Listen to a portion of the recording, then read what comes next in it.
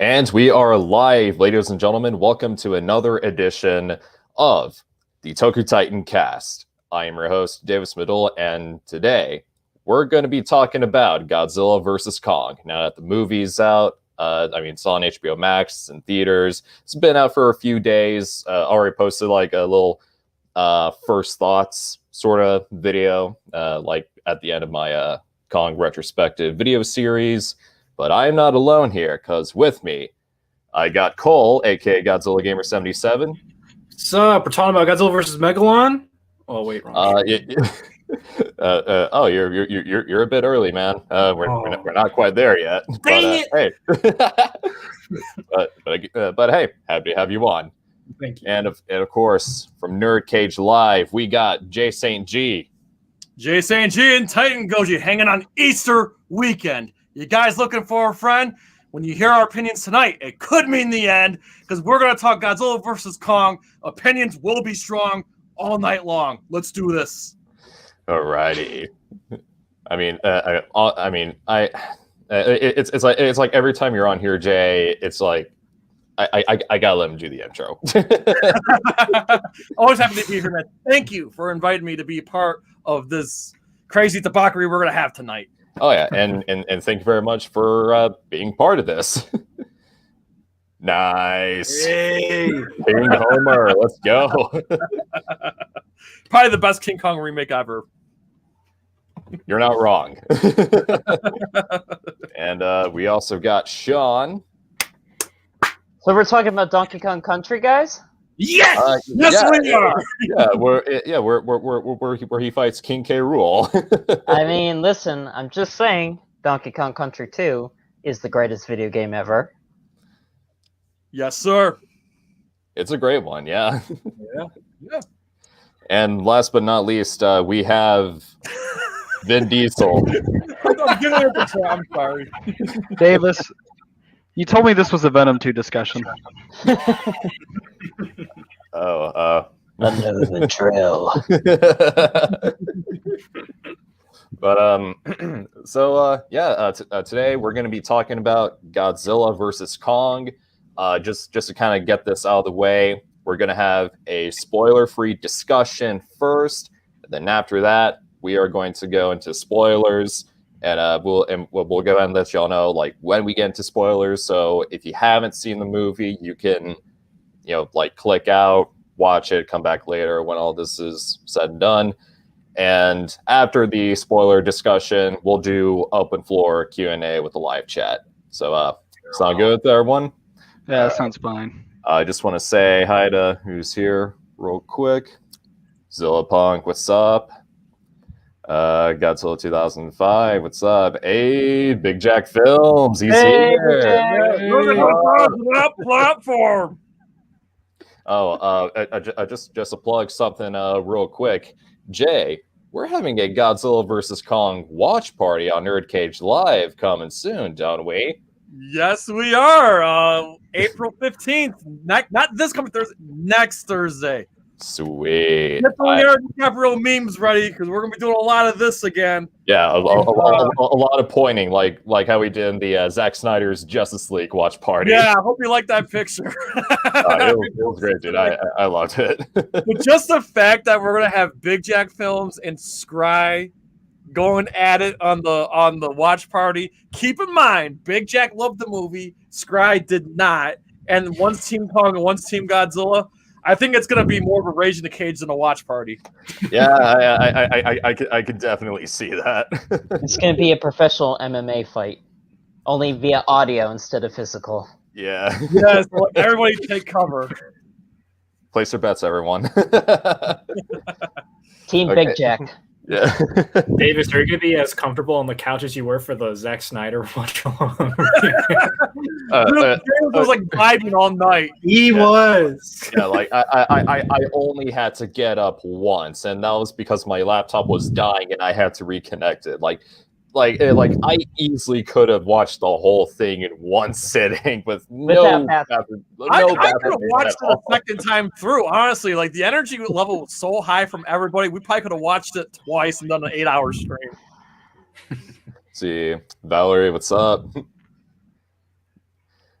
Alrighty, so real quick, we'll just kind of go around, kind of work our way backwards. We'll do Sean, Vin Diesel, Jay, Cole, and then me. When we we're just gonna share our quick thoughts. Again, spoiler free at first. Kind of generate some discussion off of that, and let's get into it. Sean, what did you think of Godzilla vs. Kong?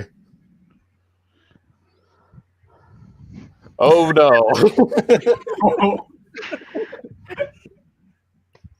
Before I say, I just want to stress to everyone in the audience, to anyone that loves this movie, more the power to you, and I'm happy that you got enjoyment out of it, and I will never take that away from you.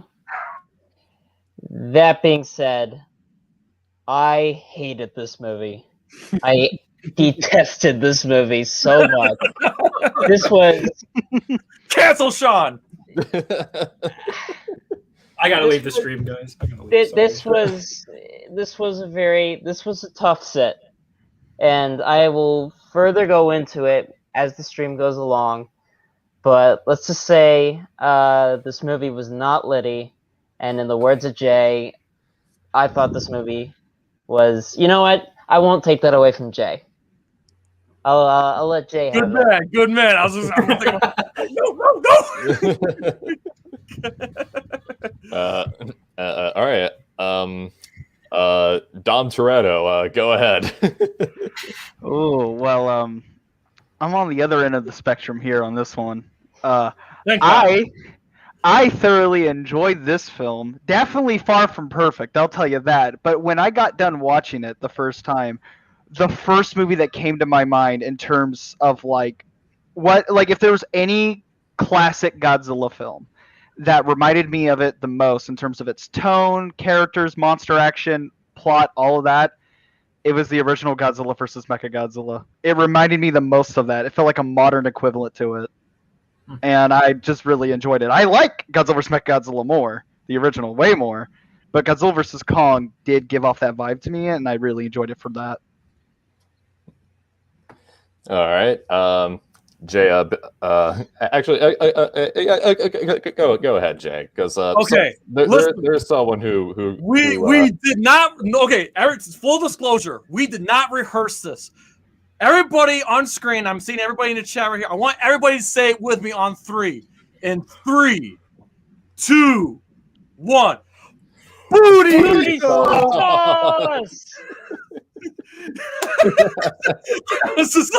You said it. We can wrap it up. Wrap it up. He said it. We're done. We said it. Guys.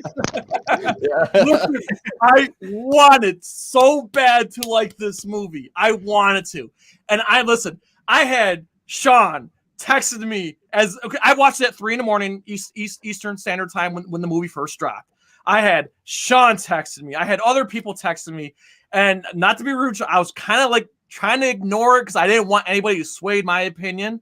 I was laser focused on the movie, but I didn't like it at all. I'm sorry. And then when it was done, I kept thinking to myself, oh my God, if I post a review, I'm going to get crucified and I'm going to be blacklisted by every kaiju YouTuber. But that turned out a lot of people agreed with me. My phone's blowing up. So I'm like, you know what? I'm going to put my review up. That being said, real quick, we'll go on the call after this. My main thing is I wanted to like this movie, but the minute the movie started and the moment I saw King Kong scratching his butt, I knew this movie was going to be booty sauce. And there was no going back. Okay, go ahead. Call. But Jay, it's a reference to the original King Kong vs. Godzilla because he does that in one shot in King Kong vs. Godzilla. It was the best scene in the movie. It was literally the opening of Shrek. I also hated Godzilla laughing, but go ahead. I didn't like GVK either. I wouldn't say it's a dumpster fire or anything, but it's I wouldn't call it good. There's a lot that I don't like about it. Megalon wasn't in it. Jaguar wasn't in it. It wasn't directed by Jun Fukuda. There wasn't any practical effects. 0 out of 10. No, actually, I just didn't care for it. There's a lot that I really didn't like, but there were tolerable parts of the movie too. But I just didn't really care for it too much. It was just kind of meh. Though it is better than King of the Monsters for me, and that, yeah. Okay, so I did post about this during between the day I uploaded my review and then now. This movie has grown on me. There are still some parts I really don't like, but like the way I'm kind of seeing it now, it's like this movie is so terrible, but something keeps pulling me back in. There's something about this movie that's just like, hey, nope, come back here. You're gonna watch more of me. But like, I did not like the characters.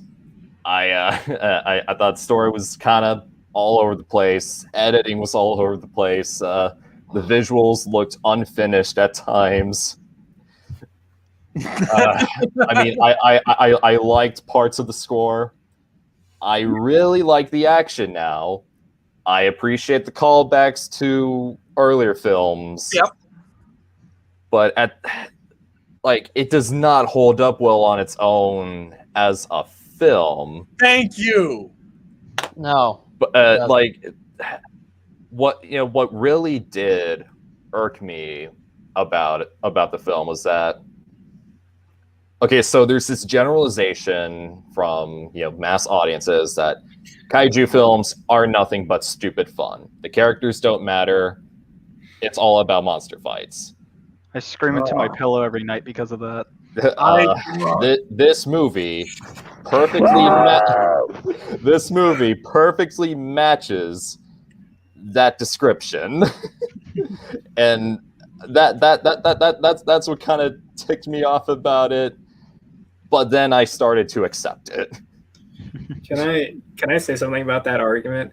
I think that is one of the worst reasons to defend one of these movies, because that just makes these movies seem worse than they can, because a lot of these movies have great human characters, and I feel like demeaning the franchise because these certain movies that you like don't have great characters, that just kind of hurts to see that. And also, that's like saying in Star Wars the characters don't matter but the space battles are cool. That's like the same mindset.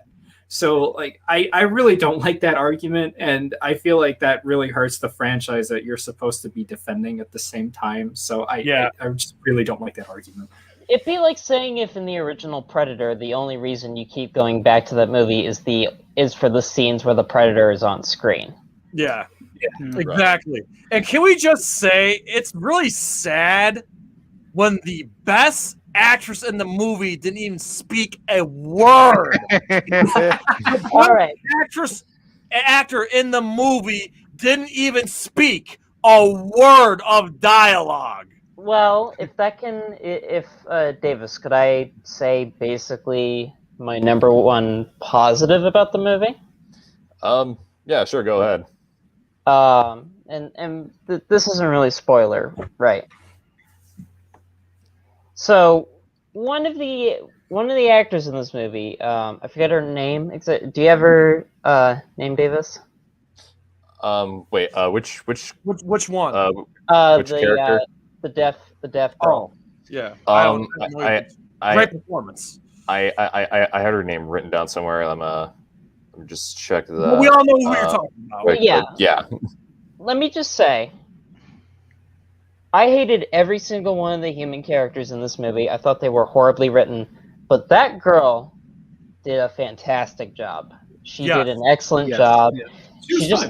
She did not have the greatest material to work with, obviously, but I had no complaints with her acting, and I really hope that she appears in more stuff, because I can totally see her taking off in more movies. And I just want to say, it's really awesome to see that happening more and more often, especially in Hollywood pictures, to seeing that representation. But that is the most positive thing that I'm going to be saying about this movie. Yeah. No, and we can all agree to that. That's how I felt. I felt like she outperformed everybody, and she didn't even say a word. But don't get me wrong, I'm a guy like everybody else. But Rebecca Hall and Isla Gonzalez, woo, they're good. I'm just saying. Just saying. Now, real quick, guys. I believe someone did pick up a sort of disturbance in the force, if you will. It seems that nature has kind of been unbalanced because we got 4 people here who don't really like this film, but we do have one who does, and that one is about to go up to 2 because we got BigJackFilms in the house. Let's go. We're still outnumbered. I triggered that man. He blew up my phone. I triggered him. He's ready. I can see the look in his eye. He's like ready to reach. Look at him. Look at him. He's opened the can. Look at him getting his soda. He's ready to go Batman on me. It was the greatest movie I've ever seen in my life. That was fun. I'll be honest. Oh, go ahead. Okay, so I've watched this movie now 3 times. I watched it actually a day early. I did manage to see it. I saw it actually with my parents last night, or the night before, because actually last night we watched Ben-Hur, and that was felt longer than the Snyder Cut, even though it's shorter. But we watched it the other night, and they really liked it. My dad was high as shit. My mom likes it for Kong and everything. But anyway, so, and then I watched it a 3rd time because the thing is now with Toronto, we're under lockdown again. And since the theaters are closed, I said, screw it. And I made my own movie theater. I just put my curtains together and I bought a projector. So I watched it on as big as I possibly could. And I mean, over time, I've liked it. And my biggest thing is, and I've told a lot of people this movie is basically a $200 million film made by a bunch of kids playing with their toys, playing with their action figures. It is a big, dumb cartoon, DC Marvel giant monster Power Rangers fuckfest.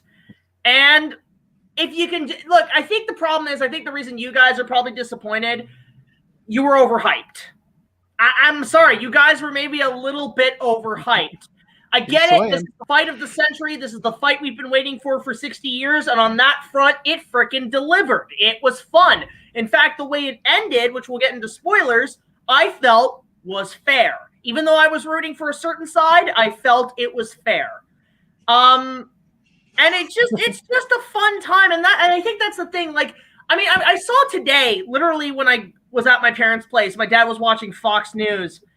And Fox News is so desperately trying to politicize this film, saying, why are evil corporations always the bad guys? Like, who fucking cares? It's a giant monkey versus a giant radioactive dinosaur on top of an aircraft carrier. Fuck logic. Like, I tried, dude. You know, it's like, I'm sick of the realism in movies. I go to the movies to escape reality because of how crappy it is, and to have, like, people being like, oh, well, we got to put politics in. It's all annoying, and it's violating my imagination. And I just felt like this movie was just full of imagination. It was made by a child, and I'm okay with that once in a while. So there's my rant about, like, I like it. I didn't go in expecting to find Jesus or something, even though it's Easter. I didn't go in expecting to find Jesus like everybody else when it's hype, but I liked it for just a fun, dumb time at the movies. He used the word dumb. God, you know what? I'm on your side on this one, but that's a word I'll never use. See, I'll call it absurd. It was really out there. It was like a mix of it was trying to be a DC movie, especially in the soundtrack. There's a moment I keep bringing up. They go full Man of Steel on the soundtrack. It's Batman v Superman. It's a Marvel movie with the humor. It's a Godzilla movie appeasing to the fans. It's a toy commercial. It's just basically like they just went nuts with it, and I'm okay with that. They just dropped everything in. The thing is, can I say something? Like we we went. Listen, I was kind of going in expecting, okay, this is gonna be another King of the Monsters, okay, which I enjoyed. I acknowledge it's not a great movie, but I enjoy it. The thing is, I wasn't going in expecting a masterpiece, but at the same time, the movie was just so way out of whack, so far left field that I just couldn't. Like my brain can't comprehend on like the throwing logic out the window and how silly it was. It just didn't work for me because every time something was happening, I'm just like, wait a minute, what? Wait a minute, what? Like really? What?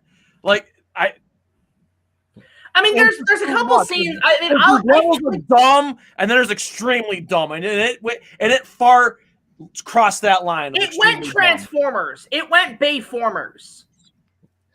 But done right. It went Batman v Superman, but done right. Right. You know, Jay, I disagree with that. It was not done right. Jay, so is there like bad logic, really bad logic, and there's booty sauce logic? Is that what I'm getting? Like, there's different tiers of logic. Okay, I'll try to get as appropriate as possible. Think about that right for your guy or go. Think of that one booty call you have that you're just like, you know that. Okay, you could do better, but times are like you're desperate, and you throw logic out the window, and then of course you climax because like the movie fight's so amazing, and you climax, and then when you're done, you have remorse. Not remorse. I want to ask a quick question here. Though. As possible. I want to ask a quick question. When did at what time did you guys all see this movie? Did you guys see it around the time it like showed up in HBO Max, or did you guys like wait? I had to use a VPN. I watched it on an evening. On I think what was it? Monday evening. I literally watched it. I literally watched it when it dropped on HBO Max at midnight. Same. Yeah. I watched it. I'm gonna say it real quick. I probably would have had a very similar opinion to all you guys if I stayed up that late and watched it. Because I probably would have been tired and exhausted and everything like that. I made sure I waited till the next day where I was off, and I picked up snacks. I ordered pizza. I don't drink Monster Energy, but I fucking took it. All right, I'd sit that stuff. Cheeseburgers. I was on an adrenaline rush and a half, and I was squealing like a pig the entire time. And I recognize there's some stuff in this movie that was just like gutted in the editing room and was removed with context. Like the character Rin Sarazawa. We'll go into more in like spoilers, but like you clearly tell there was something stripped from the bones off of him in the editing room. Point that out. Just for peeled people off. For people who are saying, "Oh, there's a 3-hour cut, there's a 5-hour cut," I get it. Snyder got to do his 4-hour thing, but we can't have that every time. Yeah. I feel like if anything, there was maybe 15 to 20 minutes cut, but that's it. Credits. Yeah, and plus, Adam Wingard did say that this is the definitive version of the film. Yeah. And I also want to say that like I feel like the tone it did catch me off guard because like everything from 2014 to King of the Monsters, like it expects you to take it seriously. Here it's like it's not expecting you to take it seriously. Like it knows what it is and it goes out and just lands, even if it stumbles a bit. It doesn't give a single care about its logic. You could specifically tell that just the way Godzilla moves. Like 2014, the King of the Monsters kept Godzilla pretty consistent in how he moved. They tried to make him as like big and like an actual like big giant animal like he was. But in this one, like you could just tell by his tail, it was like he was just moving. Like it was crazy. That's another problem. We'll get into it. Well, I mean, let's be honest. Ever since 2014, almost aside from Kong Skull Island, I think every American Godzilla movie in this series has been mostly disappointing for a lot of people. I actually will go down and say this: 2014 out of all these movies is the worst one. It has not aged well. Let's rank them right now. Everybody, rank all 4 movies. That's easy. All right. Okay, I guess I'll go first quickly. Number 1 for me is still Kong Skull Island. Really enjoyed King of the Monsters. Godzilla vs. Kong I'd put in 3rd place, and then last place would be 2014. All right. I'll go next. Least favorite, King of the Monsters. 2014 will be next after that. Then it's Godzilla vs. Kong. And then it's the King Daddy of the Monsterverse, Kong Skull Island. That movie slaps every time I watch it. Oh yeah, It really does. Bro, I am that movie's That's bitch. a fun movie. So Joel, Sean, Jay, which one of y'all do? Let Sean go, now I'll go. I would say at the bottom, as much as I don't like this movie, and we'll get into that more, I'd say at the bottom for me is King of the Monsters, because I find King of the Monsters, from a screenplay standpoint, to be just a tad worse than this, especially because it wants to be taken seriously at points. Yeah.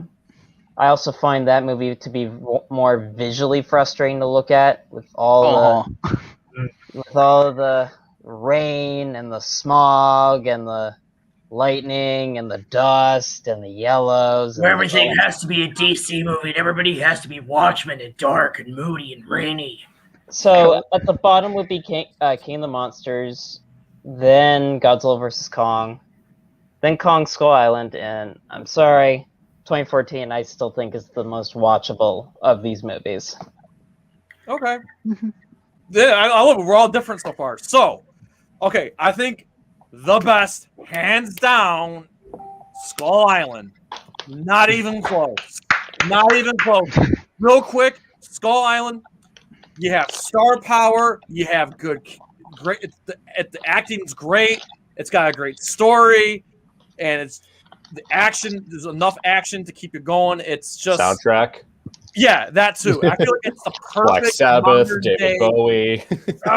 yes. It's the perfect modern day American monster movie, giant monster movie. So Skull Island #1, and after that, it's a long gap.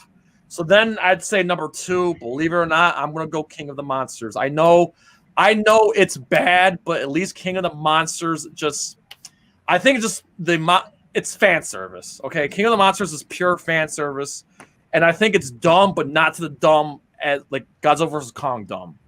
#3, I never thought in a million years, because I hated it for the longest time, and I still do, Godzilla 2014. And then the booty sauce is so strong in Godzilla vs. Kong. Well, I was that pissed off. From the bottom, it's like in the sewage. It's like deep in the cesspool of sewage. You gotta reach in there, but you don't want to. What was it? Like, is that like Last Jedi, Brad? Holy shit! Bottom. That's how far bottom Godzilla vs. Kong is. The booty sauce is so strong it's overflowing the bathtub. I can't believe what I watched. Oh boy, we're I did not Jay, predict what's this. worse? What's worse? Godzilla vs. Kong, Last Jedi, or The Phantom Menace, or whatever Star Wars movie. Star Wars, dude. So you shouldn't be asking me that. I hate Star Wars to begin with. Okay, well you're treating it. And I've never Jedi. I've seen the Phantom Menace. I think Phantom Menace is better than Godzilla vs. Kong. Well, okay. Here's how I can describe. Let Cole go. By the way, Jay, that made my night. I'm just letting you know that whole rant made my night. Okay.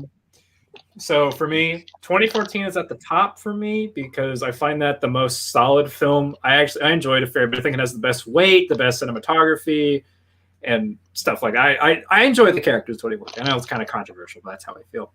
Skull Island is beneath it. I think it's kind of dumb, but it knows what it is, so I can give it a pass because it knows what it is. It's pretty fun. It's entertaining.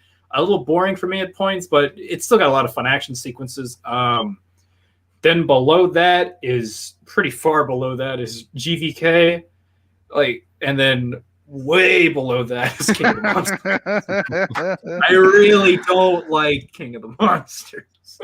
King of the Monsters, before you go on, Davis, King of the Monsters should have been like the Hollywood Godzilla movie for everyone. Just everything leading up to it. Like, it should have been that Godzilla movie we've been wanting for so long. And it wasn't. It fumbled so hard. Now, I still enjoy King of the Monsters to an extent. My last rewatch, of course, I was hyped for GVK, so, like, it benefited from it. But, like, I was still bugged the hell out by like how the film talks about radioactivity and nuclear energy. How the oxygen destroyer. Oh my god, that is like I thought the usage of it in Godzilla vs. Destroyer was terrible. Oh my god, King of the Monsters! It went. I'm gonna say Jay State. It was booty sauce, bro. It was flooding the bathtub. It was Booty fan sauce is service. contagious. It was fan service crossed with memes. Fan service because it has the oxygen destroyer, ooh, and then memes because that's a lot of fish. Oh, did she just say gonorrhea? Oh, it's the worst joke in the movie. Okay, well, I just want to say quickly, if 2014 and King of the Monsters are the Snyder cut, I guess what you guys are saying is that Godzilla vs. Kong is the Joss Whedon cut of the Monsterverse. I want to go that. Yeah. So you admit that JBK is a better movie than the Sweden cut? Because it was an actual like vision of someone. It was an actual artistic vision. And as for my ranking, I mean, I adore Kong Skull Island. I can watch that all day. And then 2014 King of the, or actually it was King of the Monsters, then GBK, and now it's GBK, then King of the Monsters, because I realized actually GBK is more competent than King of the Monsters. GBK is just inoffensive. It's an inoffensive movie. Like some of you guys obviously hate it, but like at least it didn't fumble the ball with something like the oxygen destroyer. That still bugs the shit out of me. That still does. I'm with you. It's okay. I'm with you. Yeah, I was gonna say that I hate King of the Monsters. I really, really hate King of the Monsters. And to me, I initially thought Godzilla vs. Kong was worse. And in some respects, I do think it's a little worse. And I'll get to that point in a sec. But at least Davis brings up a good point that Godzilla vs. Kong has more of an idea of what it wants to be. King of the Monsters does not know what it wants to be and is such a mess of a movie, and the fan service is like the worst kind of pandering possible. It's even worse than the fan service in like the Disney Star Wars movies. Oh. Well, we can all agree on one thing: the entire MonsterVerse is better than G98 and Godzilla's Revenge. I don't know, man. I'm gonna say it. 98 has the best human characters. More than Godzilla vs. Kong. Oh my god. I like 98 has the best human characters. I like the anime trilogy more than Godzilla vs. Kong. Planet Eater slaps. Come at me, bro. Come at me, bro. Rage in the cage. Rage in the cage. Rage in the cage. I like Godzilla's Revenge. More I'll say than this. King of the Monsters. They're not as they're better than those two, but I'll say out of the entire Godzilla things of movies we've had, Shin Godzilla is the high standard. That is the best one so far. I even like that more than GVK.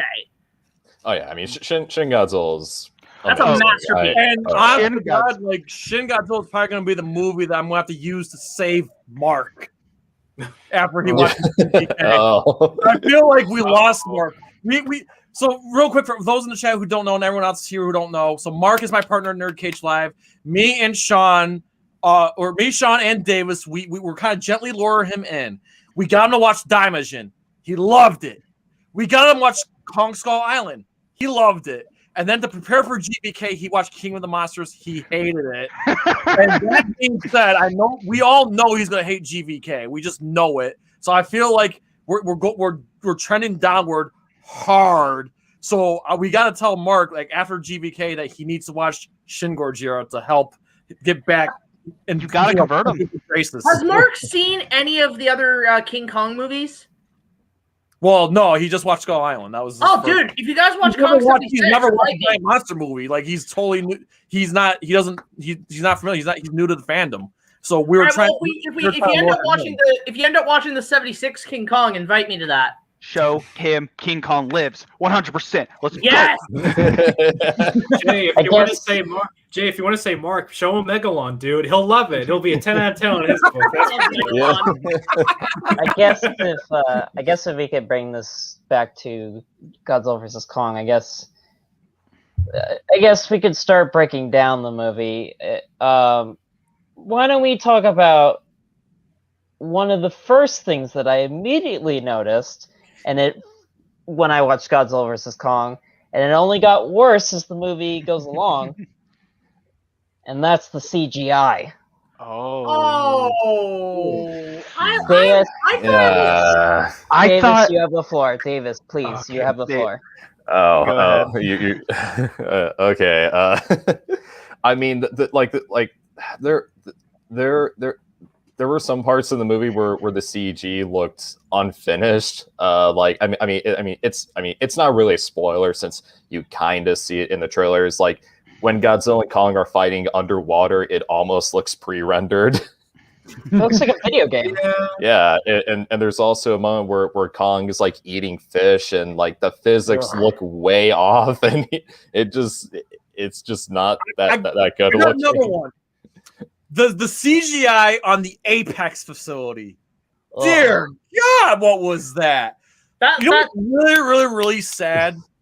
There was a movie that came out 10 years ago called Rise of the Planet of the Apes. And that CGI holds up so well, still looks so amazing. Dawn, man, Dawn. Dawn was better. Yeah, but I'm saying that even in the Rise of the Apes, that CGI to this day is still impressive. And now this movie, GVK 2021, looks so weak, so booty sauce compared to the CGI from a movie from 10 years ago. Rise was good except for Caesar. The Caesar effects haven't held up that well. I'll disagree. They got better. I'll also go ahead and say that like I really liked like the final battle in Hong Kong, and then it just hit me. Oh, so there is a reason why the CGI fight scenes are at night most of the time. Well, here's the thing, and one argument I have to make is like I'm not opposed to a kaiju fight being in the daytime. I've seen kaiju movies that have kaiju action during the daytime. Kong Skull Island. Daimajin. Every single one of the Daimajin movies, the attack sequences happen during the day. Yeah, but there's also the storm overlay too. I get that, but you could see it clearly. Yeah, if you know what I mean. I mean, to think of another example, Jay, I know you're not a big fan of the movie, but the fact that a lot of GMK takes place during the daytime is a big risk. The fact that Gamera 2 Attack of Legion has so many sequences that are taking place during the daytime. The fact that the final battle in Ultraman the Next takes place in broad daylight. It's like you can do a kaiju fight in the daylight and it not look like crap. But like in Godzilla vs. Kong, it's so distracting. And at points, there's close-ups on the kaijus at times where it almost feels like I could see the pixels on the CG model. Yeah, there's also this one bit where Godzilla, like he peeks his head out of the water. There's like smoke and fire around him, and it looks like they just put the movie in Power Director and put the stock smoke and fire effects on there. Can we all agree? The reason why this movie was postponed so many times is because of the CGI. It wasn't. What was that? I was saying that I think the movie was postponed a lot due to the CGI because, first and foremost, like this movie was postponed before the pandemic even started. Then the pandemic didn't help. And I gotta tell you something too. You ready for this? I want everybody to write this down or take this up here. The person who did the CGI for Godzilla vs. Kong also did the CGI for the Winnie the Pooh movie. That was Christopher Robin. The Christopher Robin movie with Ewan McGregor, Obi-Wan Kenobi talking to Winnie the Pooh. It's basically Hulk with Winnie the Pooh. It's the same special effects guy who did GVK. And to add to that, Jay, one of the editors of this movie also edited Pacific Rim Uprising. This movie was set for failure then. Oh no. Well, I said that about Game of Thrones. People say the writing is horrible. What do you expect when you hire the guys who wrote X-Men Origins Wolverine? Look at the chat right now. They're shocked. Okay, well, no, the effects were done by the Weta Digital, who did Planet of the Apes. They did Peter Jackson's King Kong. They've done a lot of stuff. Yeah, I know, but the person, forget the company, the person who directed the special effects and created. That's called an animation director. I'm just saying, like, he's the one that was in. Oh No. I'm swinging. I'm swinging. No. It's real. No. Oh, no. Well, technically. What's up, film toaster? What's his name? Terry Rossio, who wrote it. He also wrote the Pirates of the Caribbean movies, and he was also a writer on Godzilla versus the Griffin. Oh, I did not know that. He was going to be in charge of the Stan Winston Godzilla movie. Just to go back to the CG for a quick second, for me, the major problem wasn't like the look. I thought it was fine, although it did look wonky in a lot of places. I will not deny that. My problem was how it was animated, because there were a lot of points, especially in the Hong Kong fight.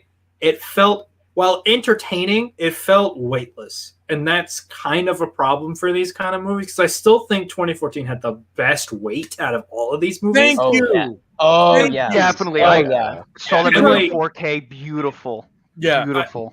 And like there were parts where it was like that punch on the boat was like probably the best example of weight in That's this movie. awesome. But after that, I didn't feel a ton of it, especially in the Hong Kong fight. Where I was just didn't. like, And like they were like Kong was thing. flying across blocks, and I was just like, oh, Like I mentioned, the way Godzilla was animated, it's so weird compared to how he was in the two movies. Like he's literally he's crawling on all fours, doing all sorts of weird shit. And, The way it goes, it's like the first half is like a Godzilla movie.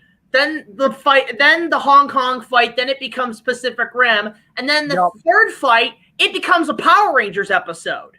Yeah. It becomes like an episode of Mighty Morphin Power Rangers. And I also want to add to what Cole is saying. Like a part of that also goes into the cinematography. Like if you go back to the previous MonsterVerse films, like they're shot in a very deliberate way where the monsters like feel massive. Here, the camera's swooping all over the place. You have no sense of scale like at all. Like they're giant monsters, but you don't feel that they're giant monsters. I will say the trailers looked better than seeing the actual movie for me, because like the shots were good in the That's trailer. every movie now. No, I know, but it's like seeing every scene like flow to one another. I don't think it was as strong as it was like that I thought it was going to be, because the movie really needed some more wide shots. I'm going to be. Oh, I'm gonna be controversial.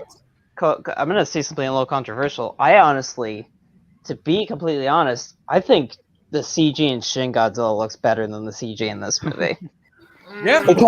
In some parts. I would say it's shot better. Definitely, shot better. There are some really bad shots in Shin Godzilla. I'm not gonna deny that, but like,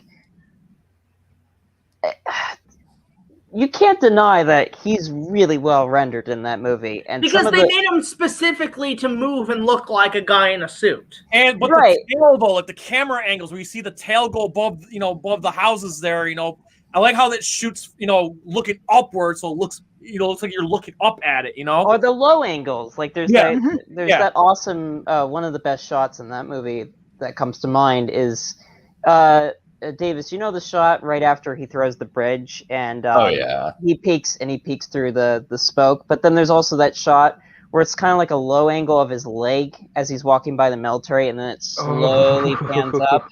Yeah. Before you continue, Sean, I just want to say God bless Shinji Higuchi for saying, hey, we should put more emphasis on shooting the monster from low angles back in Godzilla 84. Hey! Higuchi's the guy who directed Shin Godzilla, right? One of them. And who was the one who did Evangelion? Ono, but Higuchi was also a writer for Evangelion. I wanted to point out, did anybody, because we're in spoilers now for GVK, right? No, not yet. Not yet. Okay, because there's a couple things like nods and stuff that I want to bring up, and one of them is Evangelion. I noticed a bit of Evangelion in this movie. All right. Now, you kind of mentioned it earlier, Davis. The cinematography in this movie drove me up the wall. He was on the ceiling by the end of it. Dude, yeah, I was beyond that. I wasn't even on the ceiling. I was through the roof. And the budget too. This movie had a smaller budget than King of the Monsters by like $10 or $20 million. So That's probably why the CGI looked as spotty as it did. I hated the cinematography in King of the Monsters as well. To be honest, I thought in King of the Monsters it was just like it was so like inconsistent and messy. But here, I don't know what they were trying to go for here. It was. I Just actually thought it looked better than King of the Monsters. The effects in this one. I'm gonna be honest, same. I gotta be honest, same. You know what? You can actually see what's going on in Godzilla vs Kong. So yeah. Yeah. There's no annoying shaky cam in this movie. That's for sure. I just it wasn't. The only thing I like the only thing I will say, I do like the lighting in some sequences. Like the lighting during the fight on the boat is very nice. Like maybe it's just because I'm a sucker for sunset shots. I mean, Ultraman. It was really Michael Bay at that point. I mean, at this point, I kind of wish Michael Bay was handling the MonsterVerse. So everyone can look really orange and greasy. If you get rid of all the sexualizing of all the girls and everything, like he would make a solid monster movie. I'm not gonna lie. Like I still like the first and third Transformers movie. I hate the other ones, but those two solid films. Him with the Godzilla movie. Oh my god. Jack, drink your prune juice. They got to get Sam Raimi in the MonsterVerse, bro. I'm waiting for that. Rob Zombie. Actually, get Frank Darabont because he wrote some of the best scenes for Godzilla 2014. So get him on the Godzilla is film. actually a huge Kong fan, so Yeah. he was actually in the Jackson movie. Yeah. Someone Vapor Dreams brought it up earlier, Davis. Apparently, Godzilla vs Kong was the one film in the MonsterVerse that apparently didn't have mocap. Let's see. That's why. That explains a lot. Yep. Yeah,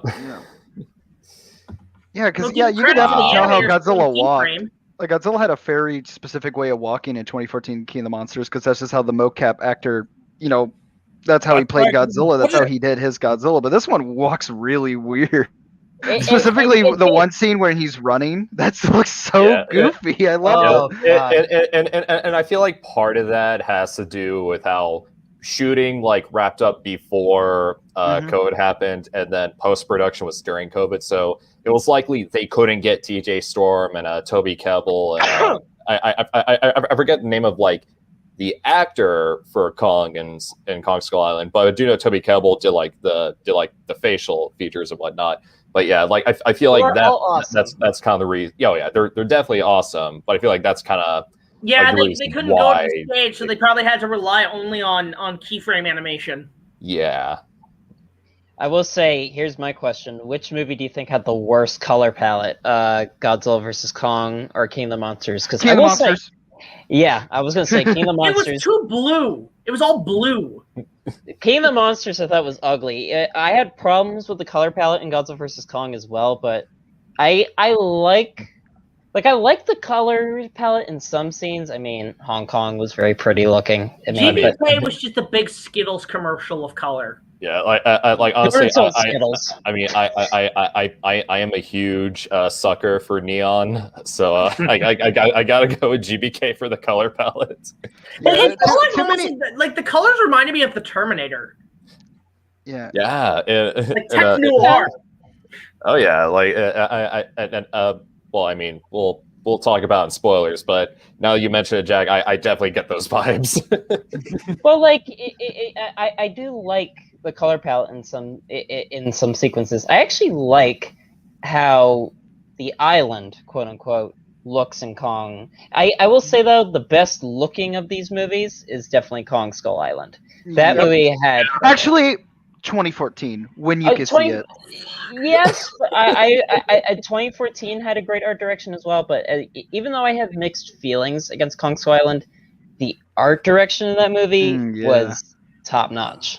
2014, you can't fucking see anything. When you can. Too bad the Blu-ray messed it all up because they put an extra filter for no reason. Look, I have the 4K. I just turned my HDR settings to bright environment. That's how I watched it. I was able to see everything. Jay, the one thing though that Kong Skull Island was missing was Marlon Brando. It also helps that, like I said, Skull Island had star power. Okay, Sam Jackson, John Goodman. John C. Reilly. Half I'm the cast yeah, of I'm Marvel. saying there's star power, whereas the other, monsters have all these, D-listers, B-listers, C-listers that like. And also like great like TV performers. Like first movie had Bryan Cranston, King of the Monsters had Millie Bobby Brown. Yeah, I'm with you, Jack. No, I just want to go on record about 2014. My biggest problem with it over time is how much the advertising lied. Because I was expecting a remake of the original Gojira with Bryan Cranston as essentially Steve Martin, the character, like the Raymond Burr character. I'll say this: Heisenberg versus Godzilla. The trailers at least captured the tone for 2014. Not it wasn't really. accurate. I felt they were going full. Yeah, but the tagline "Godzilla begins the world." Oh yeah, that didn't happen. That was stupid. That was stupid. But at least it wasn't like King of the Monsters, where the tone of the trailers was extremely inconsistent. Yeah, the Comic-Con trailer felt like this movie's going to change your life. No, it's but beautiful. the movie felt that trailer felt like it was Doomsday, and I was actually kind of digging that. I was like, okay, yeah, look, there's giant monsters. It's the end of the world. Let's go, Godzilla apocalypse. Remember they got that Italian like opera song in like the 5-minute extended like trailer for Godzilla. Oh, yeah, that was so up his own ass. That fat opera guy, what's his name? Love that guy. Whoa, man. You gotta. I didn't even know you could go that deep with your singing voice. It's Pagliacci. Well, you're a fan of Jack. You're a fan of Broadway, right?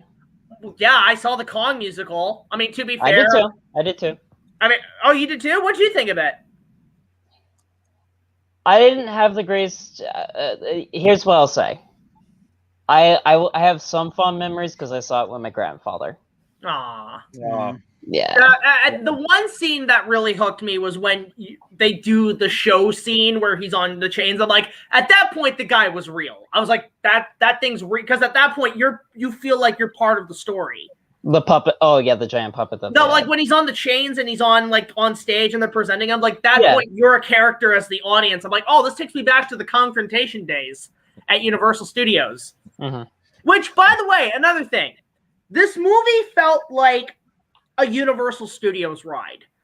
That's another way. It was like a combination of Reign of Kong in Orlando, the Shin Godzilla versus Evangelion ride in Japan, and in some areas, Terminator 2 3D.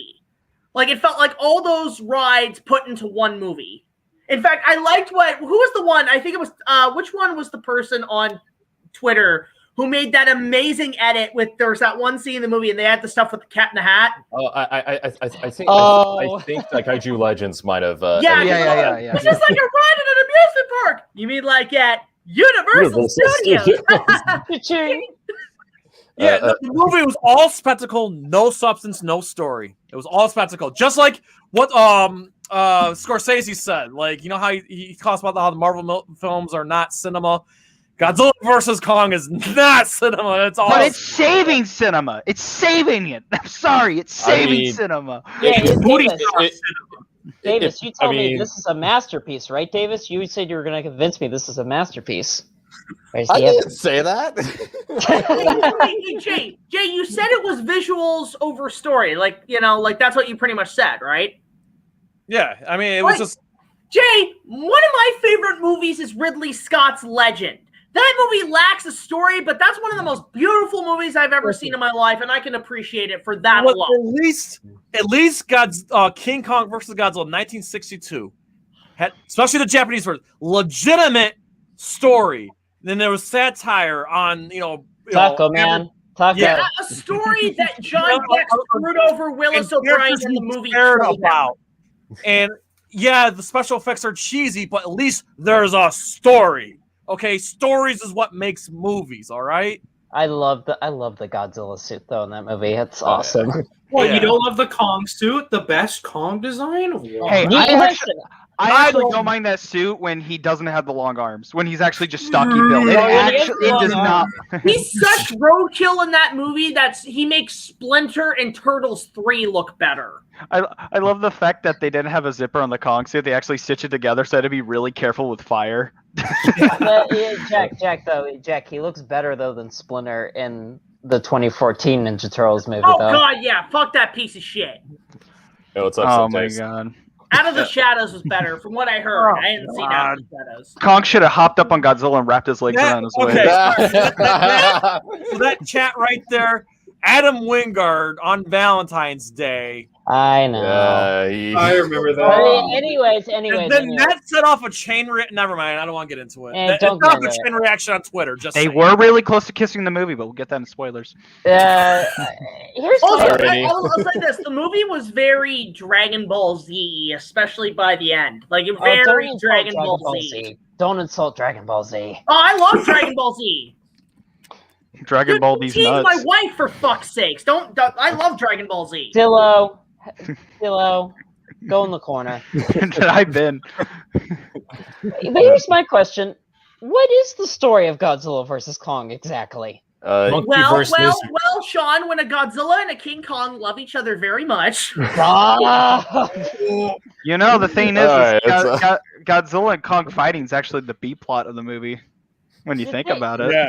Davis, what is the story of this movie exactly? Should we just get into spoilers? It's been an hour. Yeah, I know. Fuck it. Let's just get into spoilers. Okay. Apex is basically Skynet. Okay. Real quick, we're gonna get into spoilers. So if you guys haven't seen the movie, click away now. Feel free to watch the movie and come back here. I'm gonna give y'all 10 seconds to click away. You guys can watch it on HBO Max. You guys can watch it in theaters. Watch it in IMAX if you want, or you could pirate it. You could do whatever you don't want. pirate the listen. No. Don't pirate the movie. You should support the film because if you think about the economy and this and that, we want movie theaters to reopen. Oh yeah. I personally watch yeah. HBO Max. That's how I did it. Yeah, Okay, I've seen it 3 times on HBO Max. 4 here, but also I want to add to Riddick's comment earlier was that Godzilla versus Kong is currently like for a movie to come out in the pandemic, it had the biggest opening, so technically it is kind of saving cinema. But anyway, now we're gonna get into the nitty gritty, the spoilers. So I think Lon wants to do alright. the movie. All right, I'm just saying this right now to everyone. If you thought for a second, for even a breath of your life, that Godzilla was Mechagodzilla disguised, I'm just saying that your IQ is lower than an unborn child. You are below. You deserve. I'm just saying you are. I'm just. Darwinism, okay? This is how it and is. Apex are just Cyberdyne. It's just Cyberdyne systems. It's Cyberdyne. Literally down to when they show that pre-show, of showing their demo of Apex. I was having flashbacks of the pre-show at Terminator 2 3D. It's like Cyberdyne systems. We are the future. I was getting those vibes. So when's Sarah Connor and John Connor going to come in and sabotage the place? I don't know if I want to see that after Terminator Dark Fate. I don't know if I want to see. Oh, Terminator 2 3D at Universal is awesome. That's the real Terminator 3. I don't doubt that. That's great. Dillo. It has a T1 million. It has a Terminator kaiju. Let's just say they're on a list. They're on a list now. So, anyways, Davis, what is the story of this movie? It's a remake of King Kong Escapes with touches of King Kong vs. Godzilla and King Kong vs. Mechagodzilla. King Kong versus Mechagodzilla? What did you just say there, buddy? Well, the movie opens don't take with this down. Kong essentially being Hi, Shrek. Laura. Just saying. Hey, Hi, Laura. Can The movie opens with Kong literally waking up being Shrek without I hated Smash that. Mouth. The butt scratching. Was that necessary? So Yes, it was, Jay. You should have bugged his ass. You should have Why? bugged his ass. I ate Why? the Scottish tool Why? in this Why? shit. Why? Uh, Do you guys think Funky, Kong I'm has a swamp giant ass? Like funky. 100%? Wait, what? Do you think Kong has swamp ass? What are you doing in my island? Hey, they did say he smelled bad on the boat, so. Oh, dude, listen. But this is the 20th anniversary of Shrek we've all been waiting for. Stop! Don't bring that up, Jack. Do not bring up 20th anniversary of Shrek. Okay. Anywho, another thing that drove me like what a WTF moment besides the close up of Godzilla's mouth, but the shot where Godzilla laughed. Oh. That was funny. What was that? And before you go, he laughed in the show, Eric, and Godzilla the three-headed Listen. that was earned in those movies. Yeah. The whole movie was like, I'm sorry, it was just I'm sitting there with my friend. I'm like, I looked at her like, did Godzilla just laugh at King Kong? Like, the whole movie reminded, like, the way I can describe my reaction, I was like Rich Evans watching on Best for the Worst, where when I'm watching this, there was moments I was laughing my ass off. I know it's stupid, but I love it. I was just like, like when you know when Mechagodzilla shows up, I see that thing, I'm like, oh my god, stop, movie, stop it. Well, here's the thing. It's like I'm not opposed to. So this movie, tonally, this movie is very like it knows what it wants to be. It wants to be campy, cheesy, and corny. Like and I you said, know, Godzilla vs. Mechagodzilla 1974. And listen, I can enjoy a campy and cheesy movie. I really can. I love the original King Kong vs. Godzilla. I even love King Kong Escapes. Like, I can have a good time. I love Godzilla vs. Megalon, Cole. I love King Kong Lives. Megalon supremacy. Yeah, King Kong Lives has one of the best endings in any kaiju movie ever. That movie actually is a pretty emotional ending, honestly. Totally. It's like I can have a fun time. What I can't do is when a movie is so pandering in how it's trying to be. So one of my problems. Well, it's like one of my problems with this movie is that I feel like it's trying too hard to be like it's like it's pandering in the same way that like the Amazing Bulk panders to be like, oh look, Oh, stop! we made the worst movie ever made, and like laugh at it. And I'm just like, okay, No, don't compare it to Bulk. listen, it's a better movie than the Amazing Bulk. I'm just saying, in comparison, there's a similar method. Davis, you know what I'm talking about. Compare it to Batman and Robin. I also want to say that, like, while we were kind of on the topic of Mechagodzilla, I'm not a fan of the design. It looks like I hate it. It looks like it looks like something else made in Minecraft. But when I saw it in action, I was like, I'm sold. I love the Mechagodzilla, but that dude looks like he is gumless, got no teeth. His eyes are like Anya Taylor-Joy eyes, bro. Like, so far apart. I thought Mechagodzilla looked... I mean, it's not my favorite design by any means, but I did like it. I liked the stuff it did. I liked how it had the giant kind of construction claws. The one thing that sold me with Mechagodzilla in this movie, the sound effects on him were awesome. It wasn't like nanobot transformers that we've gotten so used with robots where they're like, and this one it's like, it's like doing all. It's like a fucking robot, you know, like a stiff old school like Robot Wars robot, and I loved it for that. Like the sound it makes when it turns to Godzilla is like, dur, dur, dur, dur. I'm like, that's cool. I just like the beam battle. I'm glad they threw that in there. That's still Dragon Ball. I hate Mechagodzilla. I hate it. Cole, internet high five. Wait, you weren't specific with that, Cole. You just hate Mechagodzilla in general? Okay, more specifically the GVK one, because but I don't like his design. I don't like his claws. It looked like they're gonna grope me or something, and I really don't like it. They're way too big. He's got the Megatron claws. He like taps on a keyboard, and you just hear. I swear to God, when he was coming out, I expected him to go, "I am Megatron." And I was actually kind of expecting that too. That's like just the way, it was shot. There's that big light like above him. Oh man, and I actually kind of want to go back and watch the first Transformers movie again. The first one still holds up. Oh yeah, it holds up really well. As the best FBI rating scene in any movie ever. Oh yeah. Just Mecha. I mean, he's not the best design, but I thought the sound effects worked, the powers he had worked. I love the fact that his tail is they went all Dragon Zord, where his tail is a freaking drill. Yes. You know, that's all Dragon Zord. You know, I love that. I can't phantom. Here's the thing I can't phantom though. Okay. I'm Team Kong. I will take this L. So all you Godzilla purists out there, Team Godzilla, you won. Okay, I get that. But here's the thing. What baffles me is Mechagodzilla just mopped the floor literally with Godzilla, and Godzilla just dismantled Kong in every fight. But somehow King Kong is better at fighting Mechagodzilla than Godzilla. I know. Well, Jay, for one, Godzilla wiped the floor with Kong, and after that, he was fucking exhausted, and then he has to deal with the God damn it! Also, my fan headcanon.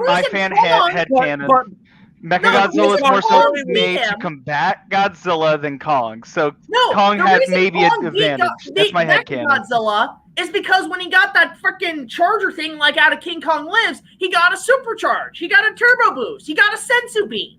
Didn't fix his dislocated shoulder though. He had a higher power and energy level restock than Godzilla did. No, I am treating this like Final Fantasy. God damn it!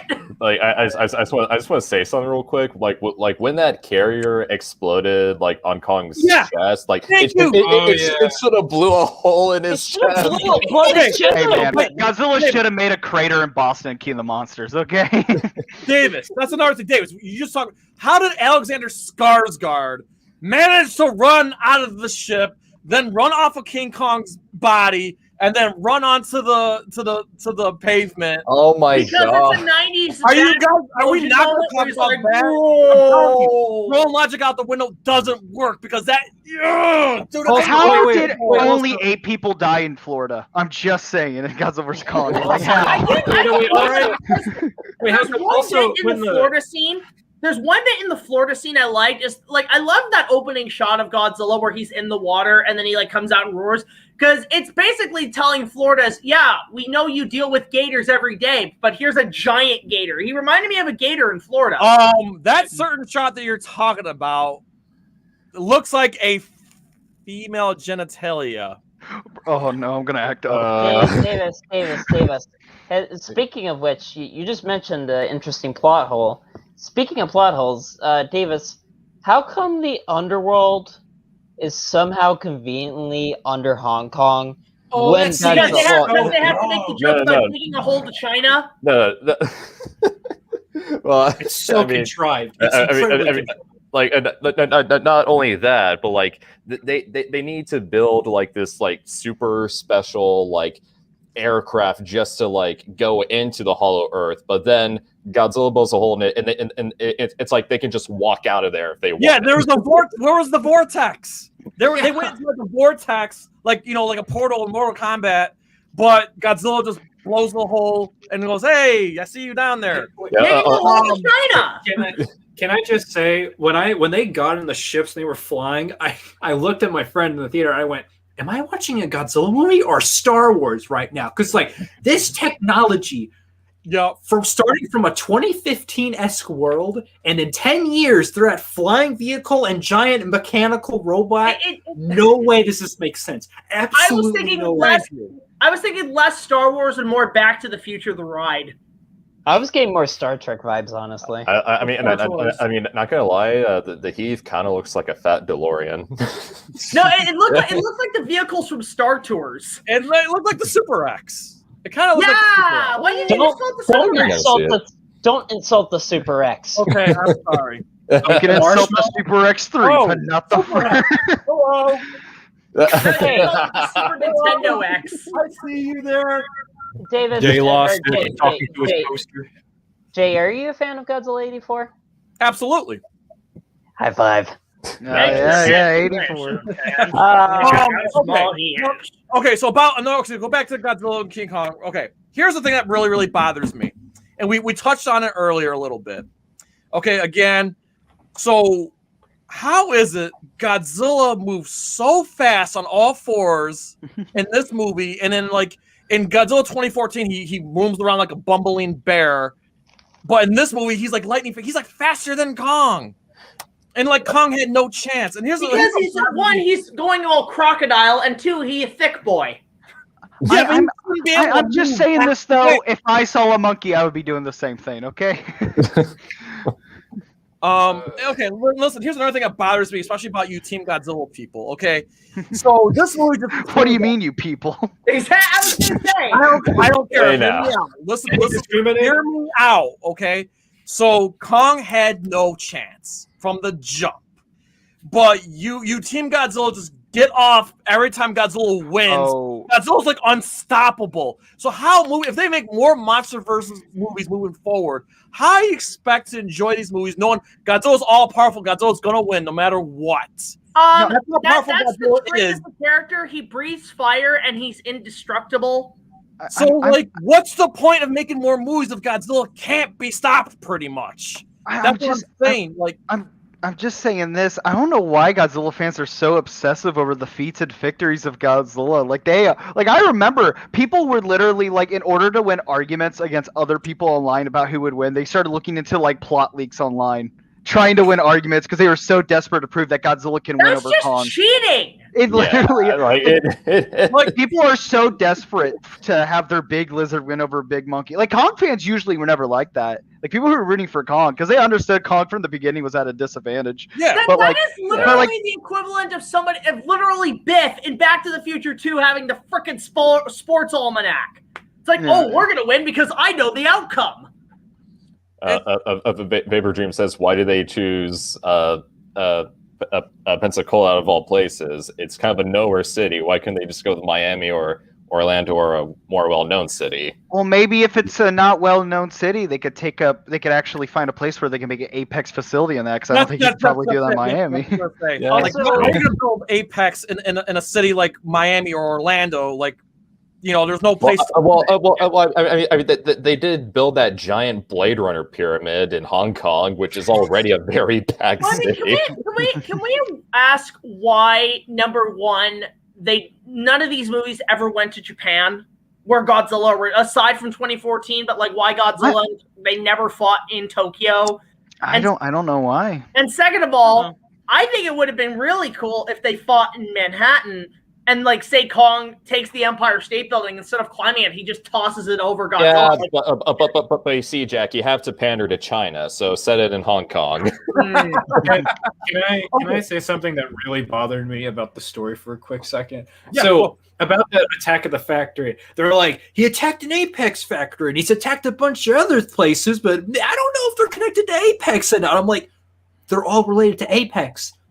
Piece it together. Like, what is wrong with you? Like, Godzilla is Sarah Connor in this movie trying to pull off the Cyberdyne. I'm still just saying, how did only 8 people died? I'm sorry, but like I've seen Gamera 3 so many times. That Shinabua scene literally said that, oh no, stuff like this, hundreds upon hundreds, maybe even thousands of people will die in an attack like that. Also, and Godzilla only killed 8 people. Also, here's my question: how long has Apex been breeding skull crawlers that they just used as a training for mech? And also, how do they make him that big? Here's my question: when did they get Kong off of Skull Island? How did they get him off of Skull Island? That's a question in almost every Kong movie. Yeah, I know. Not only how did they get him on the boat, how were they able to open up the dome, knock him out, and then put him on the boat? There was a They missing gave him black tar heroin. Okay.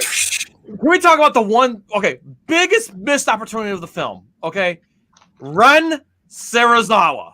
They could have done so much with that character and explain how why he despises Godzilla. Well, it's simple. It's simple. My name is Sarazawa. Godzilla, you killed my father. Prepare to die. I'm just saying, bro. They could have done so much with that character. In the last movie, oh, go ahead, Sean. That literally could have been anyone. It didn't have to be Sarazawa.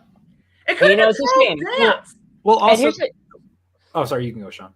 And here's the thing: the actor playing him is a great actor. Yes. He's a great actor. In fact, most of the actors in this movie are great actors. They're just given really bad material.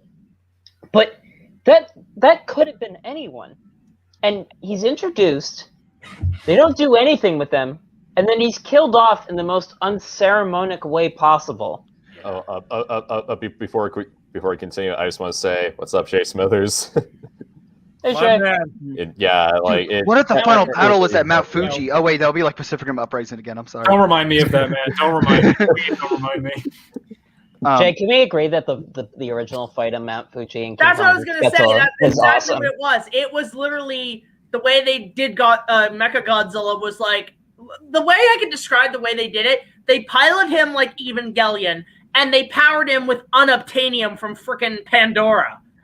I'm just also like I just want to bring up something real quick. So they use Ghidorah's skull for piloting Mechagodzilla. They said there were 2 skulls. Yes, the other skull. I pointed this out in a group chat. Literally, how is there? How is it? Actually, yeah, like the other skull is in Mechagodzilla, but like, how is there another skull? But by the same time, they also said, oh, like his DNA, it keeps like regenerating. It's like, well, if he keeps regenerating, why isn't he back to Ghidorah again? Why isn't he Mecha Ghidorah? I don't know. Another thing too, the skull. Talk about a scaling problem. They were standing right next to that damn skull, and the skull didn't look that big. Okay, no, in the post-credit scene in King of the Monsters, like that giant head in that facility was massive. Also, how did they get the skull? That's the biggest thing. There's no way in hell the Eco-Terrorists would sell something like that to Apex Cybernetics, because the Eco-Terrorists from King of the Monsters were like, hey, we want Titans to come back and kind of take over the world and assist. But this one, they're giving a skull. I don't know how they gave it to a company that wants to kill all the Titans that wants humanity to be like the dominant species again. Also, they're not mentioned. The Eco-Terrorists aren't even mentioned in this. Yeah, they're not even there. Probably because they wanted to make their own kaiju because bringing them out was a bad idea. Not to Charles Dance, bro. When he saw King Ghidorah become the alpha. Where was he in this movie? Well, he wasn't casted. If there's one thing I can, and Davis did actually convince me on this. If there's one thing I can appreciate about, am I going? Oh, yeah. You're here. It's all right, Sean. Just keep going. Okay. If there's one thing I can appreciate about Apex, is a little nod to King Kong Escape and to a certain actor. You know what I'm talking about. Yeah. Okay. Yeah. That echoes a little bad. Who is it? All right. Who can't hear themselves when they talk? I can hear everybody. I can hear myself. Wait, I think it might be from your end, Sean. No, it's not on my end. Yeah, because I can hear Shin. Can you hear? Not Shin. Sean, can you hear yourself echo? Or wait, the echo's gone. Okay, sweet. Oh, so it was Sean. All right. Okay, so that was a little weird, but oh man, well, oh yeah, okay, so I forget the name of the actor, but the guy who plays that like the actor who plays Walter Simmons. Oh. Yeah, his character is like it's basically a huge callback to Hideo Yamamoto's character in King Kong Escapes. Doctor Who, yeah. And considering how beloved of an actor Hideo Yamamoto is, I cannot be mad at that. I mean I love Hideo Yamamoto as an actor, so huge props. So good. Yeah. just to go back to Mr. Sarazawa for a second, there's one thing I really hate is that, this is a cinematic universe, right? So if you're going to set something like this big up, you think they would have at least mentioned this? Oh, but they mentioned it in the King of the Monsters novelization. I don't care. You should, in a cinematic universe like this, you gotta put this stuff in. They said the same thing about Star Wars. Read the fucking books. This literally, like I said, Ren, they could have built him up, say like he had a motive, like I never had a I never had a relationship with my dad because of stupid Godzilla, and my dad died because of Godzilla. This was they could have like really delved into that and make his motive of piloting Mechagodzilla make so much more sense. Davis, honestly, Davis, opportunity. They did not care about the characters and the people in this movie. By the way, I don't like the fact that Tyree Henry or whatever his name is was just basically Alex Jones in the MonsterVerse, and it was just hey, he believes in the Hollywood elite. He's our guy. You know what sucks? He's a great actor. Yeah, I know he is. Here's the thing: there's so many great actors. I guess we could talk about the characters. I hated the characters in this movie. If they weren't so boring, they were irritating as hell. Especially Skarsgård, who's a fantastic actor. Yeah, he was Tarzan. I was expecting finally we got Tarzan versus King Kong. We've all been waiting for it. I'm like, this movie has like two different halves for me. One side is the Millie Bobby Brown portion and the Apex side, and I think that stuff is garbage, like awful writing. Like it felt like King of the Monsters came back for those specific scenes. Like whoever those reminded me of Godzilla versus Mechagodzilla '74. But then there's like the Kong side, which I actually think is fine. It's nothing amazing. It's nothing terrible. Sam the Gigan fan. Oh. What the? Wait. Chemical City. Oh, I get what he's like. Hey, like I mentioned, Godzilla and Kong did almost kiss. There is something going on. Well, you see what Godzilla versus Kong is trying to promote here. Can I just say Go ahead, Cole. The leader of the Apex company, most stereotypical guy with an accent, twirling mustache, going, I have the company. Well, the glass of wine, the twirling the wine in his hand. All that's missing is a kitty for him to stroke. That was basically Doctor Who and King Kong Escapes. Like again, his character is a huge callback to him. And All that's missing is a kitty to stroke and a claw. And when he loses, he's like, I'll get you next time, Godzilla. Next time. And then, the little shard was they downloaded the shard like. Oh my God, they did! Yeah, how did they download it? It's unobtainium from Avatar. This logic is just oh my God! I'm telling you, it's just it's a monster movie. Throw out. No, there's only so many. There's levels to this. Okay. Wait. Okay. Do you have Alex any Smithers.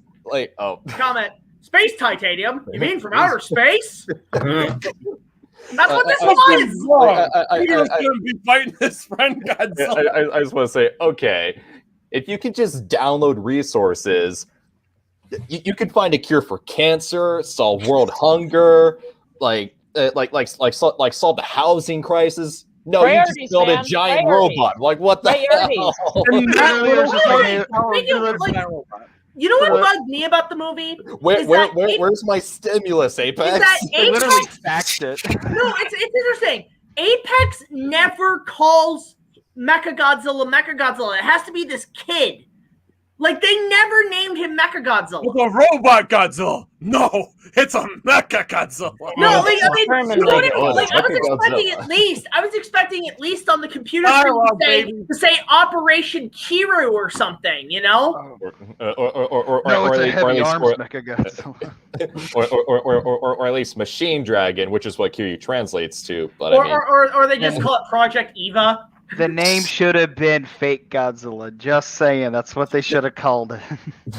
And here's I'm just gonna say the big bad should have been the giant octopus from King Kong versus Godzilla. Would have made more sense. Remember everyone that was saying Destroya is going to be in this movie? Oh, fuck! Wait, this movie was a 0 out of 10. There was no berry juice. He didn't get drunk off the berry juice. 0 out of 10. there was no awesome King Kong How song. did they knock him out? How did they knock Kong out? I guess something with the thing around his neck because there was some. No, green no, stuff in it. I something don't know. gas bombs. They just farted in his I also want to say, like, okay, like one scene, Apex is like out in the middle of the ocean, and all of a sudden they're in like Antarctica, the Arctic, or wherever. I feel like there's an entire scene missing there. Well, the thing is, I'll say this: all the human organizations, Apex, Monarch, all that shit. You know, I feel like there's a whole story in there with like almost an organized military war between these factions. Like it could be a freaking GI Joe movie. Like it's GI Joe's and Cobra. Yeah, it's like you Cobra's had building a giant robot. Yeah, it's like you had the seeds for a great story. They just didn't plant them. Well, there's also Godzilla cameos. versus Cobra. You know, there's also a ton of cameos in this movie that were scrapped on the editing room, including Zhang Ziyu, and wasn't Lance Reddick's scene cut out as well? Yep. Yeah, as well as Jessica Henwick. She was gonna have a part in the movie, but they just like cut her out entirely. I don't know if you guys saw his review, but you know who was supposed to make a cameo in this movie was James Rolfe. He was supposed to make a cameo. He got an email from Adam personally, but he was busy with his daughter at the time. Which I mean, huge props to James for that. That's a giant W, bro. I actually got an email from somebody who wanted me to come down to Australia, and I couldn't do it. So, well, how come they didn't bring back Joe Morton? Because he made a cameo in King of the Monsters as an older Houston Brooks. Why wasn't he there on Skull Island? Like that. You know, I will say this. Jaws the Revenge route where he dies in between movies. You know, I will say this. There's always been a little part of me that's still upset that Charles Dance's character in King of the Monsters wasn't like a much older Tom Hiddleston's character. There's always a part of me that wished there's always a part of me that's like, that could have worked. They could have done something. That you don't even have to need a scene where you like develop the character in a way or give him a big epic backstory because we already kind of got that in Skull Island. You could easily get away with that. But speaking of returning characters, poor Kyle Chandler, man. He was bro. 3 scenes. They stripped him, bro. What was even in it for 5 minutes? And, well, I mean, to be fair, he's already had one Kong adventure already, like 15 years ago. So he was the main character of the last movie, and he's barely even in this movie. It's like, dude had a whole character arc. It wasn't the best, but it was a whole character arc. And in this movie, he's just like, cut your dad some slack. And then he's in Hong Kong. No, in this movie, it felt human character-wise very like an anime filler. Like the main characters are just here. Here's a little side adventure, and then the next one will pick them up again. Can we talk about the one character in this movie that made me want to pull my hair out of my head? Is that annoying nerd character Julian Johnson. That accompanies Millie Bobby Brown. Ugh. The one they ripped off the kid from Jurassic World: Fallen Kingdom. I'm just saying, is the movie anti-alcohol or pro-alcohol by the end of it? Like, was it how they, when he wouldn't let the guy drink, he took it away from him, but he used it to mess with Mechagodzilla? Like, was it pro or anti? Alcohol is always the answer. Alcohol solves everyone's problem. I really like that idea. That concept that Mechagodzilla, like this robot, is taken out by just getting his electrical circuits wet, because you don't see that anymore. You dump water on anything, it shuts down. I'm like, I thought that was interesting. Which by the way, wait, what's up? Jay just brought it up, and if I don't bring it up, I'm gonna go crazy. We finally have a Godzilla movie. What's going on there, Dillo? It's a living room. We finally have a Godzilla movie that not only references the Tide Pod Challenge meme, but also the Bleach meme. I thought that was actually kind of funny. I didn't. I laughed. I didn't. No. Ugh. Again, stupid dialogue. But I was just gonna say, like, you know what made the Kira saga so great for me personally, is that Mechagodzilla was a government-funded project. It was public knowledge. It was voted on. They invested into it, and this, and that.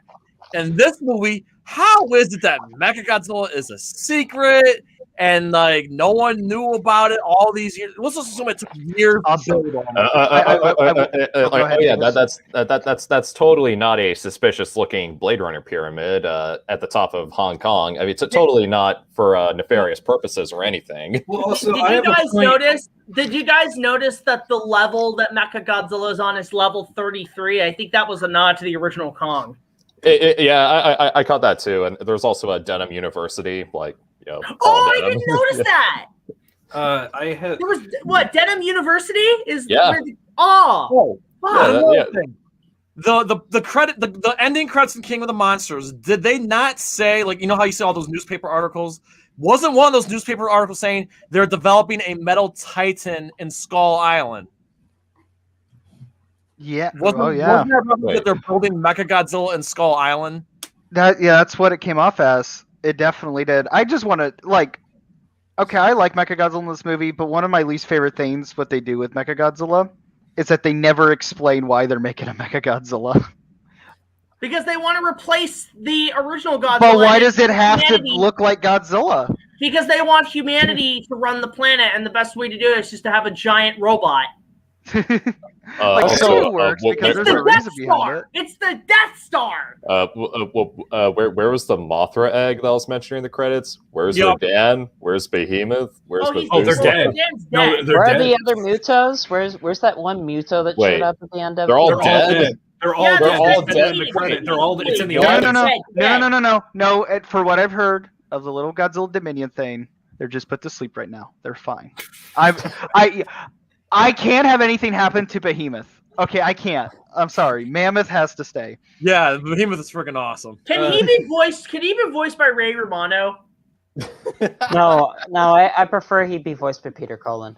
Just going back to Mechagodzilla for a quick second, you know what doesn't make sense about him? So they have this technology, right, to make this robot work, and this is like super high tech. Thank you. If they have this developed, why doesn't the military have this? Why have they not implemented this? Because they're still using very traditional weapons, bullets, mines. Why doesn't Apex have that? Because Apex has its own jet. Why does it malfunction? Why does it malfunction so easily? Because it doesn't have the battery life. Because it doesn't have the right batteries. They have to get unobtainium from the center of the Earth. Yeah, but they're also saying that Ghidorah's brain is like it's a constantly self-regenerating supercomputer. Why does it malfunction in the first place? And why are they able to just alcohol, boom? It's like. Listen, I'm Ghidorah's main weakness, alcohol. Right now. Hold on. It's more out of power. It's a power surge. Maybe just it takes too much power. But the thing is that was super. Just pour alcohol, Mechagodzilla's destroyed. But here's the thing: in the last movie, they had a oxygen destroyer, which could, figuratively speaking, kill any of the monsters. But they're gonna go through all this trouble of building a Mechagodzilla.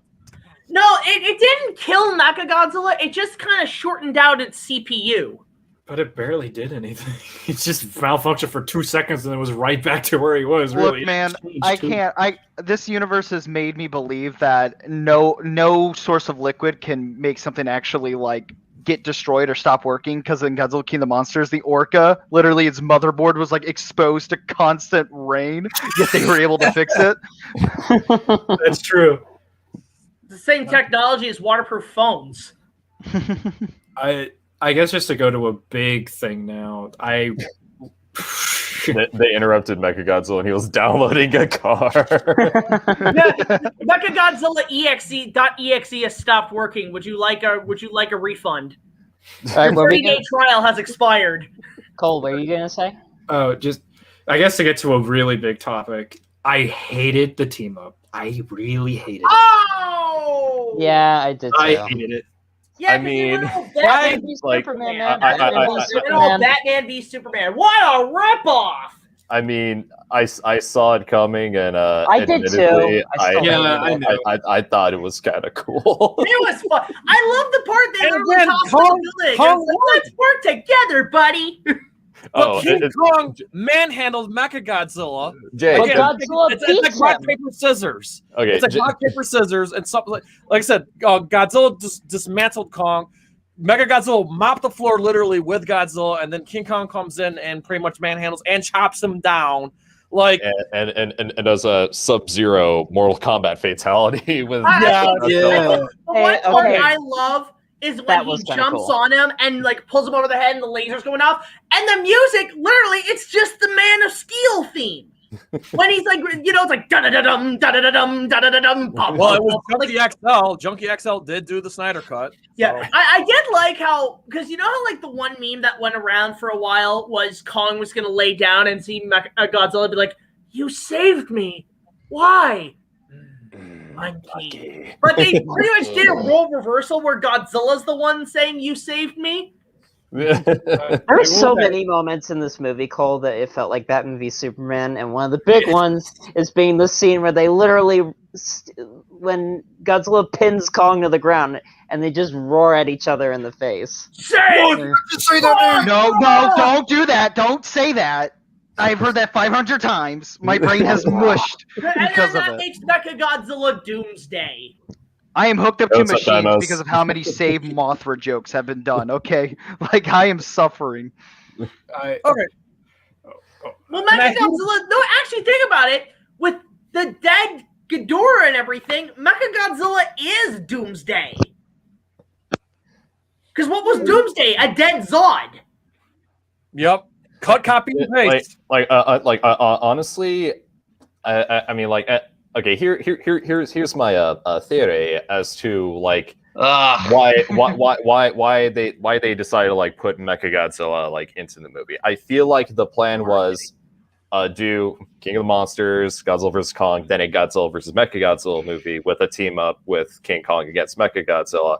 But I feel like due to the underperformance of King of the Monsters, it was like, oh, so we're not sure how this one's going to do. Let's go ahead and put some ideas for this Godzilla vs. Mechagodzilla movie and put them up together. I agree with you 100%. Yeah, like, it kind of feels like a safe bet move, like on their part, which I mean, is totally understandable. I'm gonna say this straight up. No. Because around the time Godzilla King of the Monsters came out, there was a specific guy on Toho Kingdoms who was a really good leaker. Really good. Really good. He said he worked for the marketing team of Toho. And around the time King of the Monsters came out, he started to leak stuff for Godzilla vs. Kong, and one of them was that Mechagodzilla was going to be in the movie, and he already seen concept art, and he's already seen all this type of shit for it. And then not to mention the toys also came out not that long after King of the Monsters came out, like the leaks of them. So I'm just saying, Mechagodzilla is most likely planned to be in this movie from, I wouldn't say the very beginning, but like during at least around the time Godzilla King of the Monsters was about to come out, at the very least. The thing is, too, Right. I'll say this. I kind of knew he was going to be in one of these movies because of Ready Player One.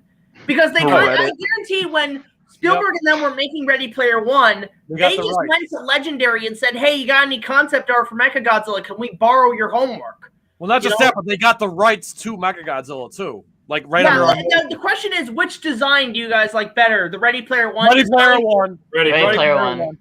Not even a question.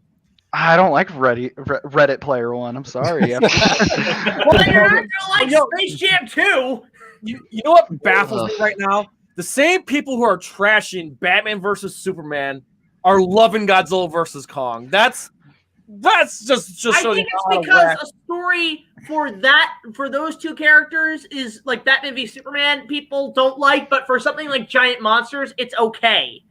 And plus, a lot of people also with their issues about me Superman is that a decent amount of them also found that movie kind of boring, in a sense. Well, this one's very like just get to the point. People who can't comprehend, but that's whatever. Another thing too, it drove me off the wall about this movie, the ending. Okay, I wanted to see another battle after Mechagodzilla says, "Okay, now that he's out of the way, let's finish this." Nope, we're just gonna F off. I'm gonna go to the. No, it goes all Jurassic World. The ending is also Jurassic World, where it's like at the end, the T-Rex and Raptor, Godzilla calls like, "We cool, blood? Yeah, we cool. Peace out." Oh. Godzilla literally goes, "I like a cut, G." No, I like to think Godzilla looked at him saying, "You saved my life, thank you, but we're not friends, bud. If I see you again, I will not let you live next time." Okay, the tagline was "One will fall." All right. Dominant wise is what I think it was more about dominance than it was. Godzilla's still king, but Kong lost the battle for dominance. No, unfinished business. They were both standing. They were both ready to go, and they're like, "Oh nope, we're just gonna." I hated that. Well, look, versus movies don't do that anymore because no matter what the outcome was, people were going to be pissed. So it's like, let's just have them win overall control, and then have a bigger. No, it is. It's big. It's Bigger Jaws from Family Guy. Oh no, look, it's Bigger Jaws. Oh my God, we have a common enemy. We should work together. Right. How does everybody else feel about the very end? We'll go on the I hate it. I knew it was coming. I saw it coming. I thought it was abrupt. I thought it was abrupt. I didn't mind it, but it felt like that. It felt like the movie's like, all right, we have a cool final battle. They're just sprinting to the finish line at this point. They're just like, let's wrap it up. All right, we're getting really close to 2 hours. All right, if we're a minute longer, we're getting like negative reviews. We gotta go. What happened to the rest of Apex? And here's the question: like, I think Rensselaer died, but do they even go? Once Mechagodzilla gets loose, we never see him again. Well, that just happens, Just, he fried his the brain, editing room, man. They just came in and just went with everything. Speaking of editing, can we talk about the editing in this movie?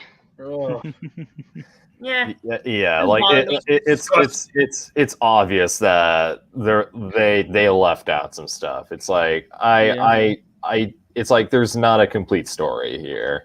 It's not even the story, but the cutting and like so many scenes. Well, at least they cut it in order, unlike Man of Steel.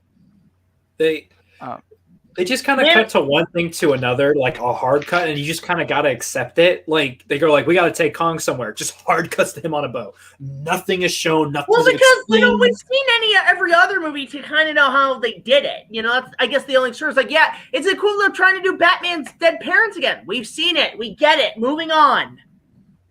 Jay or Cole. Mechanical Violator Hokkaido doesn't look so bad anymore now with the hard cuts, right? Good point.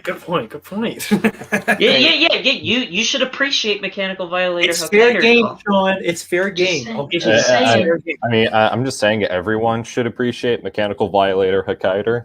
Absolutely. I mean, please, everyone, if you haven't seen Mechanical Violator Hokkaido, please go watch it. And if you haven't seen the TokuTitanCast episode on Keita Amamiya, feel free to check that one out after this. Oh, and while you're at it, Garo is awesome. Yep, Garo is awesome. No, I'll stay tuned for my review for it. Hey, highlight Domino's Z. He makes an excellent point. Okay. So from what I gathered, Godzilla was supposed to die. Obviously things must have changed during production, but yeah. So that he makes a good point there. So it seems whatever the original ending plan had to be cut. Here's what I think. I mean, because I kind of agree with Davis on this, that it feels like they pretty much didn't have enough. They felt like because King of the Monsters underperformed, they had to take 2 movies and put them into one. And I agree, because I feel like how this should have gone down is that Godzilla won, Kong dies, and then the people of Earth now see him as the ultimate threat, and then they build Mechagodzilla to combat him, but then maybe the terrorists come in and hijack him and fight him or something. That would have been more interesting if they split it. Okay, so one of the things, another thing that's out there now is there was supposed to be post-credit scenes. They were cut.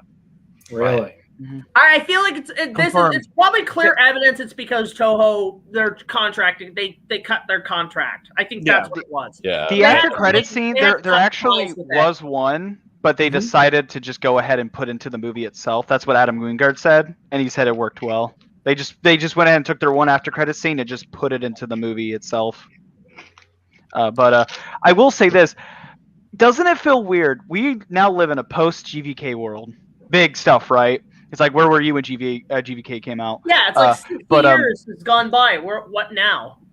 We got no confirmed Godzilla stuff coming out. The only thing we got is Singular Point, but that's that's a TV show. That's its own thing. We got no movies coming out. This is the first time since 2014 that's happened. And you know what? I am okay with that, because you know what that means when Godzilla is gone, when an era ends, Gamera begins. He comes back. Let's get him back, boys. I just want Toho. You hear that, Jay? It's Gamera's time to shine now. I just want more Toho films. Toho Godzilla films. No more. From last time I heard, Jay, isn't Toho supposed to be doing their own Godzilla kind of cinematic universe? But from what I heard, they want to make it like the Heisei era. Then it's shit. They're doing. I mean, like, there have been like talks, some rumblings, but I don't think there has been like any like that was like before the confirmation. Yeah, and that was before King of the Monsters even came out. It's already a cinematic. No, there's already a cinematic universe. Shin Godzilla, Shin Ultraman. It's a shared universe. And Shin Kamen Rider, man. Yep, Shin Kamen Rider. Where's Shin King Kong? King Kong 76. Oh, there you go. If there is anyone to bring Gamera back, it is Shinji Higuchi. All right. That man revived Gamera and made people took that turtle seriously. He could do it again. He could bring that turtle and get him on a victory lap. Hey, it wasn't just Taguchi. Also, I know. You gotta give Kaneko credit too. Yes, Kanake was good. Well, but people say, oh, well, what's gonna top Godzilla versus Kong? And people have been wondering. It's like, no, just do Godzilla versus Gamera.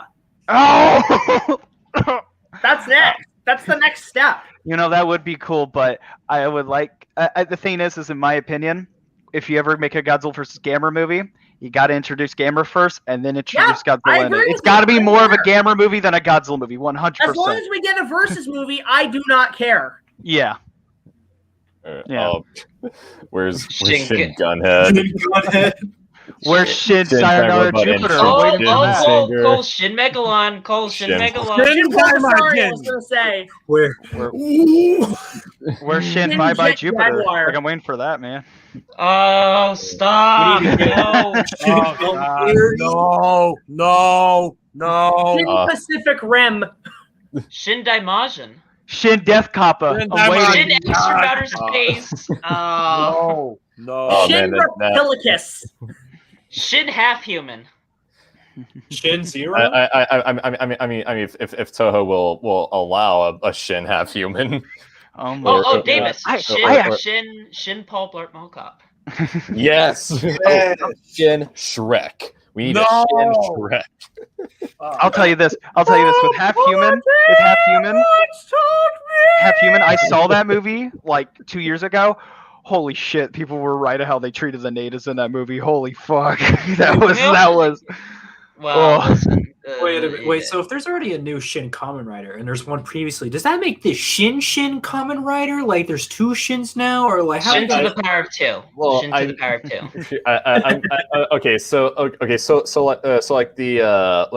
like the symbol for Shin in the last Shin Kamen Rider.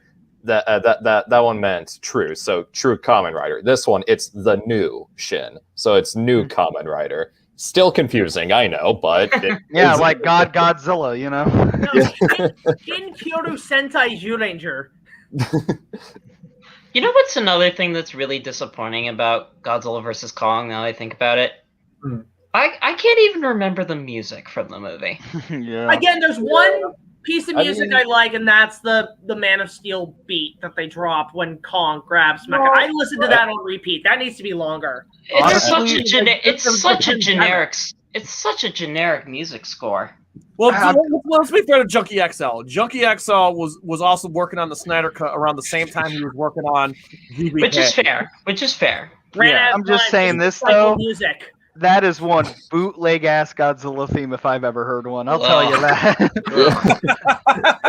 It literally starts out like womp womp womp, and then it just like gets so weird. Like, because I bet all you guys were listening to it, you guys were humming like the classic Godzilla theme, like blah blah blah blah blah blah. But as you were doing it with the song started to do things so differently and started changing up. It's like, I don't know, where you have to pause and like reflect on what you're listening to because it came out. Yeah, but we can't cut, copy, and paste from Bear McCready, you know. I'm just saying, just straight up, it doesn't have to be. All right, and you know what? I was looking forward to a new Godzilla theme. It's the fact that they. Like, it came off like it was trying to be the Godzilla theme, but not, because it legally wasn't, but it was trying to be. That was the part that stuck out the most to me. I was surprised they didn't do a re-version of the theme from King Kong versus Godzilla, like an updated version of that. Which, by the way, if you subscribe to Scry Productions and Patreon, you can check out some of his music, and he has this freaking amazing like remaster of the King Kong vs. Godzilla theme, he does. which and I borrowed it. Yeah, I also borrowed it for my little intro for the Kong. He needs to do a version of that for the 70s Mechagodzilla theme. Yes, like someone please. Dun dun dun. Dun, dun, dun, dun, dun, dun. Well, like I would tell you in general, if you like, I would have loved the Mechagodzilla theme, like in this movie, like if they could have thrown a cover of even the '93 Mechagodzilla song. Okay. While we're on that topic, has anyone else realized that Ghidorah's theme in King of the Monsters is basically the Terror of Mechagodzilla theme? Like, it's almost like Bear McCreary had a score ready. It was just for the wrong movie. Yeah, but Bear McCready was not in the pandemic. He had an orchestra. He had Serge Tankian from System of a Down. He had what's his nuts from Metalocalypse. What's his nuts? You know, Death Clock. I know. Him too. Like, he had a bunch. He had an orchestra. He had all this. Junkie XL was basically working in his home studio in the pandemic. So he cut him some slack. Which is listen. I nothing against. You know, obviously, you know, it's just I wasn't a fan of the score. That's all. But here's the thing. I mean, I did like some of the synthwave bits, like here and there. Though it kind of reminded me of Death Note 2017, and that scene when Millie Bobby Brown and her friends start driving, like the beginning when they go on their mission, like the music just kind of slapped for a minute. I'm like, whoa. Stranger Things. Davis, by the way, Davis is the biggest fan of Death Note. Just saying, he's the biggest fan of Adam. Okay, I like VHS. He's the biggest fan of Adam Wingard's Death Note movie. He is on board for the second Death Note movie. He's going to Blair Witch. I didn't. Davis, I'm gonna have to debate you about that. Adam Wingard's doing Thundercats next. I'm actually kind of cool with that. Go ahead. I don't care. I never, even as a kid, I didn't like Thundercats. But just imagine Junkie XL You doing don't like Thundercats. You don't like Thundercats, Jay? Aw. I will like this. I like He-Man. He-Man was awesome. He-Man versus Thundercats. Here's the thing. I was never a cat person. I'm a dog person. I don't like cats. So you don't love the love child of Chester Cheeto and Angelina Jolie, known as Chitara? No, so Davis, I'm a '90s kid. I never liked. Was never a fan of that. Another thing that frustrated me, like Adam Wingard said today. I was going to say today on Twitter. He says he wants to do another MonsterVerse movie with no humans. He just wants to do it straight up. I know. No, please no. Please. See, I'll tell you this. A MonsterVerse movie. I used to love fast forwarding over the human parts and watch the monster. When I was a little kid, like under 10 years old, 5 years old. We all did when we were kids. Yeah. That's what Adam Wingard is. Like, I'm just gonna fast like that. He's like that mentality. Like, I just want to say real quick the name of the artist that Adam Wingard likes to have like in his films a lot is Makeup and Vanity Set. Several of his tracks are in Death Note 2017, and there is a track from him in Godzilla vs. Kong, and I just put that in the chat for those who want to check him out. I mean, I think Makeup and Vanity Set's got some great stuff, so just figured I'd plug that. I was just gonna say, Rainy J said that he says I was a Care Bears fan. Somebody did describe this movie in a review as this is a cartoon movie, but he said it's like a Care Bears cartoon, and I'm like, you know what? I can kind of see that. It is You know kinda- what? I'll tell you this about Adam Wingard. The thing is I think a MonsterVerse film would benefit with less human characters, but also with less monster stuff. Because I feel like with not only monster stuff, less is more with that stuff. Same with human characters. Because a big issue with a lot of these MonsterVerse films is they have way too fucking many. There's so many characters you could easily combine into one, and with less characters, you could focus on the ones that actually matter. Like King of the Monsters needed that the most because it had some stuff there, but it had way too many characters to let it focus. And hell, I love Console Island, but I'll tell you the same fucking thing. No, 100%. one character I did like in I this don't have characters I liked. Okay, Yeah, one yeah. character I really did like in this movie was the deaf girl, like the little girl. That No, she was great. Oh, she was the great. best part of the movie. And I do like one Bernie. actress The didn't speak a word of dialogue did the best. Just saying. You Care Bear stare that fucking no heart and shit. Shitting beams. You know what's Davis? To go to a point where you, and I think you brought this up. There have maybe yes. In my own headcanon, you have Davis. Okay. There have been Godzilla themes in the past that are different from the iconic Ifukube theme that have worked. Oh yeah, Theme like 2014, the Millennium films, and Godzilla 1984. Godzilla gets Mechagodzilla. I 100%. like the 84 one more because it was like Godzilla meets the theme to The Godfather. I love the 84. I'm going to say something controversial. The 84 Godzilla theme is actually my favorite Godzilla theme. Yeah, it's really good. Actually, you know what? I have a question for you guys, Sean and Jay, because I love the theme to 84. And I've heard like the orchestral version and stuff. It's so Godfather-y. I love it. Like I keep expecting Marlon Brando to be like, "Look how they massacred my Tokyo," right? But I've seen the Japanese trailer, and they have a different version of it where it's more synthesized. I'm looking for that track.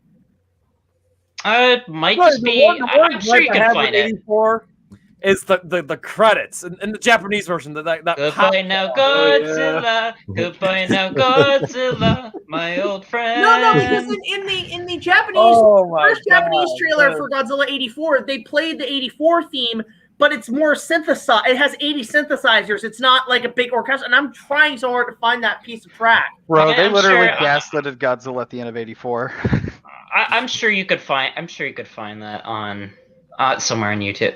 Hey, what's up, Tony? Tony. So, like, I don't need the Ifukube theme in a Godzilla movie. If you have a Godzilla theme that can stand on its own, like what Michiro Oshima did in the two Kira films and Megaguirus, and who was the composer for 84?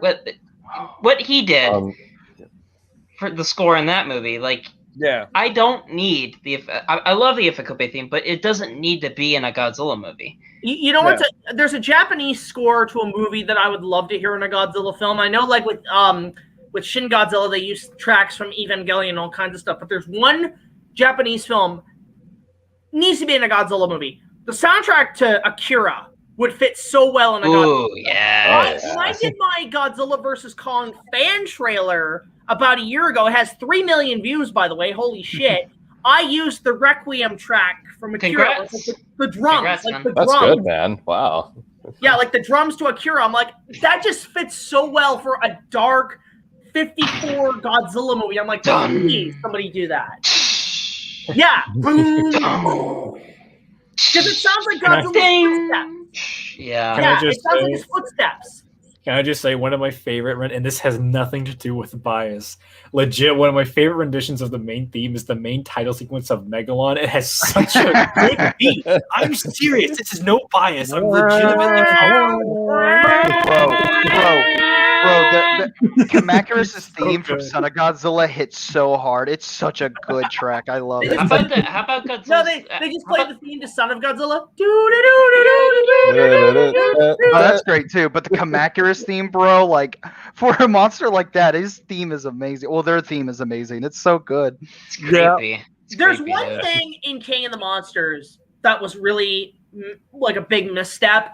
I love what Bear McCreary did with the Mothra theme, but it's missing one thing: the vocals. The thing is, okay, so people have recently got their hands on like the entire King of the Monsters stuff, you know, because obviously when it released on CD, it wasn't the complete thing, and there is an alternate, unreleased version of the Mothra theme with singers behind it. I've listened to it and it pissed me off. Send it to me. It's really good, but it pissed me off because it's not in the movie.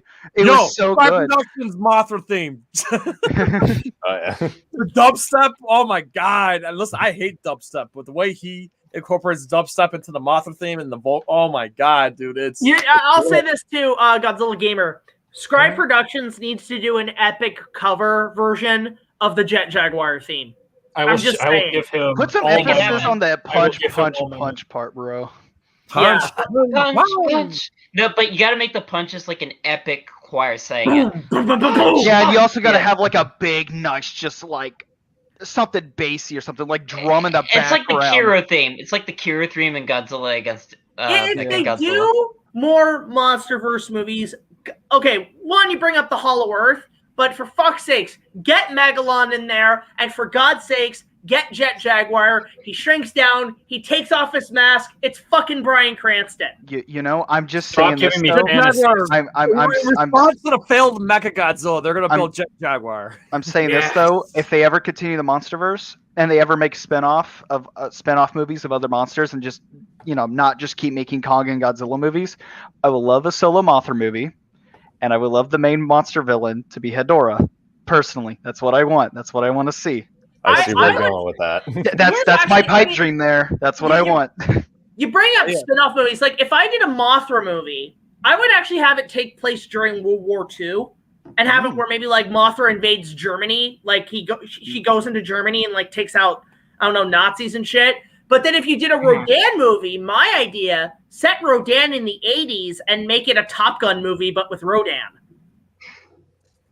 That'd be cool, honestly. That'd be cool, Davis. but it was so break continuity, bro. That was Dave- really my Davis. idea for another MonsterVerse movie. Before you say that, Davis, Tom Cruise versus Rodan. Yes! Let's Tom do Cruise it. wins. Yeah. Make Sorry, it a that's just how it crossover, is. make it where Top Gun exists in the same universe. Rodan's just put at a disadvantage going against Tom Cruise. It's just how it is. I kind of see a movie with a Titanosaurus in it. Yeah, Titanosaurus and Rodan. I have a whole island of monsters, but it's all the dinosaur themed one. Gorosaurus. All Oh, the yeah. dinosaur themed Can the Rock be the main monsters. I don't know, guys. Singular Point brought back all of these monsters, you know? Yep. Yeah. I I'm- cannot wait for Singular Point. I'm just saying, Singular Point, like, if you're disappointed with, like, the story of, like, GVK and how it handled its stuff, while haven't seen Singular Point yet, for what I've heard from people who've actually seen it, it's right up everyone's alley.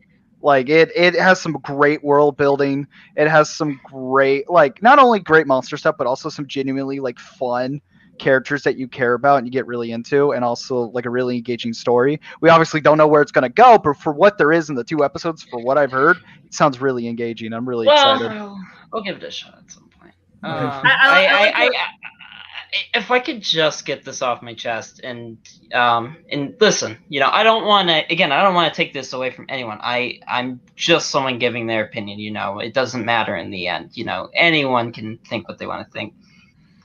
I really want to see new stuff. Like Yes. I to be honest, I'm tired of Godzilla. Like, I love the films that were great that came beforehand. No more. I'm sick of Godzilla. Like the films Might that be another came, munchkin. the films that came before that are great. I'm gonna continue watching and cherishing Same and loving here. them. Watch out for this But- movie. I don't need any more new Godzilla movies. Like, if I'd like to see, like, this is one of the reasons why I love Hal from Beyond the Fog, is because it was something new and it did something so unique to the genre that we hadn't really seen before. And I'm also excited for some of the other upcoming kaiju films that are a little more out there, like Great Buddha Arrival and Nezera, which, for those of you who don't know, Nezera is based on basically the original production hell of Gamera, before Yeah. Gamera. Now, Like no I one- mentioned, but Gamera's day I mean, will come. Yeah, Gamera's day will come. So, like, I listen, you know, and, you know, I'm getting into Ultraman and Kamen Rider, and I'm loving what I'm watching. So, like, I'll say this, Sean. Maybe not. I mean, obviously, no more Godzilla. I agree, But what about something like, say, a biopic on the making of the original Gojira? Me and Davis have yeah, been talking about that for I would so love. long, bro. I would love to be see that. awesome. See, I want to see that. see, I would love to see something like that. I would much rather see that personally than like say, oh, Godzilla fighting, I don't know, Mecha King Ghidorah again. Like, I want something like that. Maybe Or not the tone of it, but cinematography wise, I just think of Ed Wood. Like like black and white, widescreen, show them getting in the costume, getting in the models. Like, I mean, I want to see a biopic on the making of the De Laurentiis King Kong, but in the style of Once Upon a Time in Hollywood. In fact, I always look at Margot Robbie. I'm like, she would be a great Jessica Lange in this, like to play Lange. In it should be good. It should be good. yeah. Totally. You know, Margot like, Robbie is good in anything. but she's got, Yes. She's got the chops. Margot Robbie. And You know what? For Samus, if they ever make a Metroid movie. Okay, Margot Robbie. For first time, I looked at an actress and a woman. I'm like, that is an amazing fucking ass. She's got the best ass in Hollywood. I'm sorry. Anyways, Horny. Davis, what if an Ichiro movie, but he's all grown up? I actually have Robin, huh? I actually have an idea for that. A sequel to All Monsters Attack, where Oh my God. Nice. God. All right, I'm putting Jay on the list Jay, after this one. Jay, I'll show you my new pack. I'll show you my new Amazon. okay, no, but anyway, That's enough. no body pillows. Please.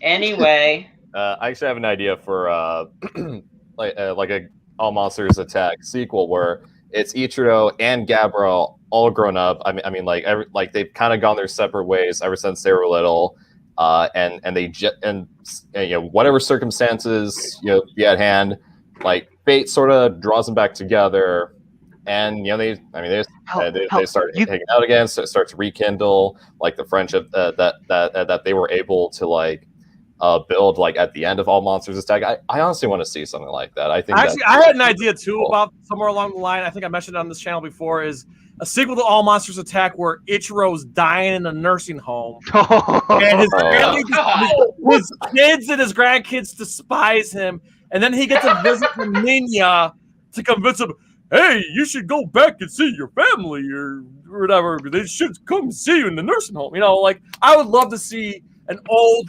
bitter, mean-ass Ichiro in a nursing home, and he gets a visit from Minya. Like I would love to have like an All Monsters Attack sequel where it's kind of a commentary on like the work ethic in Japan, on just how physically and mentally draining it is, and literally you just see like Ichiro just constantly trying to be the best worker he can. He barely gets any sleep. He doesn't even have a day off. He's just pushing himself to the limit, but he watches one old Godzilla movie from his childhood. He passes out while watching it, and he escapes back to that fantasy. Yes. There you go. I love it. Yeah. Davis, you might remember this, but remember the MCU? You remember? The Megalon cinematic universe that right on the spot while I was interviewing Yoko Higuchi, which, by the way, check out that interview with Yoko Higuchi. Oh, it was fantastic. Oh, yeah. Just for those who don't know, the sequel was going to be Godzilla vs. Megalon 2, Jake Jaguar's Grand Adventure, where it's basically like Jake Jaguar's having a midlife crisis, and then he wants to get another Godzilla movie. So him and Megalon get together and track them. So they go on this huge adventure to get to Toho to get into another movie. So it's a remake of Wasei Kingu Kongu. So it's just like, nah, you ain't getting a new movie, but you could be an anime though. I guess to go on topic, I guess. So what, Davis? Do you think we should? Do you think we should get? Yeah. No, Shay Smithers, highlight that comment right there. About me voicing Minya. Listen, Brian from Monstrosities does a much better Minya than me. Yes, he does. Brian from Monstrosities. If you don't believe, go back and watch Monstrosities' review of Godzilla's Revenge. Brian's, Dom Knotts' impression of Minya is priceless. I'll volunteer for that dub. I mean, I need to get into some voice acting. So no, I think the best dubbing I want to see a redub of English dub of Godzilla vs. Megalon where Brian voices the kid. So I guess like Hey, look, like I just, yeah. I guess Davis. I guess before we go way off topic, should we give our final thoughts on Godzilla versus Kong?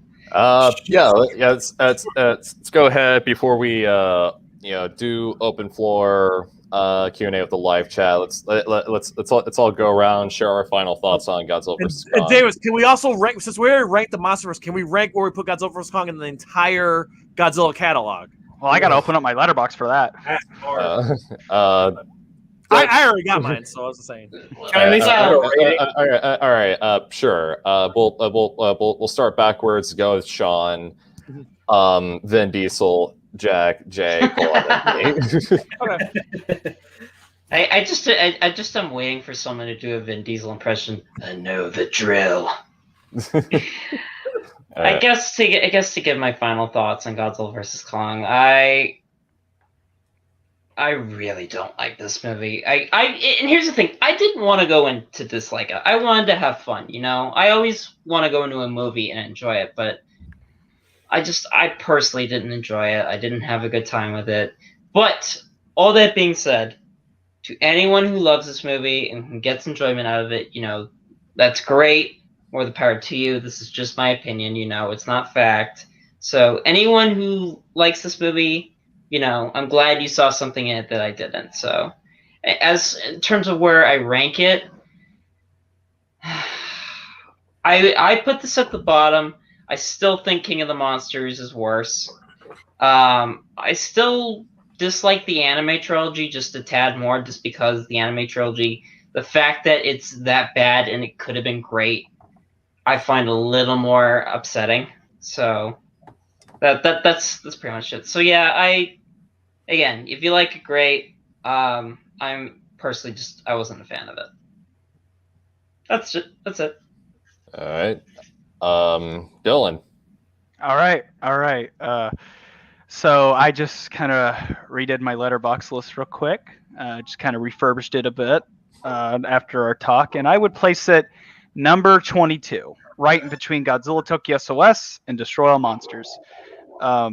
I thought it was a fun time, and I did have a blast. And when I first saw it, man, it was embarrassing of how much I was squealing. All right, I was soaring out watching it. But as a movie, it is fundamentally flawed, and it clearly was gutted in the editing room. But as a film that, like I mentioned, it gives me a lot of late Showa vibes. Clearly a film I could easily compare it to is Godzilla vs. Mechagodzilla, the original. Even though that movie is way better, Godzilla vs. Kong does give off that vibe, and I can appreciate it for what that is. And I do just, the film, just, I think it's a decent quality time.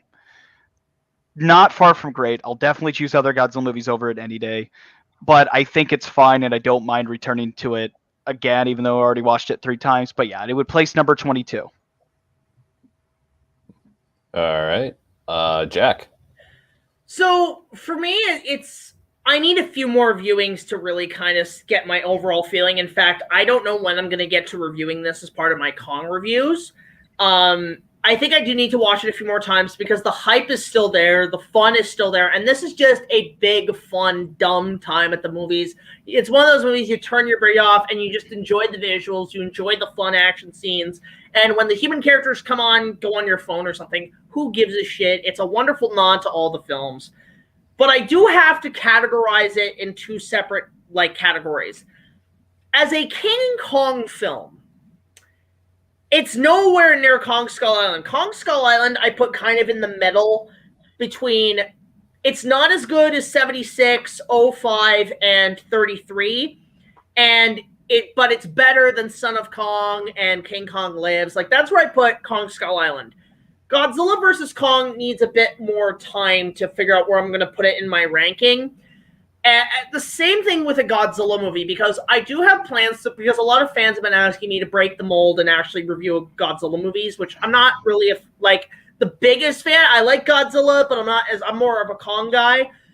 But I'm thinking at some point I want to do my top 10 favorites, and it's really complicated. It's really tied between this and King of the Monsters for me in terms of Godzilla movies in this genre. And I did put King of the Monsters in my top 10, but I want to give this movie some time before I really decide if it's going to be in my top 10. So right now, it's a good 7.6 out of 10, 7.5. It's not anyway like don't get too hyped. You're not going to find the meaning of life. You're not going to find Jesus like every other hyped up movie you see up since Phantom Menace. But just turn your brain off, it's a popcorn movie. And that's the way. It's a big popcorn movie that you take your kids to, and the kids want to go buy the toys afterwards. I put it almost on par with Batman and Robin. So that's really about it. Hey, I'll tell you this. I found Jesus while watching Shin Godzilla, so came out of that movie baptized. One more thing before I end it. For those who actually are disappointed by this and are basically who had the fan fiction in their heads, right? Because that's every movie now. You get hype, you have the idea, preconception in your head.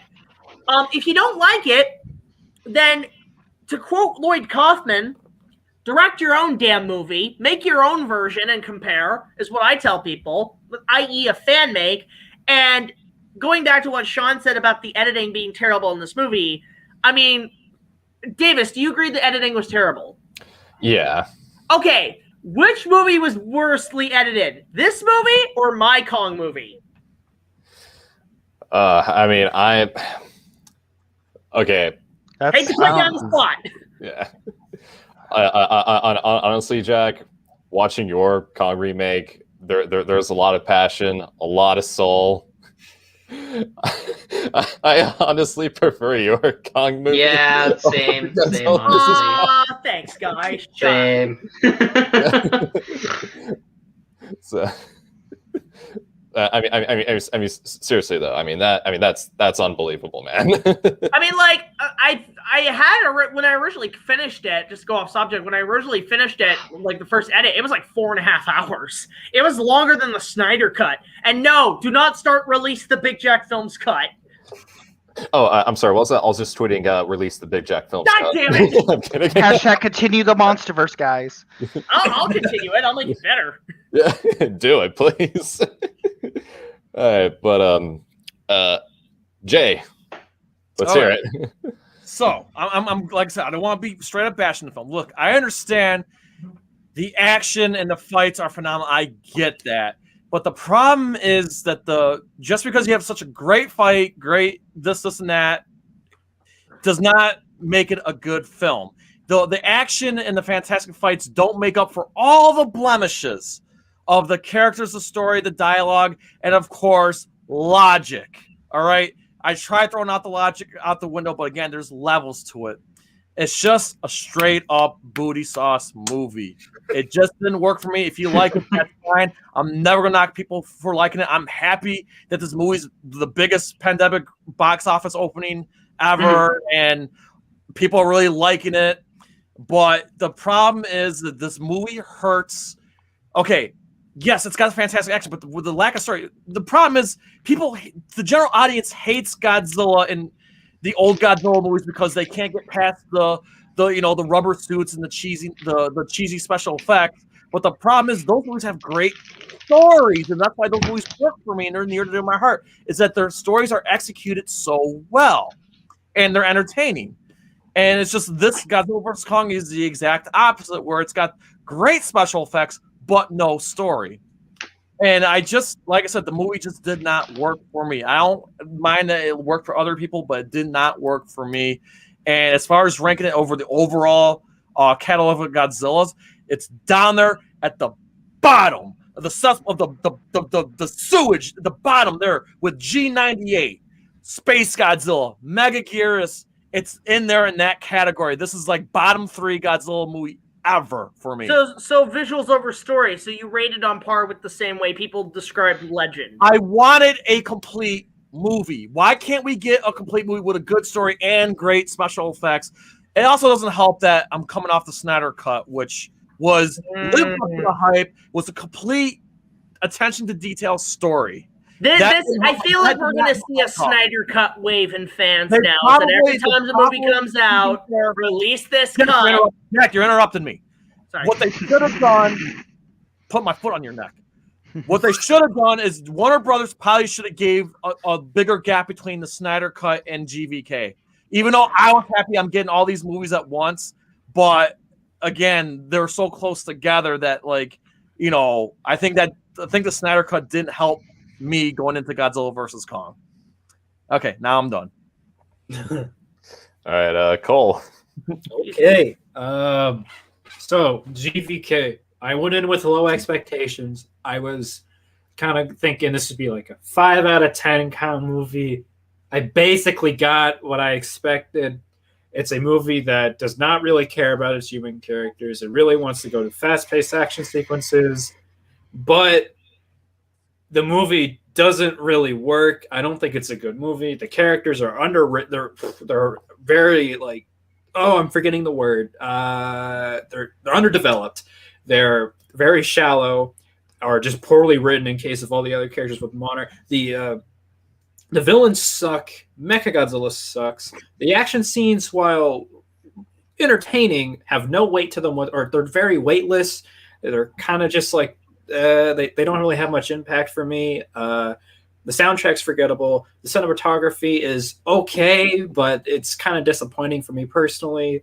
The effects are really mixed, and I originally was going to give this movie like a 5 out of 10, but I think a 4 is too low for me, so I feel like a 4.5 is where it is right now. It's definitely on the lower end of my Godzilla list, but it is better than King of the Monsters for me personally, just because I Yes. like King of the Monsters. But this movie is not good, but it's not an abomination. It's just... But before Davis says anything, I think we can all agree on this. Despite what you love or hate about these new Godzilla movies in the Monsterverse, can we at least appreciate that Hollywood did give us actual Hollywood Godzilla movies that aren't, you know, an-ass giant. Yeah. He looks like Godzilla. He does Godzilla things. That's the one thing I can say, is that they did it.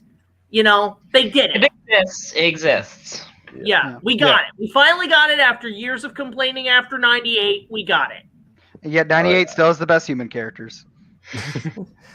But anyway, like, for me, Godzilla vs. Kong definitely could have been a lot better, but at the same time, it could have been a lot worse. And I am thankful that it isn't worse than how it actually is. Like, again, there are parts that I really enjoy. I do like some of the music. I really like the action.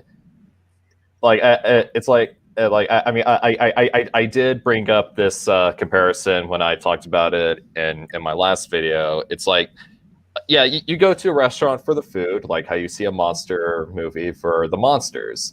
Here, it's like you got a really, like, nice, juicy steak and lobster meal, but the plate is all shattered. But hey, that steak and lobster, it's still good.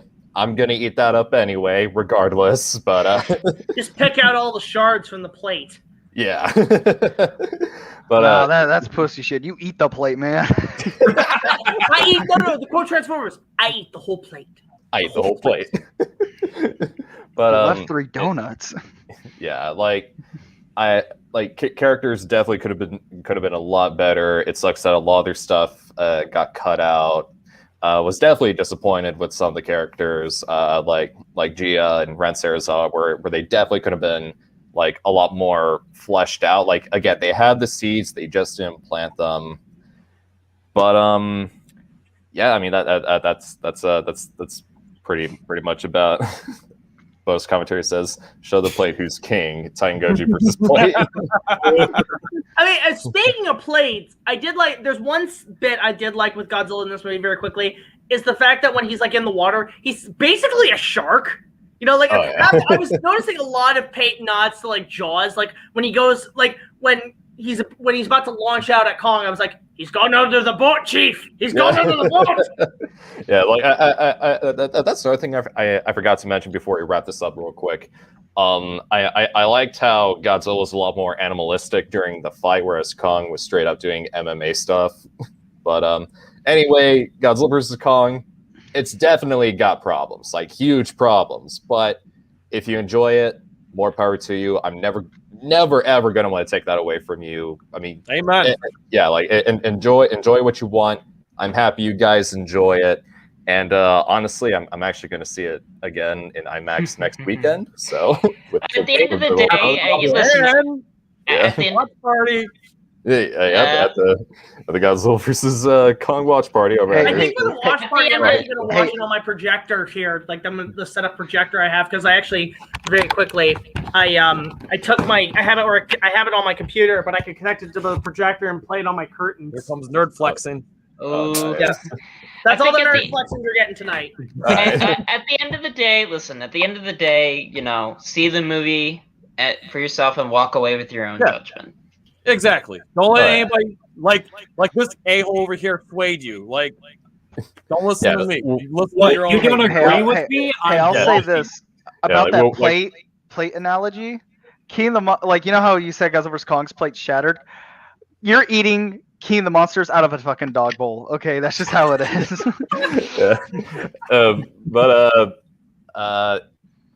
Anyway, that pretty much wraps up the discussion for Godzilla vs. Kong. We're gonna do open floor Q&A with the live chat. So, audience, generate some discussion. Ask the stupidest question. I will be right back. And one more thing too, the watch party that we're having on Nerd Cage Live on Thursday the 15th. We got half the people who are going to be on the watch party hate the movie, and the other half love the movie. So you're going to hear the perspective of haters and lovers, and Team Kong and Team Godzilla go at it while watching the movie.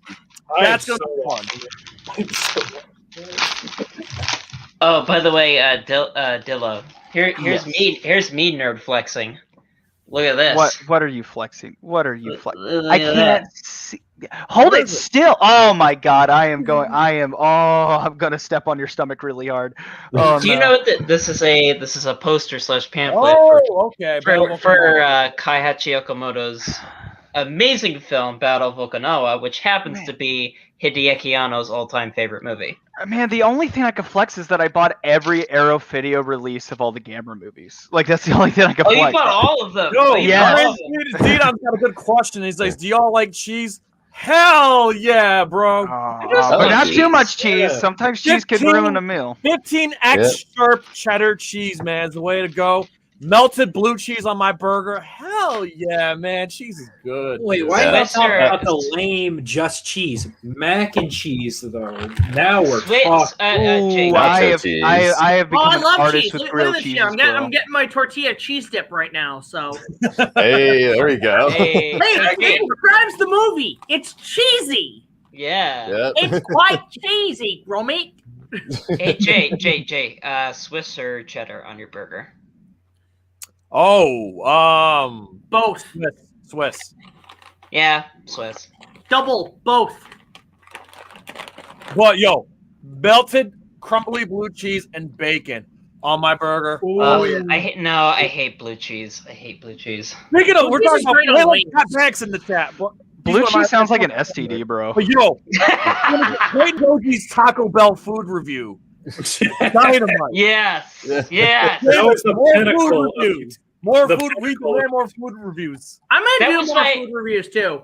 Davis, that was my favorite movie of 2021 thus far. Was your Taco Bell review? Thank you. And it's Wu-Tang reference. I loved it. Yep, the Wu-Tang reference. You did a Taco Bell? You did a Taco Bell video? Yeah, for April Fools, I talked about the queso lupa.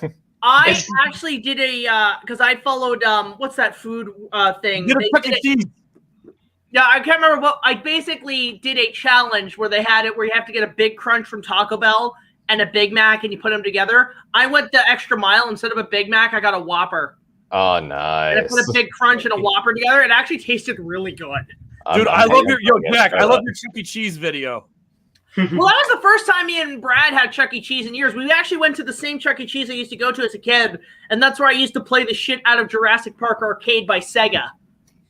No, you know what I always played? You know what when I was growing up, you know what I always played at Chuck E. Cheese?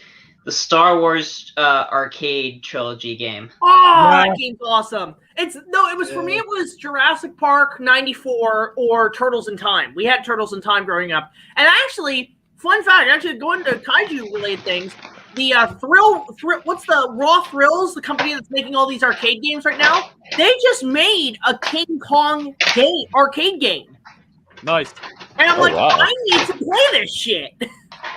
What, Jack? What do you think of the I saw your King Kong video game, the 05 King Kong game. I played through it. It was real like the Peter Jackson movie. It was way too long. Wait, I have the same game, dude. I have the same game. What was that crinkling sound just to get that out? Yes. That was you my... were digging into something, bro. It was so got out his wallpaper and drywall to pull out his Super Nintendo collection. My Super NES games fell off of my shelf.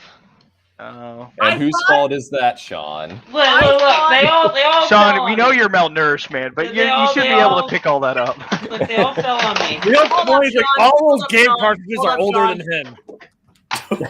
Yeah, they're all older than me. Wait, flexing, nerd flexing. You see this? God. These are all my Super Nintendo games. I have over 100. I lose. I'm like fucking Lucas and the Wizard. I have all 97. And somehow we have even more viewers than during the Godzilla versus Kong discussion. Wait, how many viewers do we have? Okay, we currently have 31 people watching right now. And earlier it was like 28 or 27. 31. Dude, that's almost 32, bro. That's insane. Davis, congrats, man. Thanks. 33, level 33. Yeah, Davis got into the fraternity now. I just want to say thank you very much, Ryan, for the cheese question. We're at 32. Right? So, by the way, Jay. Jay. Yo. I know you said earlier that you don't like Star Wars. Do you at least like the original Star Wars movies? Nope. No.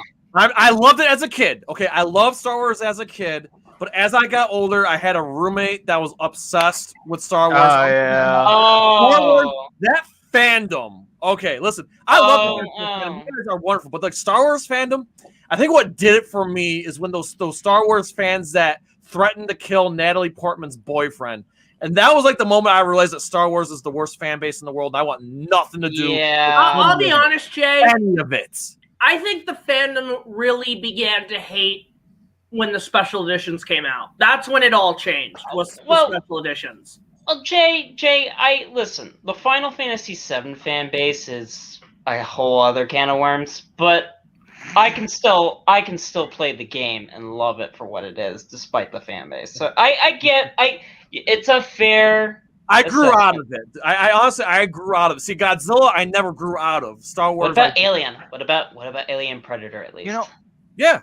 Well, Alien and Aliens, and that's it. And then just the first Predator. I am a fan of the assembly cut of Alien 3. I'll be honest. I enjoy it a lot. Okay, the most peaceful fandom are two for me. It's the Kong fandom. We never really have any fights whatsoever. Our fandom's completely peaceful. And the Inuyasha fandom is one of the most peaceful fandoms I've ever been on. Everybody gets along on that one. This is on record, everybody. This is on record that he just said that. Okay, so next time we hear a Kong fan rage, we're all going to come back to the stream. Everyone in the Kong community. Hey, man, you want one of the most peaceful fandoms ever? It's the Police Story fandom. We can all agree. We can all agree here the best King Kong remake is the 76 one. Yeah. Yep. Or no. Treehouse of Horror. King Homer. Yes, I feel so left out. I don't like the 76 movie. I don't. I cannot wait. Jax or Big Jack, go ahead and plug your watch party. Okay, so for those who don't know, I am planning to do a watch party because in May, Shout Factory, finally, I love Shout Factory. They make some of the best DVDs. they're putting out a Blu-ray for the first time in North America, Kong 76, but Yeah. also for the first time Oh, yeah. officially released the extended TV cut of Kong 76 in widescreen, in HD, not a crappy VHS bootleg when it was recorded in the 80s. It's a 3-hour cut, and it's going to be completely put in, and I've already pre-ordered. I'm getting a poster and shit with it and everything. It's a great set, and I am planning to do a watch party for those who have purchased a copy of Kong 76, and I am inviting a lot of people down to basically watch the extended cut with me for the first time. That means when you get the Blu-ray, do not watch it until the watch party. We got to watch it all together so you guys can see all the new stuff, because there's a lot of stuff in that movie that was cut. There's about 45 minutes. Wow. So this is a long-ass cut of the film. You see more Charles Grodin. You see more Jessica Lange. You see a lot of cool stuff. There's even Jeff Bridges. What about Jeff? Hey, oh yeah, Jeff Bridges. Like more prime Jessica Lange. No problems here. Just saying. Yeah, the freaking evil Charles Grodin is all like, look at that Exxon campaign. Yeah. We'll put a tiger in your tank. Because it's idiots, which is a paper tiger. I love it. But the best way I can describe his character is that line he says to Kermit in The Great Muppet Caper. Why are you doing this? Because I'm the villain. Oh, I think Charles Grodin's the best thing in that movie. I mean, Jeff Bridges is great, but it's fucking awesome. But I am doing a watch party. I've invited Jay. If anybody else wants to join us, you're more than welcome to. It's gonna be a fun time for just to see the reactions from you guys seeing these scenes that were cut and have never been seen before in HD. Like some of these scenes, like you have a scene where like Kong, he's wrecking more shit. He's fighting more of the snake. It's actually pretty kick-ass. Oh, really? Davis, Yeah, I cannot wait for you to pop my cherry. Davis, Kong 76 is automatically the... What? Continue, Sean. Davis, Kong 76 is automatically the best King Kong remake because it has Peter Cullen voicing King Kong. Yes, where he was recording it and then he started coughing blood. Yeah, but anyway. I met him. He signed my poster. I met the guy. He's a nice dude. Go ahead, Davis. Bonus commentary asked, how would you do the next entry of the MonsterVerse? Would you focus on the new monsters? Would you look at the world lore? And how many Warner Brothers suits do you get a fist fight with? I'm just saying. Mothra solo movie. That's all I'm asking. With Hedorah. That's all I'm asking. That's it. That's all I want. Anything else with the MonsterVerse, it's literally just like, okay, do whatever you want. It's fine. I don't care that much. But a solo Mothra movie with Hedorah, big deal to me, because Hedorah is my favorite monster from Godzilla. It's got to happen. It's got to happen. Like, personally, in my opinion. I know this is some weird pipe dream I'm making in my head, and I'm going to force myself to believe it might happen, but it might. But, man, if there's a chance in hell it can. Oh, my God, dude. Ooh. Oh, go ahead. Oh, no, I'm done. I agree, a solo Mothra movie, but I would also include it being a prequel where she's fighting in World War II and maybe fighting Germans. Like, literally, somebody said, Mothra versus Nazis, fund it. I'm like, yeah, I could see that. Like, she puts a cocoon around Nazi Germany or something, right? Well, it's like Wonder Woman, but with Mothra. I was thinking that. Yeah. I want a Rodan Top Gun movie set in the 80s. Rodan Top Gun movie. But if you're going to do I would want 2 more Godzilla movies. I want a Avengers style event. I want a Destroy All Monsters. So, like, almost not even like Avengers, Civil War. One group of monsters against another group of monsters, and they all duke it out in a big brawl. Like Super Smash Brothers levels, right? But then after that, the last film should be a redo of Destroya and establish Destroya, establish that the Oxygen Destroyer did have a purpose, and just end it. And no son of Godzilla. No son of Godzilla. Just end it. I want in the MonsterVerse a remake of Frankenstein and War of the Gargantuas. Part 4, or I should say Part 5 in the MonsterVerse. Well, then does that mean you're going to include Dr. Frankenstein? Tim Burton starring Brad Pitt. Yes. Yes. And directed by Yoko Higuchi because he wants to remake Blood Gargantuas. Now the thing is, if you're doing Frankenstein, does that mean you're going to include Dr. Frankenstein? Yeah. Yes, I want it to take place at the beginning, just the beginning. Monarch's first mission is to go to invade one of Hitler's laboratories and get the Frankenstein formula because they're going to use it on Nazis to make big, beefy soldiers or whatever. How about where Dr. Frankenstein is working for the Nazis? In modern time, they, another like terrorist group retrieves the Frankenstein serum and they inject it to two crazy soldier brothers, and they grow into giant freaking monsters. Yeah, that's what I want. I want Lord of Gargantuas in the MonsterVerse. For one thing, have Dr. Frankenstein work for the Nazis. But two, I know who I would cast as Dr. Frankenstein. I think he'd be pretty good. Brad Dourif. Oh. Ooh. No, Brad Dourif is Dr. Victor Frankenstein. That would be kind of cool. Okay. That'd be cool. Yeah. Like he goes on like the mad scientist in Alien Resurrection, like that Brad Dourif. I'll be totally honest. Y'all's ideas sound better than mine because I just want to move with Titanosaurus. That's it.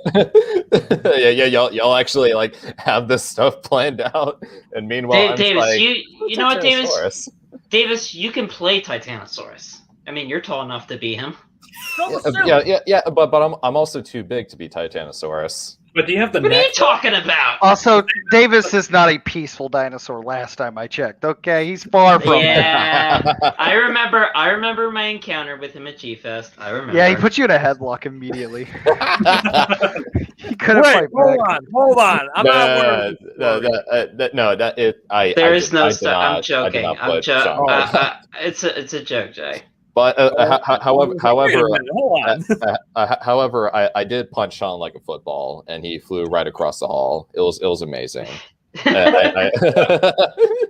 Yeah, violence against the shorter one, because that always helps. Well, I just gotta assert my dominance, you know. I know I get it. You like football. I get it, man. If they did do a spin-off series, I thought the idea, like, because they talk about this great war that the Kongs and the Godzillas and all these monsters had, right? If you did it as like a comic book, here's what you call it, because it is Warner Brothers, MonsterVerse, Clash of the Titans.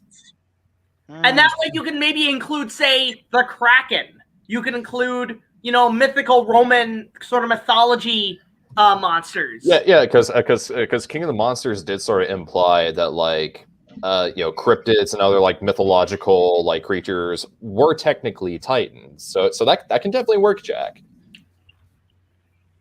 Make the Clash of the Titans, the movies that they just made, like the ones a couple of years ago, canon. They're prequels. So like the Kraken in that is the first Titan. That'd be kind of cool, actually. They're made by Warner Brothers. Yeah, Warner Brothers made those. Hey, I mean, they could do if they wanted. Yeah. Cola, did you answer? No, I have not, but I've been thinking. There's like, I think if I really think about it, I would really like a movie to focus on. Actually, I'd really like to see Ford Brody in his aftermath of 2014 because we've never really had any confirmation what happens with him. Like, I don't even matter. It doesn't really care what monster's in it, if it's Godzilla or anything other. Really, I just want to just kind of see what happened to him. Really, like I think that it sends Fallout. See how he deals with his father's death. Really, afterwards, how they move on. Does he do anything with Monarch? Like any of that stuff, I think would be interesting. And maybe just make a new monster with that. We know what happens with Brody. Him and his wife and his kids go move to Amity, and Brody becomes a chief of police. And then there's a giant kaiju shark out there. I'm just saying this. I think the character arc should be Ford Brody realizing how ugly his fucking son looks. His son is actually Ninja. But the inner fanboy in me, I really want a MonsterVerse Megalon movie. I'm just saying it'd be perfect. Hey, it would. I put in the whole work. What's his face? Aaron Taylor Johnson and Elizabeth Olsen went from playing husband and wife to brother and sister. Oh yeah, they went all. Someone that's the dream. I'll tell you that. I mean, if you read the Ultimate comics, I mean that's like the equivalent of when they dubbed Sailor Moon when Uranus and Neptune are lesbians, and then the original English dub they're cousins. Anyway, it made it worse. Yeah, I'm just like, what? No, they actually did that in the original dub because they Yeah, didn't approve of that. They made them cousins instead. anyway, Sean, what do you got? I was just checking on my dog. I'm gonna be the party pooper. I got nothing. I don't want to see any more MonsterVerse movies. Oh, screw you, Sean. I'm kidding. Screw you more. but He's gonna hit you again at G-Fest. but anyway, but to answer that very last question, how many Warner Brothers suits do you get in a fist fight with? I would simply just fight all of them. I mean, just put Titanosaurus in the movie, like no matter the cost. I mean, just whatever it takes, man. Just put me. No. Bring Zack Snyder with you. Just put me. No, just put me and Davis. Yeah, we'll go to Warner Bros. Studios. Me and Davis will wear those T-Rex suits that everyone likes to wear, and we do get out in a boxing ring. And just wear the T-Rex suit we used in our Kong. Yeah, exactly. But there we already know who the winner is going to be. Me, obviously. Oh, you know how they make those inflatable Godzilla and Kong suits? Who's waiting for them to make it an inflatable Mecha Godzilla costume? I'm waiting. I already have the Godzilla one. I gotta get the Mecha Godzilla. Where's the inflatable Megalon suit? You see, that's for the strip club. But no, that's your body pillow. We're not supposed to talk about that. Rainy says Godzilla or Mothra. I'm lost. Well, I'm a Mothra, man. All right, mozzarella cheese sticks do something to me, man. Yeah. I don't know. Godzilla sounds cool. I definitely want to dip those in marinara sauce and take a bite out of them. I mean, those sound good. I'm gonna take that out of context, Davis. I was about to say that. I was gonna say, to add to my Mecha Godzilla costume design that Gojira fans bringing up. Know what you do to make it more cool? You add like little Nerf guns on the shoulders. You like shoot little Nerf guns at like your Godzilla person in the costume. That'd be cool. Yeah. Get on that, Hasbro. Cheese review. I mean, I'll probably do a cheese review sometime eventually. Jack, here's a pretty good question for you. Chuck E. Cheese still exists? Yes. Yep, it does. There are still some in the States that are still running. They only shut down maybe about a quarter to about 40% of their stores. We still have them here in Canada. We still have we still have Toys R Us here. Like, we still have that here. So there's a Chuck E. Cheese not too far from my house. Yo, no, same thing with me. Speaking of Chuck E. Cheese, there's this new movie I'm dying to watch. It's with Nicolas Cage called. Yes. I want to watch this movie. For those who don't know, it's Nicolas Cage playing like a janitor at a Chuck E. Cheese, and the robots come to life at night and they kill people. Five Nights at Freddy's. I honestly want to see that. I want to watch it badly. I want to know if I can rent it somewhere. I need to see it. I do want to watch I do want to watch the Banana Splits movie. I heard that was actually pretty solid. No, it sucks. Well, because I grew up with the show. I watched it late at night at 3 a.m. on Boomerang. Hold on. Ball's commentary just watched it, and Rainey says it's terrible. Yeah, it's awful. Really? It sounds on paper. It sounds the Nicolas Cage one. Oh, I thought you were talking about the Banana Splits movie. No. All right. Let's see. Derek Toledo says Star Wars or Star Trek? I'm still Star Wars. Star Trek. Well, if I'm gonna do Star Trek, I'm still on Team Picard. I'm sorry. Same here. I'm always a And I Picard. love the Picard show. I don't care what Matt. I'm sorry. I'm not a fan of Captain Kirk. Not because of the character, but because of the actor. Well, what are you gonna get to Shatner? Oh, he's an asshole. He's an asshole. And you know how? He's harassed a few of my friends on Twitter. Anyways. I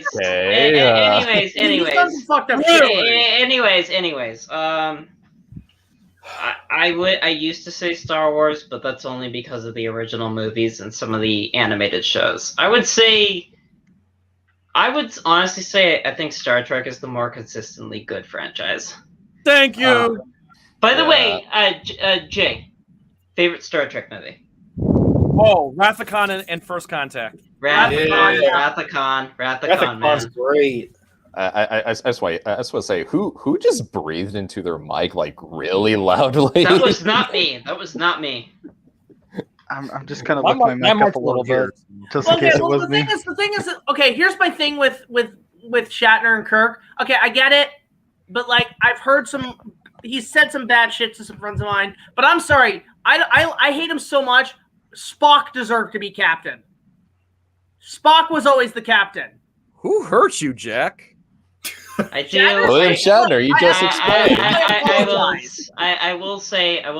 I actually, even though I like Captain Kirk, Spock is the man. I despise Shatner so much. I want Spock to be. I've always saw Spock as captain. I will admit, not my captain. I will say a lot of the reason, a big reason why I love Spock. I know it's gonna sound lame, is because of Leonard Nimoy. Yeah.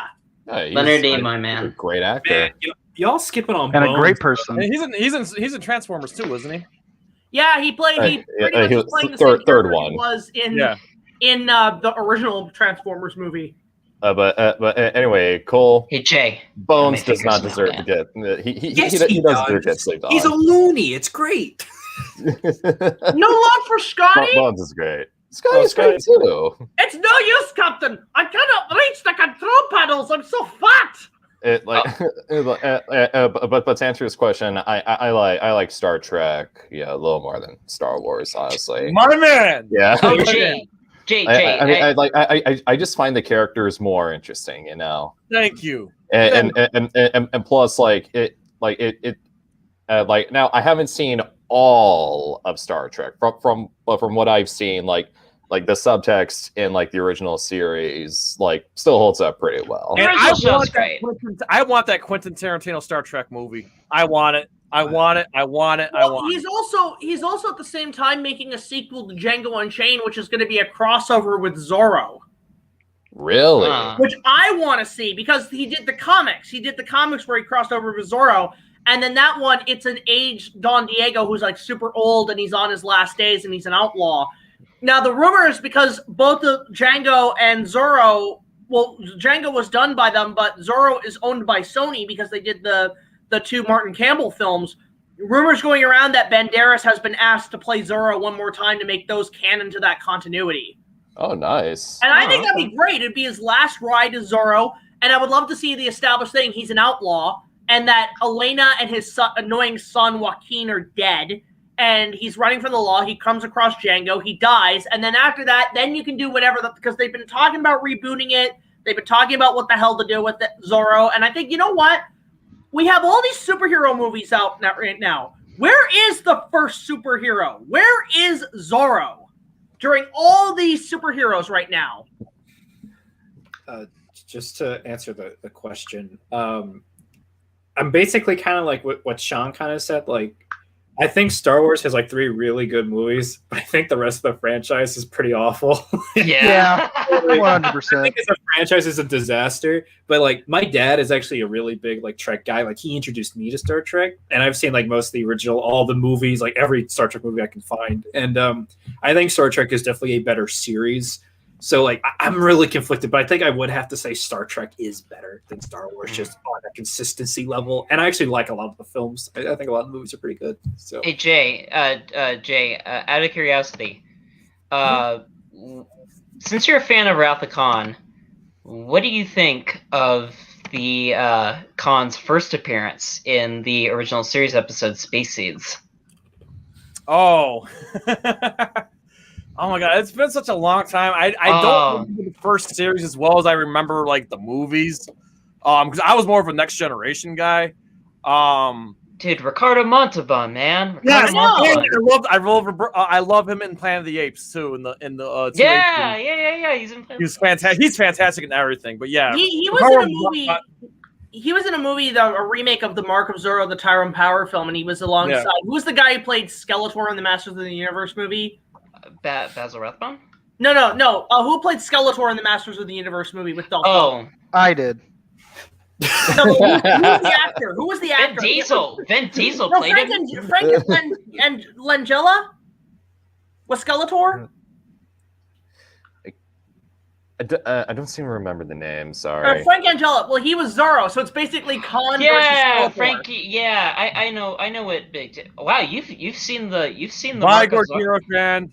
No, Wait, the Mark of Zorro. There's a 1974 TV remake. I've seen that version, and Ricardo Montalban plays the villain in that Yeah, one. it's basically Khan versus Skeletor, and Zorro is the only Zorro I've seen who's left-handed. Not as good as the Oh yeah, no, definitely not. Definitely not as good as the Tyrant Power or definitely Douglas not. Fairbanks. Definitely not as good as the one that killed Batman's parents. Or how about the one with Douglas? You want to go way back? The Douglas Fairbanks one. Great. No. You want to talk obscure? My personal favorite is the Alain Delon version. Is that the one that came out in the 70s? Yeah, with the spaghetti western with Stanley Baker. Yeah. I love that one. That one's awesome. You said spaghetti noodle. All right. Brandon asks, but have y'all heard of the Final Fantasy House story from the old internet days? Turn me off of Final Fantasy for life. No, I don't. No. I've never been a Final Fantasy guy. Never played Final Fantasy, so I'm just gonna go over here. I like some of some of those games are amazing. That's all I can say. The closest you get me to play is Kingdom Hearts, only because it's got Disney in it. Ugh, I don't. Yeah, those games are an investment. That's the thing. Final Fantasy is an investment of time, man. Yeah. I'm more a Chrono Trigger guy personally. Oh, that game's great. Yeah, buddy. Jay, while you're here. Here we go. Go ahead and read the next question. Davis, will do this. I'm digging. There's and you guys check out the. God damn, Sean! Why is it so loud? God, he really is tearing apart his drywall. Jesus Christ! Hey Jay, look at this. My man. The original copy, man. Was that and he fire? puts it back in his like cup of vinegar. Right where he Sean, now look what you did. Now Jack's gonna go grab all his. Davis, I'm destroying my house. That's why it's so noisy. All right, I can tell, Sean.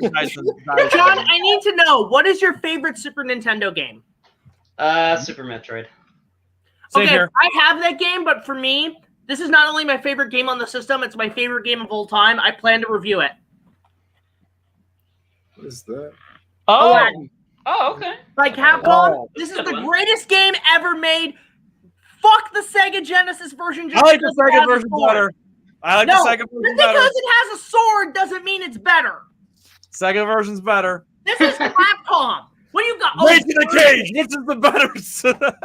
Sorry, Senior Iguana. I have not seen the first episode of Dynasty on yet.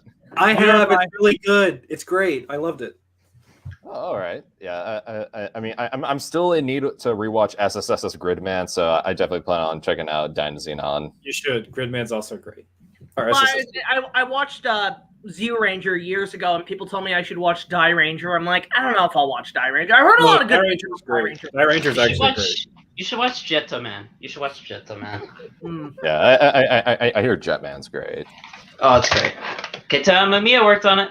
You know, I do want to watch Gokaiger just because I want to see how better they do the Legendary War.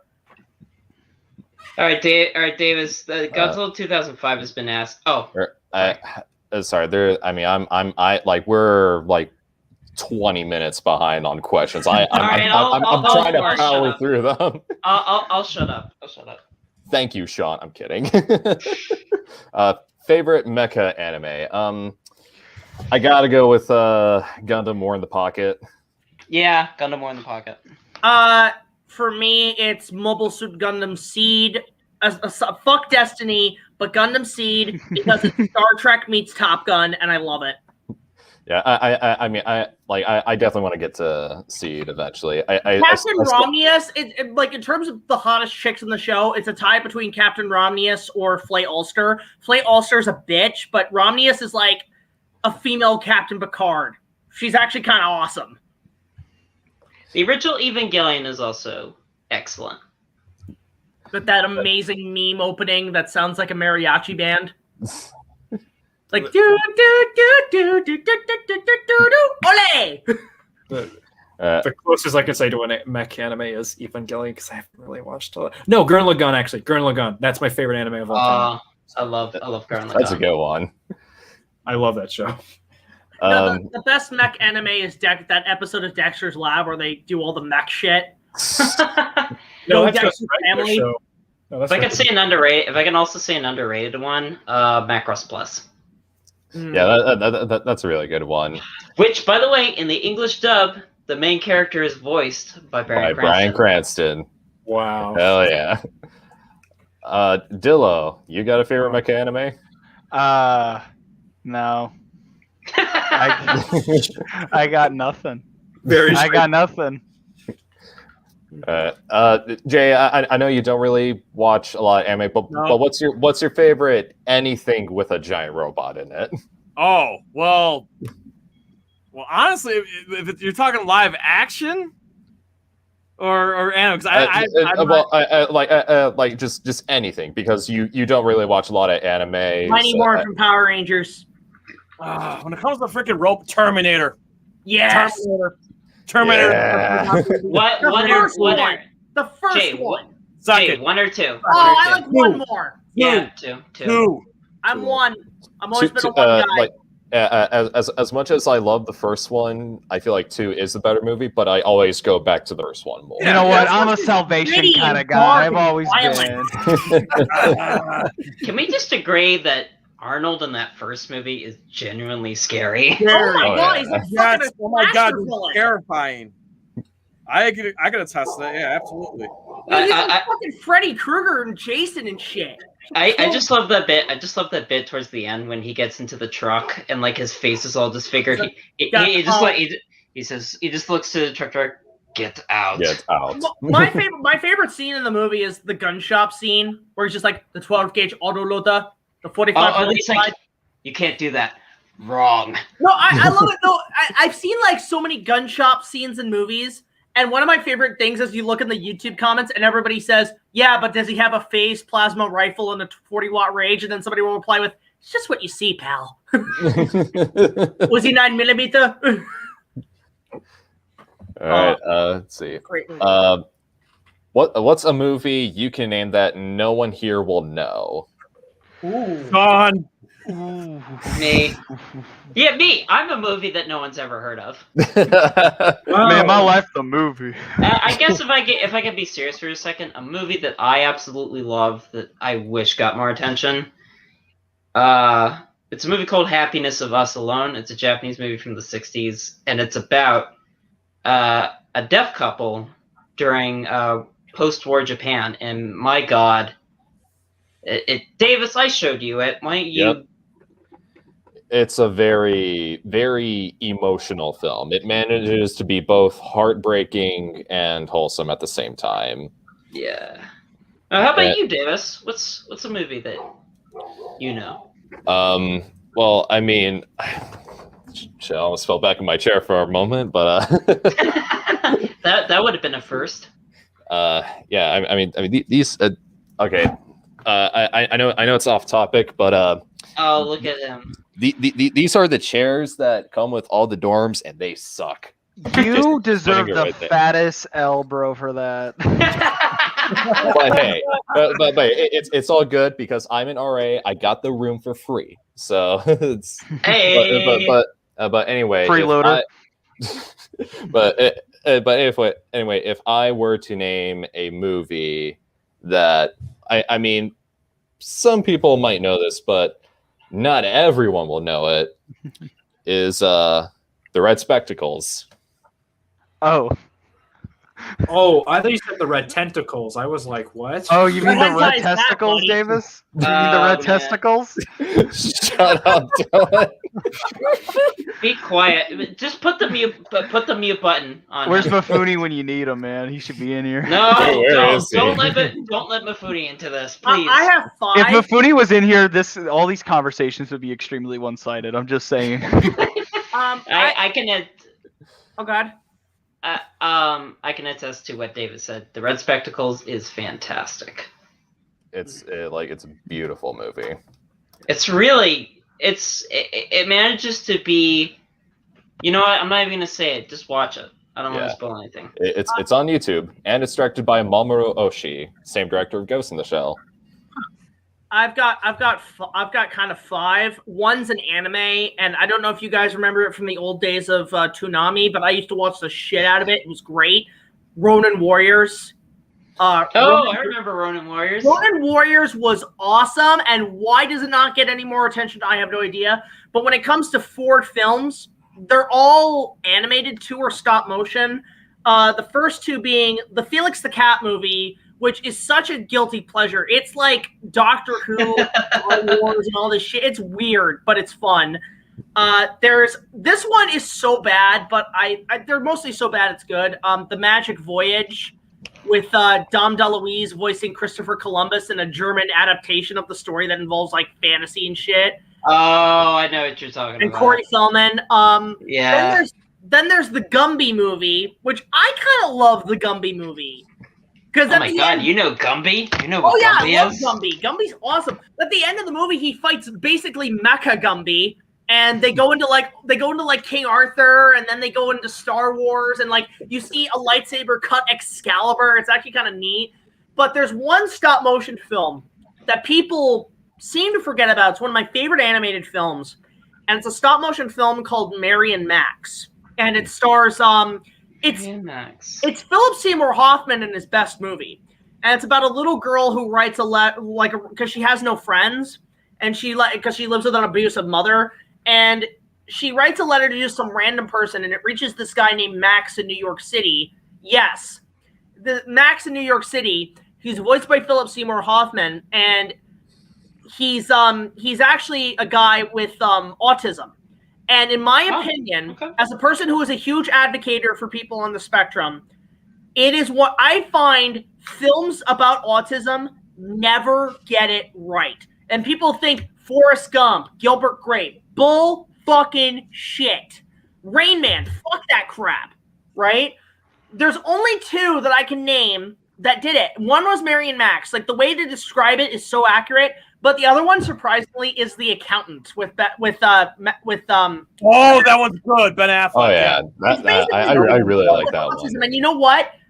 I love Ben Affleck as an actor. I love him as a director with Argo. I loved him as Batman. But seeing that film, because he did his research, he had my utmost respect. So Mary and Max, God, it's not a kid's movie by any means. It's very much a down-to-earth stop-motion film. The ending will have you crying for hours. I was watching it up like on basic TV, and at 3 a.m. when it hit the ending, I was bawling. And I've been meaning to see Mary and Max.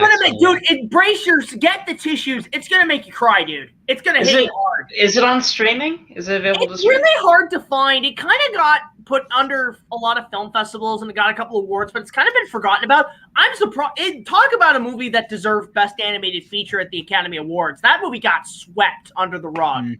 My best bet. Just go get it on buy the DVD off Amazon. Oh no! It's available to stream on YouTube and iTunes and Amazon. Please go watch it. It's a really down to earth, deep, talkative movie. The ending is going to leave you heartbroken. It hurts. It's one of the saddest endings I've ever seen. Okay. Yeah. I will definitely. I'll definitely check it out. Yeah. All right. Next.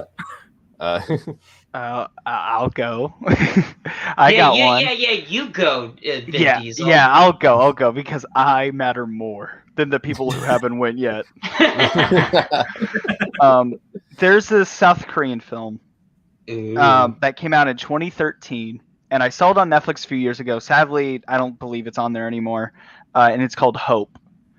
And I know this movie. It is such a beautiful but so emotionally distressing. It's a film that guts you right to your core, but it is a film that is legitimately also really heartwarming as well. It's a film. It basically, how the film starts out is I won't go into any detail or even say exactly what happens to this person, but a girl goes to school. She ends up taking the wrong path to school, and a really terrible thing happens to her. And the film is extremely upsetting. It frustrates you and angers you with the circumstances that happen, but seeing how everyone copes with the situation and deals with it not all, well, of course it's very emotional, but it's also like very heartwarming to see some of the lengths that the parents go to try to give comfort to their child after it. It's a legitimately extremely engaging and heartfelt, but also heartbreaking experience, and I recommend it to anyone. And the thing is that it is based on a true thing. This is just a remake of I Spit on Your Grave. No. Gosh. The acting, may I just say, Dylan, the acting in that movie and Hope, some of the best I've seen in a long time. It is. Especially the kid, and the dad in that movie. Oh, the dad! God, so many scenes with them. Just, it's so good. Yeah, it's heavy though. It's heavy. It's one of those. Let me say this. I'm gonna agree with that. Hope is an amazing movie. It's one of those movies though. It'll break your heart. It will make you happy, but if you know the story, it will also piss you off. It is. There's a specific scene like later on in the film. It will piss you off. We're not gonna go in. We're not gonna go into it. No. But it's a movie everyone in this call and everyone in the chat needs to see in their lifetime. Everyone in the world. Everyone in the world. I remember I watched it the first time and I was like engaged with it, and then I showed it to my sister and she started bawling her eyes out. It is such a great movie. Yeah, it's an amazing movie. Jay. I can be fast. All right. Jay. In my hands. All right, here we go. Everyone needs to see. Yes. Everyone needs to see the classic Action Jackson with Carl Weathers. Ooh. Everyone needs to see Big Showdown in Little Tokyo with Dolph Lundgren, Brandon Lee, and Kerry Tagawa. Ooh, Brandon Lee? Yep. Everybody needs to see Dark Angel, a.k.a. I Come in Peace with Dolph Lundgren. And everybody needs to see The Human Vapor. Yes! Which I will be reviewing another time. I have seen The Human Vapor, and that is a great film. It is great. I love it. So yeah, I went fast. Like I said, some action movies that don't get enough recognition, a new modern classic crime movie, and of course a Toho classic. Sweet. Cool. Let's hear it. Okay. Well, there's two that comes to mind. One, South Korean, Old Boy. Pretty sure some of you might have heard it, but it's a beautiful movie. I love Old Boy. That's Love one Old Boy. of my favorites. Greatest South Korean movie I've ever seen. I'm gonna say that now. I love It's incredible. Second, it's an anime movie I came across looking at Netflix one day. It's called In This Corner of the World. It takes place in like World War II times, kind of a period. Yes. Surprisingly, kind of a hopeful movie, and it's really neat. I really enjoyed it, actually. It's kind of a slice of life kind of movie, but it works, and it's interesting to watch, like, this person's life during this time period. It's interesting. Not a lot of people talk about it. All right. Yeah, I've seen that movie. Okay, I know what you mean. I saw it a few years ago. Yeah, it's great. Yeah. I wanted to say there was just two other movies I forgot about that I wanted to put up. They're both kind of swashbucklers. One is Rob Roy. If I don't know if any of you guys have seen it. It came out the same time as Braveheart, and it's the same story, Scotland versus English, but this one got swept under the rug. It has one of the greatest climactic sword fights in cinema, but the cast, I'm talking Liam Neeson, Jessica Lange, Tim Roth, John Hurt. Great fucking film. Highly recommend it. The other one is a movie I do want to review this year for its 30th anniversary, and it's a sports movie. It's called By the Sword, and it stars F. Murray Abraham and Eric Roberts and Mia Sara. Think Karate Kid and Rocky. In fact, it's the same filmmakers, but it involves fencing. And not only is it a great sports movie, but it also has a really good mystery story behind it between two characters. Highly recommend it. You can see it for free on YouTube. All right. Yeah. Rainey asks, which kaiju best captures the metaphor of the pandemic? We had Godzilla as a metaphor for the Japan earthquake and nuclear war before that, so now we need a COVID one. The Host. Oh, Yeah. yeah. Okay. All right. It's done. We already got it. Bong Joon-ho's, and not the romantic movie. Bong Joon-ho's The Host. Oh, yeah. I wouldn't consider it kaijus, but I would say all the movies after Rise of the Planet of the Apes really hit that home as well. Yeah, especially Dawn. Especially Dawn especially. That opening scene in Dawn, ooh, it's a little eerie. But other than that, I mean, I would even go as far to say it wasn't forced and it was very lightly subtle. It was hardly noticeable. I would say some of GVK did have that, where it's like, yeah, the virus is not around, but it's more about giant monsters exist. Now we have to cope and coexist with it and adapt to it. And you can kind of see that in the way human characters are in this movie, how they have to go through securities and this and that, and when there's a level and threats and everything. So there is there, but I don't think it was even part of the filmmaker's plan. It just kind of good timing, I guess. So. By the way, I just want to say, Kubo in Dawn of the Planet of the Apes is basically Jay if he was a villain in a movie. Especially that scene. Human work. Or that scene when like he's scaring the two gunmen and then he gives the raspberry. Yeah. I was really hoping at the end of War or one of these movies that it would end kind of like Terminator 3 with the nuclear fallout, and the last shot would have been like dollying in on the beach with the destroyed Statue of Liberty, cut to black, and you just hear Charlton Heston going, "Yo, maniac, maniac, maniacs!" Because I always felt like that trilogy was sort of a prequel to the original series. It is. Yeah. It is. Well, it is. It would have been cool if they tied it all together where the last shot is the Statue of Liberty, all destroyed. Well, I guess would have been a little pandering though. Movies that take place between, Dawn of the Apes and the very first movie. Well, because in Rise they show that apparently, I guess in this universe, Taylor's ship took place in 2011. So it's like, because they show like the ship taking off, and then they show a newspaper saying spaceship missing. Yeah, that was supposed to be Taylor's ship. Yeah. Yeah. Cool. I did. You got something? I mean, I was pretty much good with what Sean said about the host, but I guess another one, maybe Hedora, but I think that doesn't really work because he represents something else entirely. So. Yeah. But it's Hedora, man. It's Hedora. Nate Fire asks, thoughts on Matango? Love it. Up there with the original Godzilla, phenomenal film. Like 9, 10 out of 10. Love it. It's pretty awesome. It's a classic. I love it, and I think it's Kumi Mizuno's best performance. I'm just saying, the characters in Matango, I want what they're having. How about Akira Kubo in that movie? Oh yeah, he was really good. The scene that always gets me. Before I answer it, the scene that always gets me chills in that movie is finally when basically Akira Kubo encounters all the mushroom people and they're all laughing at him and he's just screaming bloody murder. That's so eerie laugh, dude. It's so unnerving. Oh, I love it. Yeah, it's Shay asks for Sean and anyone else who might be fans of him, if I can never pronounce that name. I'm sorry. Gendy Tartakovsky. Ever made an animated Godzilla movie about just monsters? Would that keep you from being sick of Godzilla for a little bit? Well, listen, go ahead.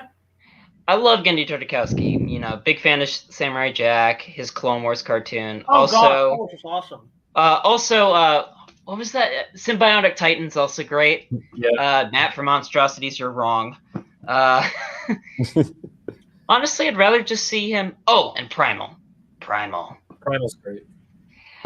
I would rather just see him do his own monster movie, honestly. I don't like if he did a Godzilla movie, fine. I'd rather if he was going to do a monster movie, I'd rather him just do an original monster movie. It doesn't have to be Godzilla.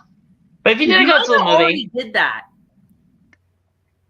He kind of already did that. There's an episode of Dexter's Lab where they go to Japan. Yeah, and there's the giant axe kaiju, and then the Justice Friends fight him, and then they bring in the mechs, and that was great. That was pretty much. That was. Oh my god, I totally forgot about that. Yeah, I would watch it if Gendy was attached to it, but it's just like I'd rather see him do like an original type of movie personally. Remember movie. Dial M for Monkey and Agent Honeydew? God, yes. Yes.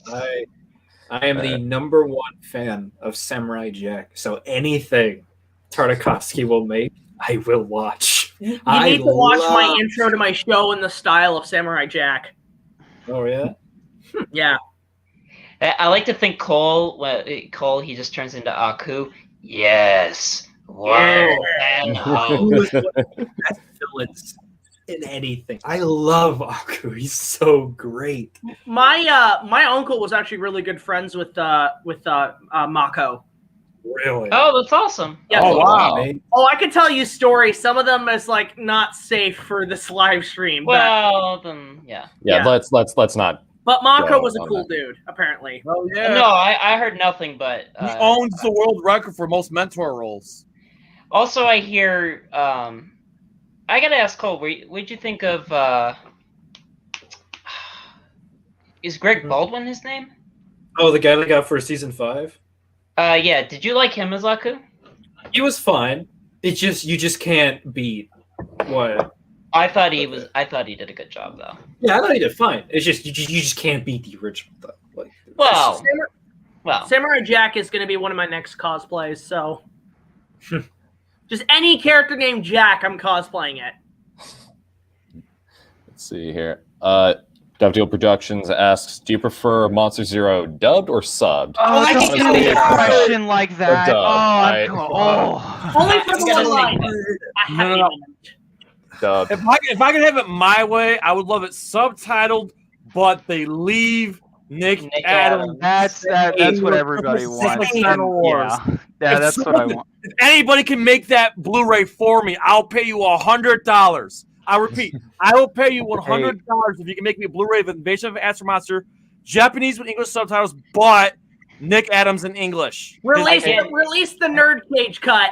No. I will pay Release someone the Nick $100 Adams. to make me that movie. It exists because the trailers they show The trailer. I don't know, The but trailer what has I'm saying is, if someone has a studio and they can, audio mix it and burn it into a Blu-ray, I will pay you $100. I am will just pay you saying $100. there's a certain website that sells unofficial Toho Blu-rays. If they could do that for us and put it on Blu-ray, I that will would ask be him. widely I don't appreciated. know what you're talking about. I will ask him.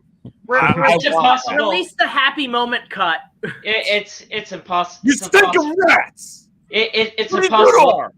doing? It's impossible to make a Nick Adams cut. No, it isn't. Make the double crossing feint cut. You Make rats, you damn dirty rats. I just no. Can you at least put in that cut after Godzilla does the victory dance? Just the guy going a happy moment. A happy moment. Double crossing It's something I do that always confused me about both cuts is that when the Godzilla victory dance happens, right? There's one cut where you just hear him roar, but then there's another cut where you hear the stomping of the sounds. Which They cut added that. No, they added that in the American cut. I like that better. It just sounds better. Yeah, I agree. I can agree to that, but I still like the subbed version better. No, the sound design was changed. The sound design was touched up a bit in the American cut. Also, Yeah. Nick Adams is ballerina dance. It's my second favorite Godzilla movie. Yes, he is. Somebody please Oh, make really? that word. Yes. I like that one. It's your That second one's good. favorite. B-54 and then It's Invasion of good. Astro Monster. That's the one below You all 54 agree for you me. need to. You all agree that you in need. my top 10. I'll say this in my top 10 list. One of my favorites, and I know people hate it. I like Space Godzilla. I hate it. Anyway, bonus commentary asks, Anyways, theoretically, you all agree that he needs bail on a dinner tab. Let's say it's really a fancy dinner. Who leaves first? Who stays? And who plans the rescue mission? I leave first because I ain't putting up with that crap. I am eating all of your scraps. I'm staying. I'll eat everything too. I will eat everything. I feel like I'm the one who could rectify the situation some way, somehow. So yeah, I would be the one that plans the rescue mission. No, you'll probably just start talking to the waitress, and you guys head to the back. I'd be with Sean. I'd be jumping out the window or something. Cole, you can escape with me. I ain't putting up with that. Yeah, I'd be jumping out the window. They're gonna have to You're- kick me out. Every man for himself. I ain't gonna lie to you. Back in college, when I used to party and stuff in college, and we would walk in drunk into Denny's in the middle of the night. Oh, I miss those days. Denny's at 2 a.m. Yeah, I all the love this places you go to Denny's. I want cheese and fries. I want pancakes. Fries. Hey, Denny's at 2 a.m. kind of hits hard though. Like, Yeah, mosh pits galore. Dude, I no joke. I actually, Davis, I actually went to Jenny's with Gorizard once at like 2 in the morning. Oh, nice. Did he pirate? Did he pirate Denny's too? No, I turned that night. I started showing him Eric Andre clips, and I turned him into an Eric Andre fan. Nice. The sword hurt me. Let's see. Scott Bange asks, any faves that aren't sci-fi or fantasy, like TV or movie wise? God damn it! You Buddy. subbed to the channel, right? I hope you subbed this man up. He's my friend. You better sub up Titan Goji. Just saying. You don't get to stay here for free. All right, you gotta sub this man up and hit the like button. Appreciate it. No, I got mine. I got mine. The Great Escape. That's Oh, a great one. Great movie. That is one of the most quotable movies ever. I can quote that all day. La best Lutu. What does that mean? I love you. Sorry, I love you. What good does that mean? Sorry, I'm just eating some salted pork. Oh, you're totally fine, man. Yeah. I mean, The Last Samurai is my all-time favorite movie, so I'm going with that. Dances with shoguns. Davis. Tell me how he died. I will tell you how he lived. Lived. That movie goes so hard, man. It's amazing. I guess if we're going off Kurosawa, I mean, Yojimbo, I think maybe for me. Yeah. Yojimbo's amazing. Like, wow, that movie blew. God already knows mine. Rocky. Great I movie. should have broke your thumb. Hey Jay. Hey Jay, when you talk about Godzilla versus Kong, that's right, it stinks. No, you guys know me. Akira Kurosawa's Seven Samurai, man. I mean, favorite movie of all time. Braveheart. I know it's not his. I know it's historically inaccurate, but I fucking love Braveheart. If it's a good, it's a great one, dude. If it's a good movie, then who cares if it's historically I accurate? want to see the sequel that they made, Robert the Bruce. Wait, there's a sequel? Oh yeah, the same guy who played Robert the Bruce. He funded his own independent sequel. Oh, okay. Came out. I think it came out 2 years ago. Dylan, what about you? Oh wait, any faves that aren't? Ooh, any faves that aren't sci-fi or fantasy, like TV or movie wise? Oh, come on, you know a bunch. Oh man, no, I know a bunch. That's the issue. Okay, so in terms of movie wise that aren't sci-fi and fantasy, American Psycho. You got that Goodfellas.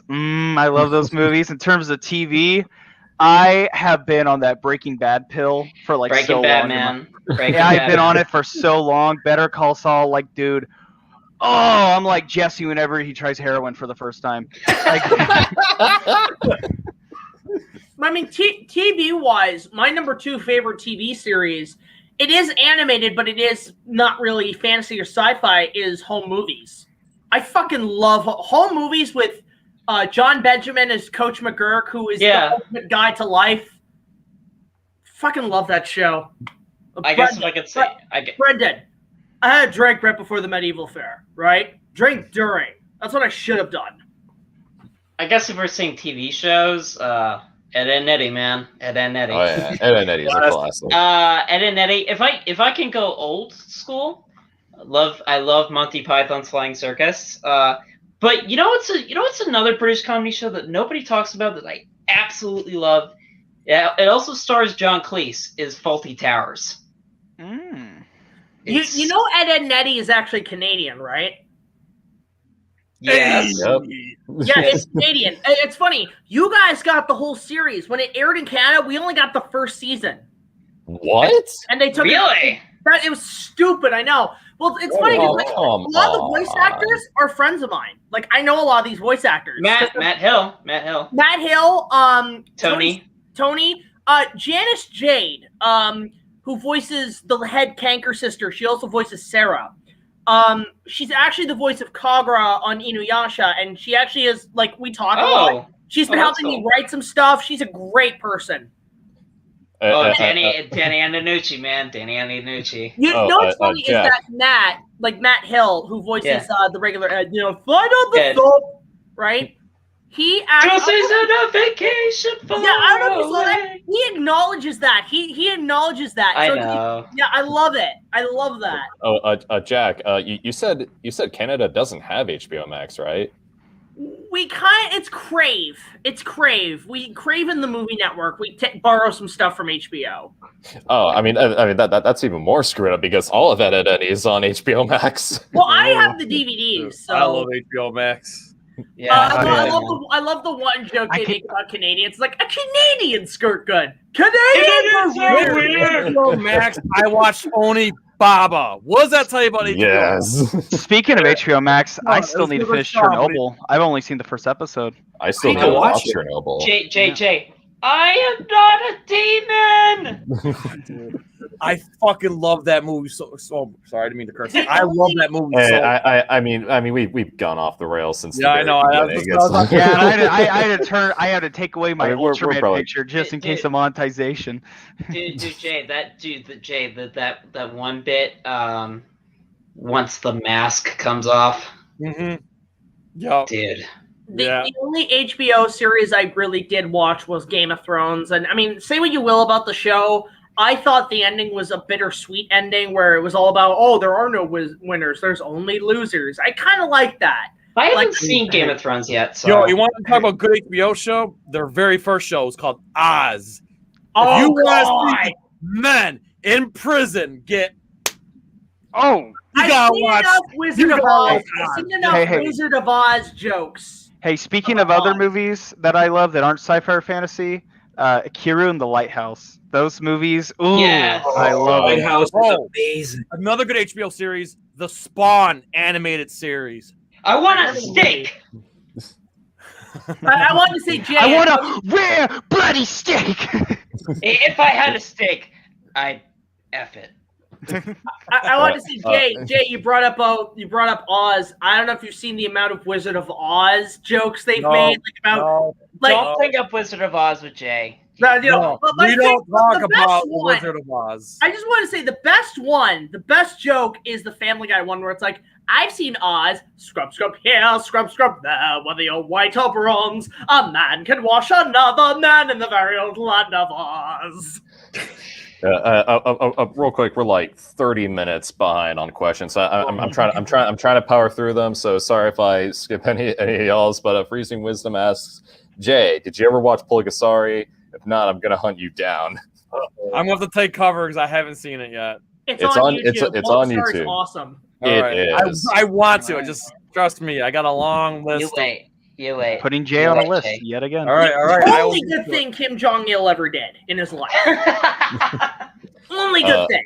Oh, Jack, you might like this one. Good to see Gummy the Movie gaining recognition. I saw that film way too much as a kid.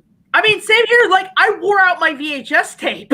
That's how much. Like, that whole fight at the end is epic as fuck. Because you have Gumby fighting his robot duplicate. And it's very much out of Terminator. Like, they're chasing the cars and shit. But then they go into, like, Camelot. And Gumby has to try to pull out Excalibur. He can't do it. So then the robot pulls it out nilly-willy. And they're fighting up the stairs. And then they go into a Star Wars land. And then Gumby pulls out a lightsaber and cuts Excalibur. And then it's like Empire Strikes Back. Oh, it's awesome. Oh, the music's great. It's a fun little claymation movie. It's fun. It's a fun time. Yeah, it's good to watch high. Any guys play the mobile game Godzilla Run? Because I haven't. No, I haven't. I don't do mobile games. All right. I do. Best worst video game adaptation. Mario movie? Brothers movie. Yeah. Which one? Mario Oh. Brothers movie. Oh, I kind of like that one. It's I not like long, it too. It's not a great. good movie though. That's tough. I haven't seen that many. I'll probably say Mario Brothers movie as well. No, you know what? I would say anything Uwe Boll made. No. No. Oh, Blood Rain, No. House of the Dead. No. fuck that shit. No. No. hey Jack, I got a story for you. Uh-oh. Okay, so my dad took me and my older brothers to see In the Name of the King in theaters one time. Oh God. Like Oof.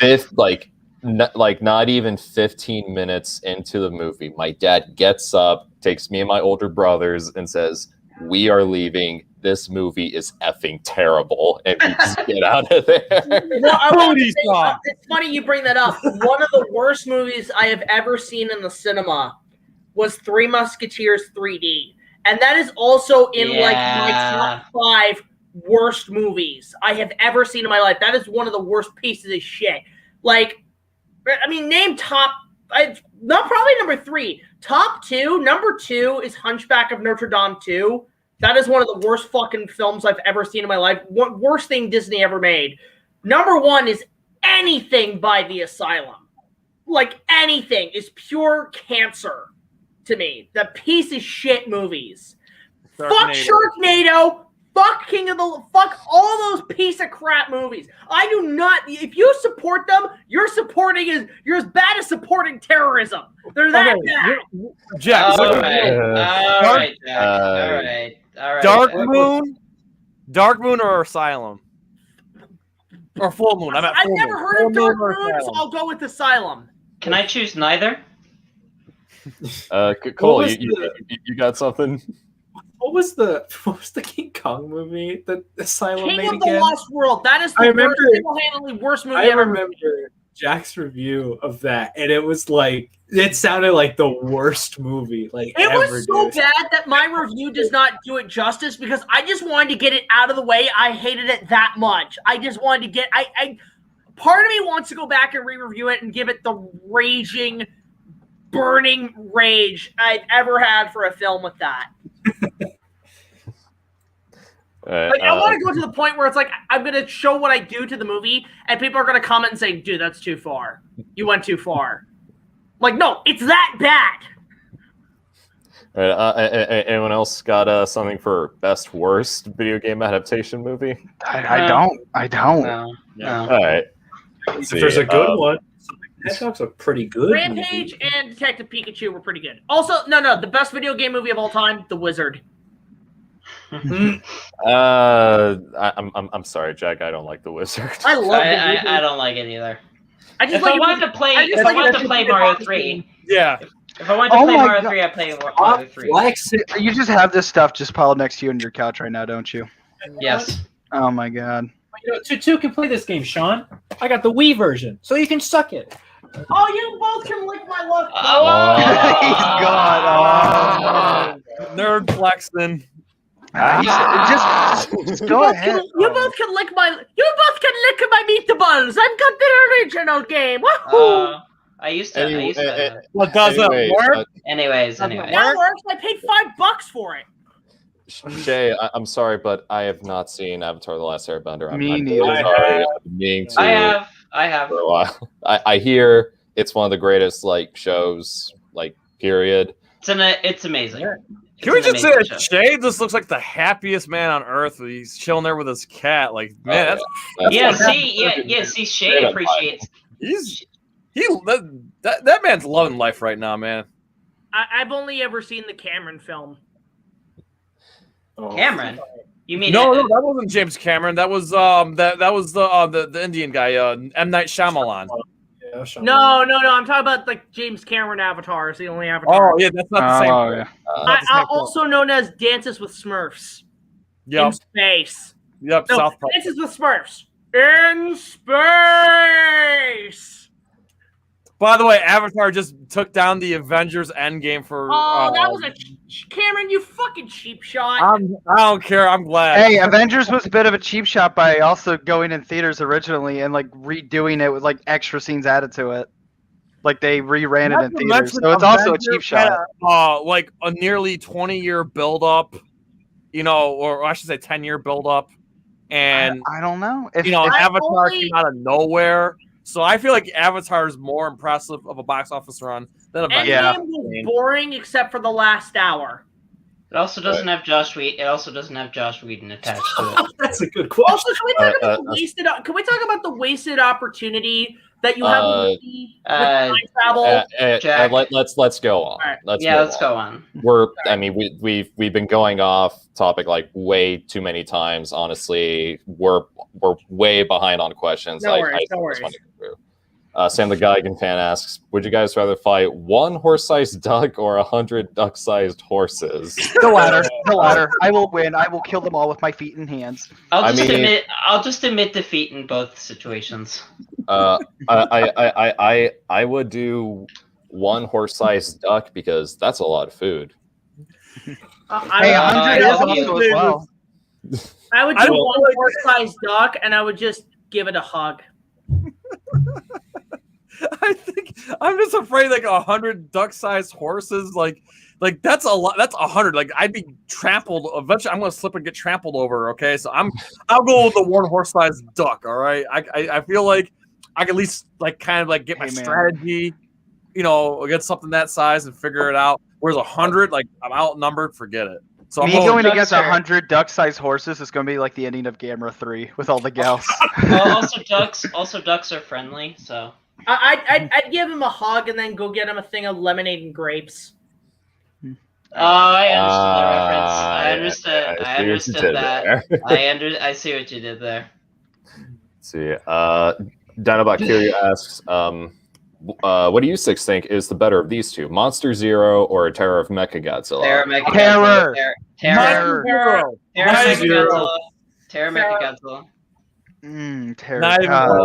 Monster Zero solidarity. Come on, I've been on that terror pill for so long. I'm not getting off of it. Davis, please. More serious. Yeah. I honestly, Terror Mechagodzilla that was the first Godzilla movie I ever watched. So I'm going with Terror. It has your favorite monster. Okay, my favorite monster in it too. Also, Terror Mechagodzilla. Listen, Namikawa was great. But Katsura is one of the greatest human characters. Yeah, she is. She's heart and soul. She's not human, though. She's not human. She's a cyborg. She is human. Her character arc is finding out that she's really human all along. Nick Adams is in the movie. He's hot. No, it's like we're Mechagodzilla and Godzilla vs. Biollante. When I see about that daughter and shit, all I think is the twist of Full Metal Alchemist. That's all they did. Dude, Nick Adams is the man. Listen. Between the stories that Takarada told at G-Fest and if you watch the Masterclass with Nick Adams' daughter, Nick Adams was my dude. Just saying. I'm not going to go into detail. That's my dude. I'm just saying, if there's a Nick Adams body pillow, I'm your man to buy it. Oh, God.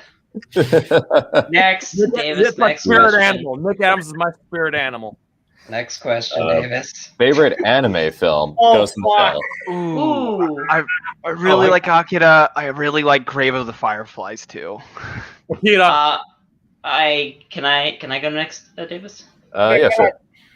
Spirited Away, followed up by Perfect Blue. Hey, nice. Fun fact about Spirited Away: I was born on the exact day, month, and year that movie came out. Then that should be. Your No. I love Spirited Away. I love it. I actually bought one of those limited edition collector sets that they sell. I got one of those. I also love Perfect Blue. I think I have 4 animated movies that I really love. But yeah, I'll move on. Let's just keep going. I think for me, I think it'd be A Silent Voice. I think that's a movie. Oh yes, that movie is one of the few movies I've ever bawled my eyes out more than once in a movie, and that movie hit me at the right time in my life. So I have a lot of personal attachment to this movie, but I love it. It's a phenomenal movie. I will say before we move on to you guys, Cole, if you like The Silent Voice, you'll like Happiness of Us Alone. I don't think I've seen that one. You wait. You wait. All right, Jack. Jay, is there any anime movies you like? Akira. Oh, you like yeah, Akira? there you go. Cool. Nice. Top 5. I don't know if this counts as an anime, but Miyazaki did have a hand in it. Is Little Nemo: Adventures in Slumberland.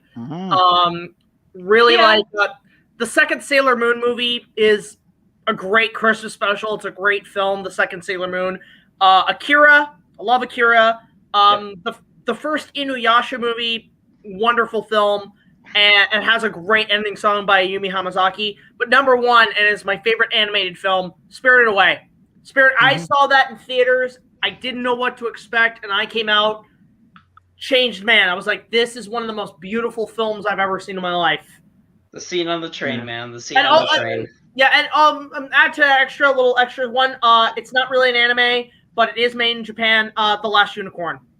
Last Unicorn is amazing. Yeah, it counts. It counts. Yeah, great cast. Christopher Lee and Jeff Bridges, man. Holy shit. Let's see. Oh, here's one for you, Jack. Hey, BigJackFilms, you need to get into Ultraman so you can complain as Ultraman Jack. Here's the thing: when it comes to, I don't even put it as part of kaiju. I put it as the tokusatsu, like the, right, it's technically Kyodai hero stuff. Yeah. Like it's in its own thing. I don't think I'll ever get into Ultraman. I mean, the one I want to see is Inframan because of Monster Madness. That just looks so dumb. Oh, I mean, Inframan is solid. It's a lot of fun. Don't think I'll ever get into Ultraman or Spectraman or even Kamen Rider. The closest you'll see me, it's because I grew up with it, is Super Sentai, only because I grew up as a Mighty Morph, the tail end of Mighty Morphin Power Rangers, and then I did watch Kyoto Sentai Zyuranger, and I frickin' love it. And maybe I'll watch Die Ranger and Gokaiger, but that's really about it when it comes to that genre. Because it's just, the problem is, when there's something like that, and there's too much of it, I can't do it. That's why you'll never see me watch Pokemon. You'll never see me watch Bleach or One Piece. There's too much. If it's over 200 episodes, I don't fucking do it. I just can't. You should at least watch, if you don't want to get into the series, you could at least watch Ultraman the Next and Kamen Rider Zeta.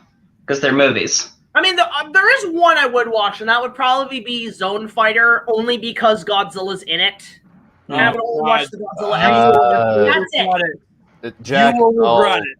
Oh no, Yeah. I know it's bad. Yeah, I hear it's not Just great. to see Godzilla in it, I don't give a shit. Like, Listen, everybody in the screen, say it with me. It is Booty sauce. Look, I would put it on par with the Timon and Pumbaa cartoon that used to be on Toon Disney and shit, like the old Timon and Pumbaa cartoon that was trying to be Ren and Stimpy. I only watched the episodes when Simba showed up, but that's it.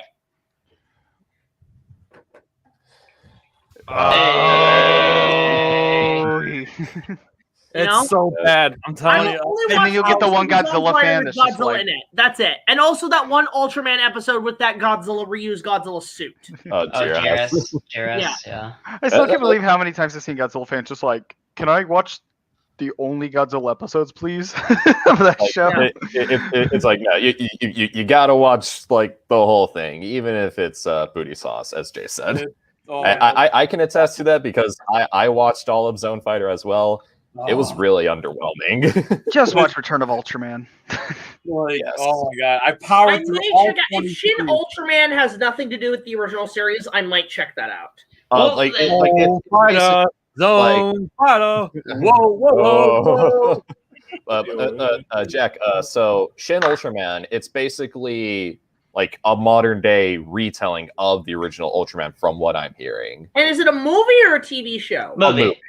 Okay, maybe I'll go watch that just as a simple Ultraman 101. Yeah, and recently it was announced that Ono is going to direct a Shin Kamen Rider movie as well. So he's doing Shin everything. The only thing I remember of Kamen Rider was the English, the Saban version, Masked Rider. Masked Rider. And also that one where they did crossover with Super Sentai, where they brought in all the Sentai and all the Kamen Rider. That's it. You should at least watch the movie Kamen Rider Zeta. It's its own thing. It's a standalone movie. I think you'd enjoy it. It's only 48 minutes.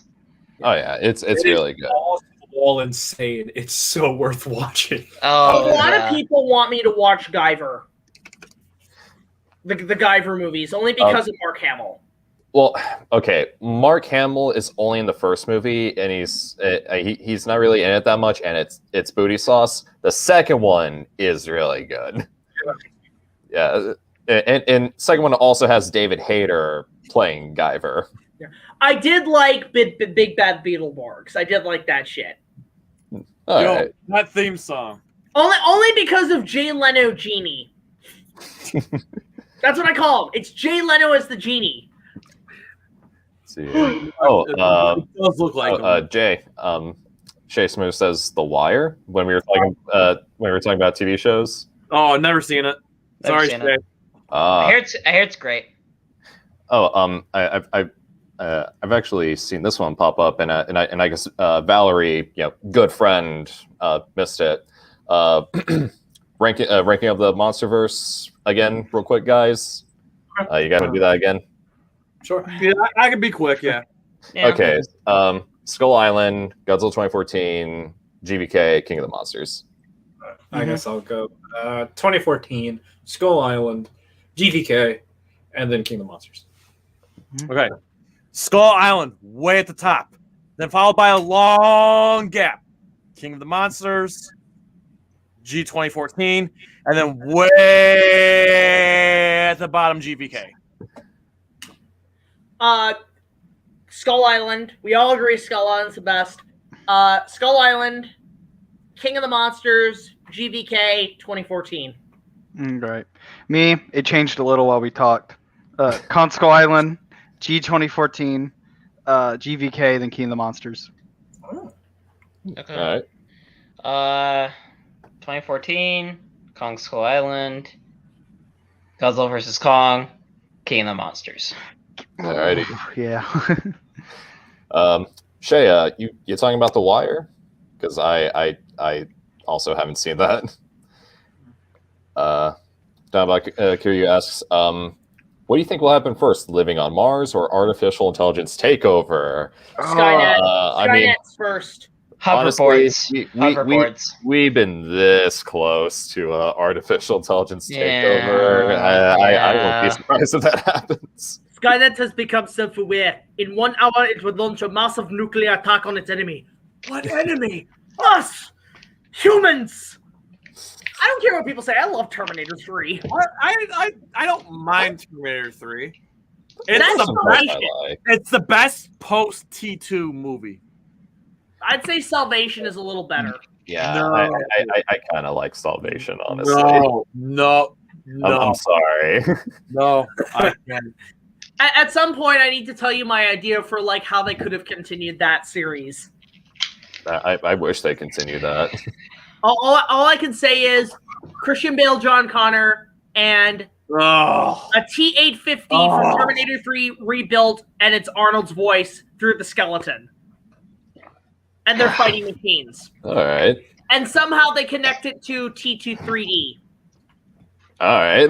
Where maybe like John and the Terminator, they're fighting the machines, and they see young John and the T-800 going to the Skynet pyramid in T2 3D, and they come across the T-100000. All right. Anyone else got any input on this question? Jay, what are you doing? Someone's comfortable. Oh, Beethoven. He picks it up. It's just a pillow. It's a body pillow. All right. You guys want to go on to the next question? Sure. Next. All right. Would you rather fight one chainsaw Gigan-sized chicken or one chicken-sized chainsaw Gigan? I mean, I'm going with the chainsaw Gigan-sized chicken because, again, the food. Like How hungry are you? Very. Davis, you like them chicken? Davis, you like them chicken? Yeah, like I love chicken. Like you just can't screw up chicken, man. I don't know, man. I've had some pretty good chicken before. He's a beefy man. You can tell that he's Actually, if you like chicken, you should go to Burger King and try the Roadhouse chicken sandwich. It's actually addictive as fuck. Oh, it's not just a Canada thing. Yeah, I don't think it's. I don't think I it's don't just know. Canadian. You have to check Burger King. I don't keep track of fast food. No, it's good. It's good shit. Wait, Davis, as a Texas man, which is better, cheese enchiladas or chicken enchiladas? Both. I'm going with chicken. Chicken. I gotta go with cheese. I gotta go with cheese, bro. I'm half Mexican, man. Chicken. You're such a Texan, Davis. Oh, here, okay. Chicken Caesar salad or bacon Caesar salad? Chicken Caesar salad. Chicken Or Caesar both. salad. chicken Both. Caesar salad. I mean, I'll take both, but if I can only pick one, I'm going with chicken. Do you put the factory made stuff or do you make your own dressing?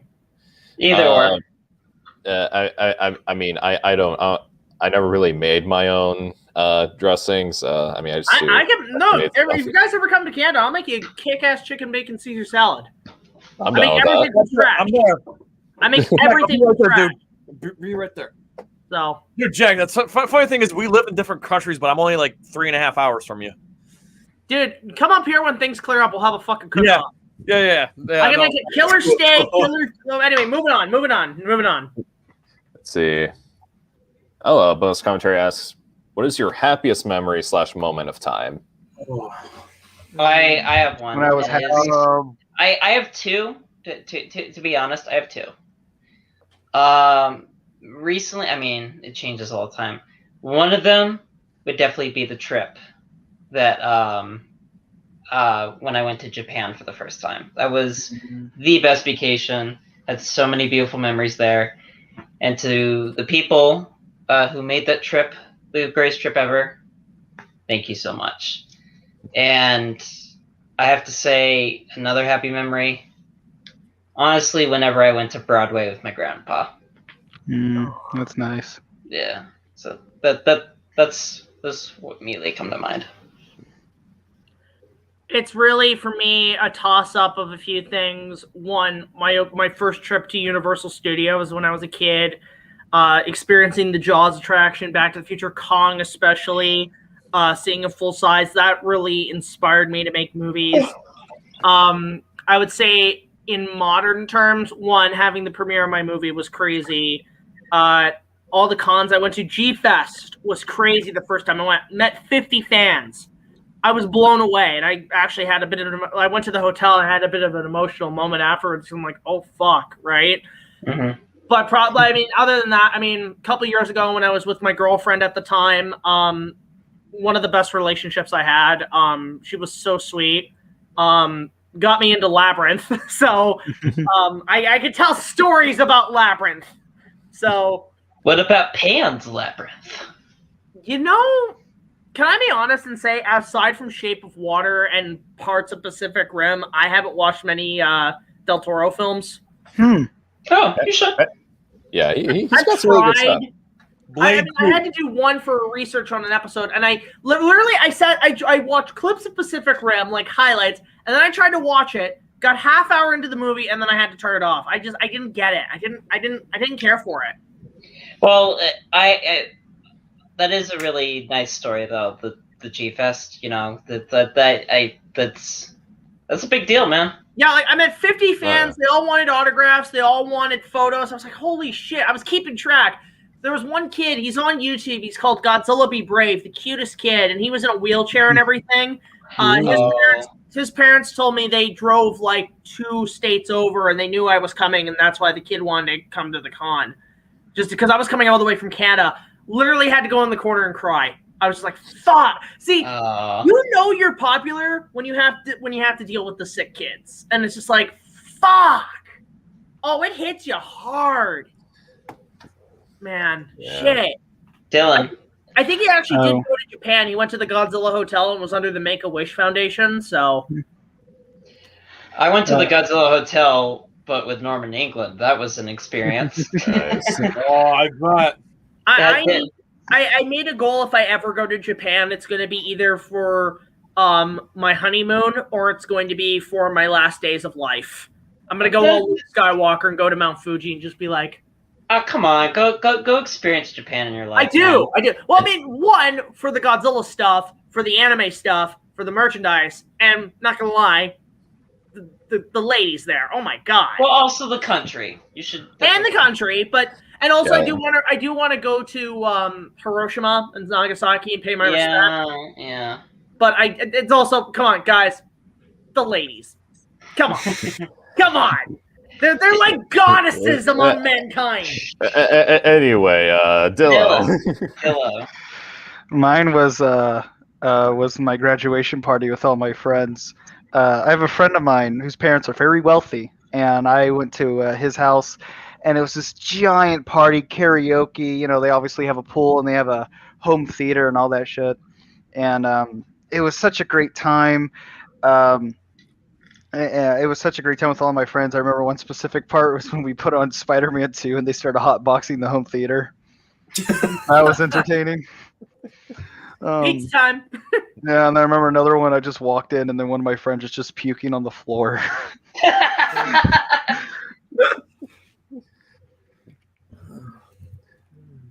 Jay. Yeah. I'll make it's easy. Anytime the New York Giants won the Super Bowl, I don't expect you guys to understand, but when your team wins the Super Bowl, I'm just saying. That's how it was for the Kansas City Chiefs for me back in 2020. There you go. I don't even watch football. That's just like the team I grew up with. There you go. Well, no, like I say, so you know the feeling. Yeah. And then, honest to God, I've been to so many great concerts in my entire life. That's like the thing that makes me happiest. And it just sucks that we're in a pandemic and concerts are non-existent.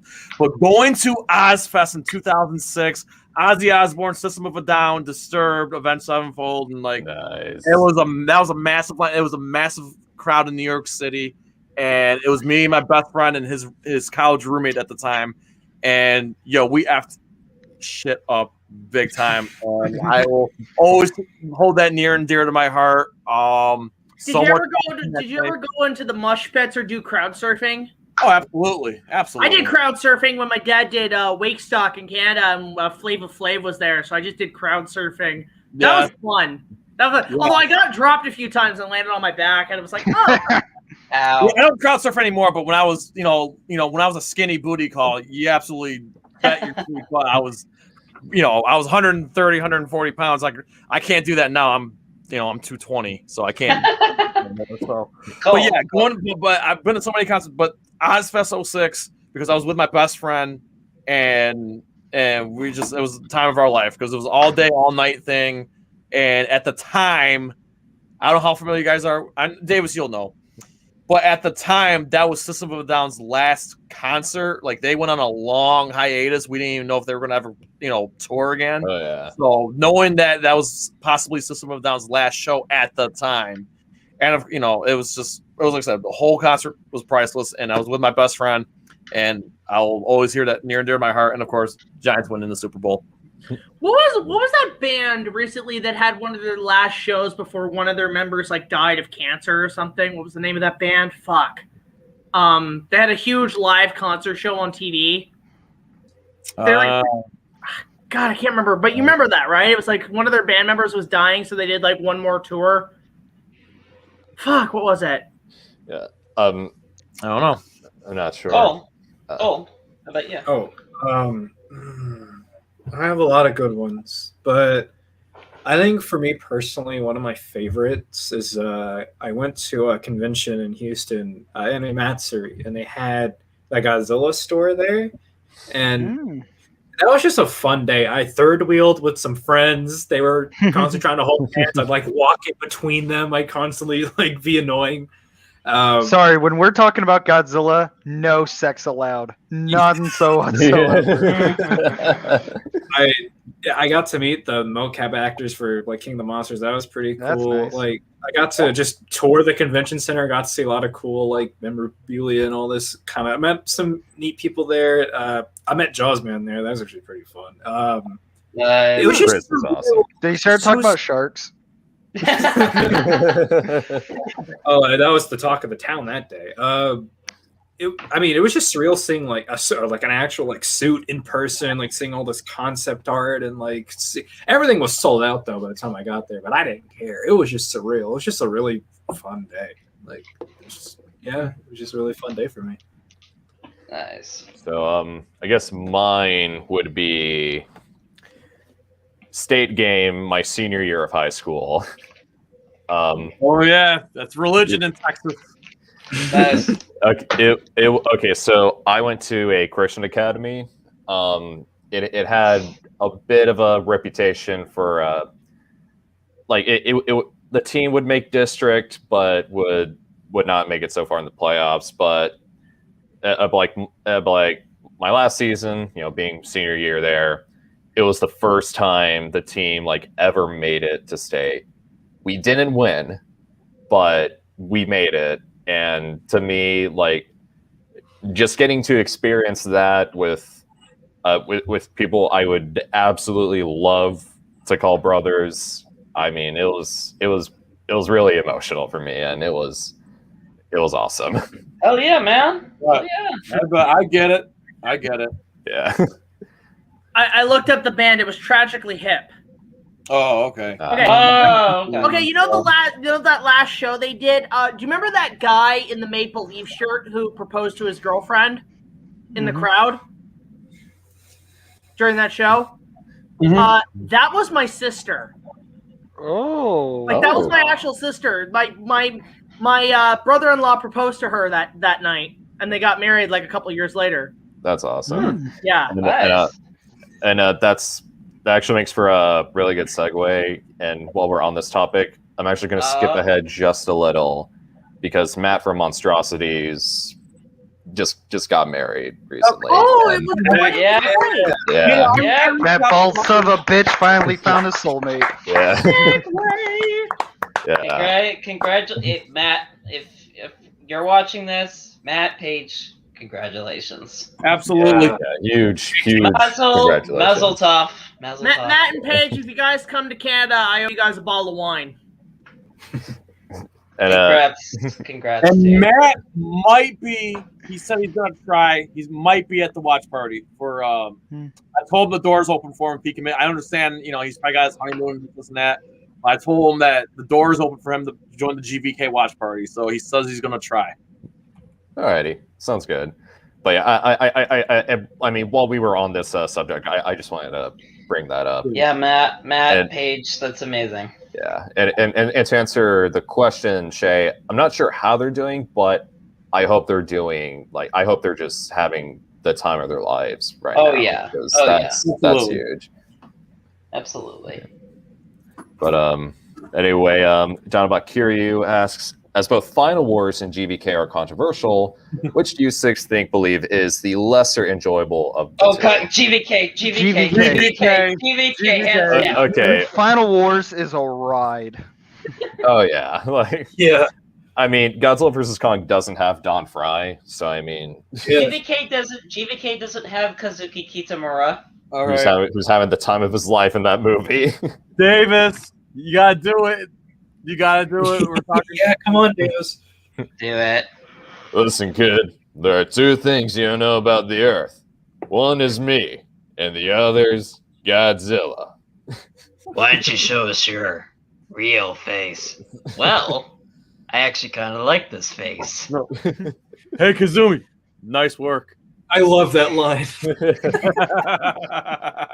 It's not what you think, sir. And then like the rock music plays like. Oh man, like I showed my former roommate Ethan Godzilla Final Wars like on its anniversary day. Like he was also sick, so he was just confined to his bed, and just for the heck of it, I decided to pop into the Blu-ray player. Had a good time with it. And Ethan looks at me. It was like, Davis, what was that? Listen, I have a soft spot for that movie because I was looking. I already said this story many times. I saw it in theaters. Like it was. Yeah. I want to watch it in theaters. I was lucky. It was right after it came out in Japan, but before it came on DVD in America, and it was in Rochester, New York. And not to mention, I was just graduated high school, so like it was perfect. Everything about it was perfect, and not to mention, it was the best theater experience because I'm in there with a whole bunch of Godzilla junkies, and we're all having a damn ball. Like, you know, as soon as the Toho logo came up, everyone's cheering and clapping, and it was one of the best, probably the best movie theater experience I ever had in my life, besides the first Expendables movie and at the time the first Avengers movie. Best movie theater experience I ever had. Interestingly enough, the suit actor of Godzilla, Satomu Kitagawa, he holds his experience in Final Wars as the most positive time he had playing Godzilla, particularly because of how comfortable the suit was in that movie. Yeah, because he's not like hunched over, he's standing straight up. Yeah, Well, that suit looked comfy to wear, bro. I could sleep in it. Kitagawa, yeah, because Kitagawa, funny enough, true story, he said when he first acted in Godzilla 2000, he thought he was going to die. I believe it. That suit looked just heavy. Yeah, and he's hunched over like that. Yeah, I can't imagine. I will say Final Wars is one of the most rewatchable movies like ever for me. I don't know what it is. That movie is fun. I can turn my brain off and have a good time with that movie. See, that one I can turn my brain off, and the logic doesn't go out the window as much as that other movie that's in the. Anyways, if you like Final Wars, watch Versus. There you go. Yeah. If you like Kazuki Kitamura, watch Man from Reno. Final Wars was just, for me, it looked as good as a Power Rangers movie, like a Super Sentai episode. I think it looks a lot better than a Power Rangers Like the daytime movie. stuff, especially. Let's see. Worst live action anime adaptation you've seen? Devilman. Devilman. You know what? I gotta say it. I've not seen Devilman yet. Okay, you haven't seen Devilman? I'm gonna cop it on Blu-ray. I'm gonna give it a 10 out of 10 on Letterboxd. I will say mine, but it's also one of my favorites. So bad it's good movies, and it's also because I reviewed it. Dragon Ball Evolution. I reviewed that for my 100th episode. It was as long as a Mr. Plankett review, but maybe it's because I'm so proud of that episode, which all of you should watch. I hold that movie as like, that's my guilty pleasure. That's my room. I can go back and watch it and laugh my ass off. Dragon Ball Evolution is the worst thing I've seen since my son. No, actually, the review, it's more like a basic riff review, but it involves like this whole storyline, and I basically try my hand at sort of Roger Rabbit style effects, but with anime, like combining anime characters with live action. It's actually pretty solid. Just to piss Davis off, the Attack on Titan live action. Okay, man. Wow. You've been put on a list multiple multiple times. It's time to write your name in dark black ink. No, legit. I actually do Say like it to his movies. face in person. Say it to his face in person. No, I actually, Davis knows. Actually, You see, Cole, I bought my mom a Death Note for her birthday. I'm willing to go back home and write your name on it. no joke though. I actually do like the Attack on Titan live action. I'm just trying to mess with Davis. I know. I like him too. I like him too.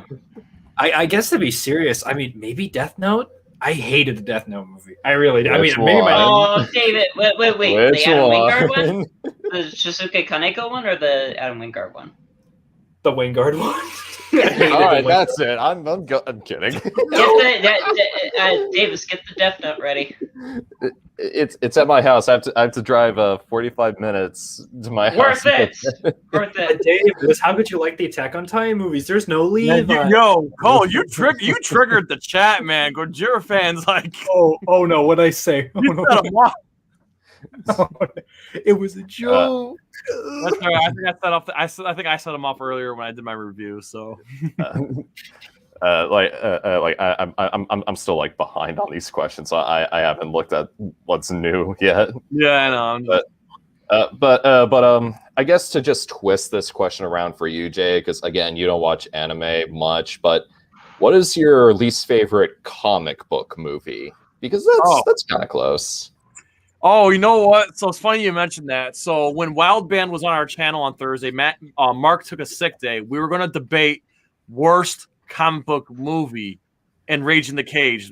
We postponed it, obviously, but we still did the show.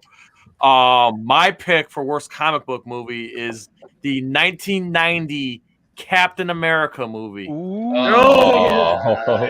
the rubber ears. Yes. Yeah. I have no doubt in my mind I was going to win that debate, and I'm going to win that debate. Jay, Mr. President, thanks. That suit looked like it needed so much baby powder to wear. The worst part of that movie is he has what's his face? The Red Skull. He's got a hold of his wrist, and instead of cutting off Captain America's hand off. He cuts his own wrist off. Like it's What? Like, well, why would you do that? it's the whole movie's so bad. Oh yeah, I think I'm gonna be sick. Pull over. Oh, I love that. Steals the car. Dude, I gotta get this movie in 4K. I gotta watch this. Oh my god! Like I love the fact that like people talk about Marvel, doesn't do no wrong. Really now? Marvel's done wrong. I keep seeing the Blu-ray for that movie at my local Finish Talks. I might have to pick it up and give it a 10 out of 10. You're just trying to trigger everyone, aren't you, Dilla? You know what? Every movie I own, I love. So even Godzilla versus Destroyer. Yeah, you know what? That's not my least favorite. That's not my least favorite. Dylan's a simple man. I'm a simple man. I'll say this, man. You're gonna hate me, but Godzilla versus Destroyer is my favorite Godzilla movie. That's I'm fine. putting you on a list, with though. that. That's fine. That's fine, man. Yeah, that's fine. That's fine. There's nothing wrong with that. I'm happy you like it. Godzilla vs. 92 though is the worst. The track Requiem is one of the saddest tracks I've ever heard in my life. That Akira Ifukube wrote. Wait, It's a really good one. No, Wait, Dylan, what'd you it's like say? a mix of Godzilla, but also it has a bit of it reminds me of the music from Castaway when frickin' Tom Hanks is like, when I hear like, I'm sorry, Wilson. I'm sorry. Jack, there is a question for you, but I just want to address this real quick. That's Shay was talking about Avatar: The Last Airbender. I promise to check it out eventually, but anyway, Rainey says, "Hey, Big Jack, how happy are you for King Kong being in Space Jam 2?" Okay, so I saw the trailer. Oh, that was trippy. And here's the thing, it as much as the first one was, this is just a cash grab. And I know it's not gonna have the same impact that the first one did, because the first one was part of my childhood. I reviewed the first one. This one just looks like it's a mix of Space Jam, it's Ready Player One, it's all this shit. It's pretty much Ready Player One sports edition produced by John Madden. It might as well be that, basically. John Madden's Ready Player One. I don't know. It's going to be one of those Easter egg movies where it's like, oh, I know that. But the problem with all these movies that have these multi-crossover things, and especially Kong looks the same as he did in Ready Player One. It's practically the same model, CG model. It's the same thing with Iron Giant. And the thing is that unless you make these characters actually do something, they're kind of just there. Like, I would love to see one of those multi-crossover films with all these characters, but the characters actually have a story. They actually interact and talk to each other and aren't just there for reference walking by, like actually make them part of the plot. Yeah, like I saw the characters from A Clockwork Orange in the background. I was like, oh, wait, no. what are they doing here? Yo, hashtag release the Pepe Le Pew cut. Oh God! Why is Dragon and the White Walkers from Game of Thrones in this? Like, they're just gonna be there for eye candy. Unless you make them part of the story, like a bad fan fiction, then don't put them in there. In fact, okay, one of my favorite sort of multi-crossover movies, again, it's a guilty pleasure, I know it's a bad film, is Epic Movie. Epic Movie, Date Movie, and Disaster Movie. Because they are literally, if you gave $20 million, even $10 million to a kid's 4-year-old fan fiction. And at least in those movies, when characters make an appearance, like actual characters from other properties, at least they sort of add to the story. So with Epic Movie, Harry Potter kids show up. Jack Sparrow shows up. They do things. They aren't just in the background like, hi, I'm this character, bye. So with Space Jam 2, Kong's just going to be a background character. I doubt he's going to be in there. I doubt you're going to get the Space Jam where all these characters are punching and fighting. You're not going to see King Kong and what's that other what was that commercial with Godzilla and that other Charles Barkley? Charles Barkley, yeah. Yeah. Look, if they do that, it's fan service. But if they do it, okay, fine. But you're not going to see King Kong and Godzilla slam dunk a score, any of that bullshit. If they do, that'll be awesome. But I doubt it. They're just there for eye candy. I hate LeBron James, so There, yeah, I said it. I said it. He ruined the NBA. He ruined it. I asked for that one super team crap. thing. I asked for one thing in this next Space Jam movie. I need to see Michael Jordan, what's his name? Wayne Knight and Bill Murray in the movie.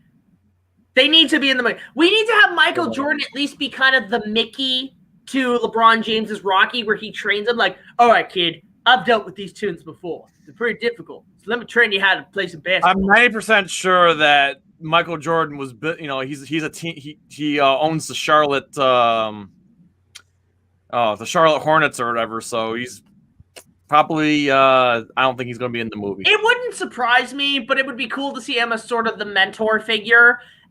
But you gotta get Wayne Knight in there. You gotta get Bill Murray. I'm sure they'll make some kind of reference to him, but I don't think he's in the movie. No. They should have. You know what they should do? They should have Dan Aykroyd show up, and then like the guy's like, "Whoa! I didn't know Bill Murray was in this picture." Because in the first one, it was the opposite. Yeah, I'll probably watch it because it's going to be on HBO Max, but I don't like LeBron. From what I heard, a lot of big actors came back to play these certain characters. Like apparently, Skarsgård came back to be Pennywise. Joaquin Phoenix came back to be Joker, and Jim Carrey is the Mask in this movie. Huh. All right. Like they got them back. The only thing they couldn't get back, if you saw the trailer, they couldn't get Arnold Schwarzenegger to be Mr. Freeze. Because he's in the background. You see Arnold Schwarzenegger's Mr. Freeze from Batman and Robin. But he's wearing like the ice robe. It's like it's I didn't see. I saw the trailer and I was like tripping, and I'm just like, wow.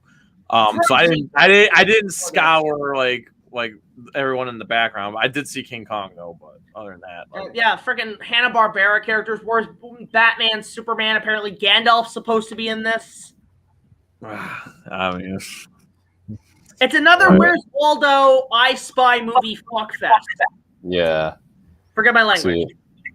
Damazi says, do you think if GVK starts a kaiju boom in Hollywood, we will simultaneously see more mecha movie adaptations like Valhalla bothering to make that Guy King movie they've been meaning to make?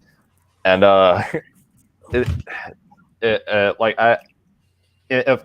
funny you ask that because apparently there is that live action Mobile Suit Gundam that's supposedly in the works. Like I'm actually kind of looking forward to that, and I feel like once that comes out and that becomes like a hit, or if it becomes a hit, then we'll see more like live action mecha films like James Cameron's Mazinger Z, which he's been sitting on for like 21 years at this point and has done nothing with it. I would rather see him do a Gundam movie.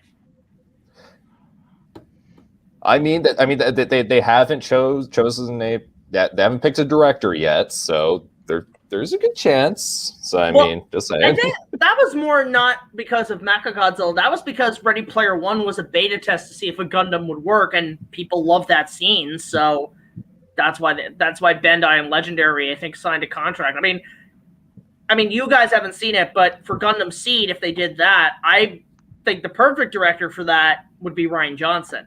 Say what you will about Last Jedi, but I saw Last Jedi and I saw a lot of Gundam Seed in that movie. Rian Johnson be busy with Knives Out. They just he got a Netflix deal, Knives Out 2 and 3 on Netflix. Ooh. Good. That means he's not going to make a shitty Star Wars trilogy. I love Knives Out, so I'm actually looking forward to Knives Out 2 and 3. Yeah. Let's see. Sam the Geigen fan asks, you have the ability to trade any Godzilla movie with its scrapped counterpart. Which scrapped movie would you choose and why? And I'll go ahead and say I want to see Godzilla versus Godzilla replace Destroya. Me personally. I want GMK to be switched out with its original monster cast. You just took mine. Yes. Took mine. Honestly, I'm with that. The simple one for me, it's a tie between switching out Godzilla versus King Ghidorah for the Heisei King Kong versus Godzilla, or Godzilla 98 for the Stan Winston Godzilla. Okay, I got one. Since he took mine, swap out King Kong in Godzilla versus the Sea Monster. Oh, yes. There. Yeah. There, because GMK would be my first choice. My second choice, King Kong versus Abra and Mothra. Yeah. Nice. Sean, Cole? I'm thinking.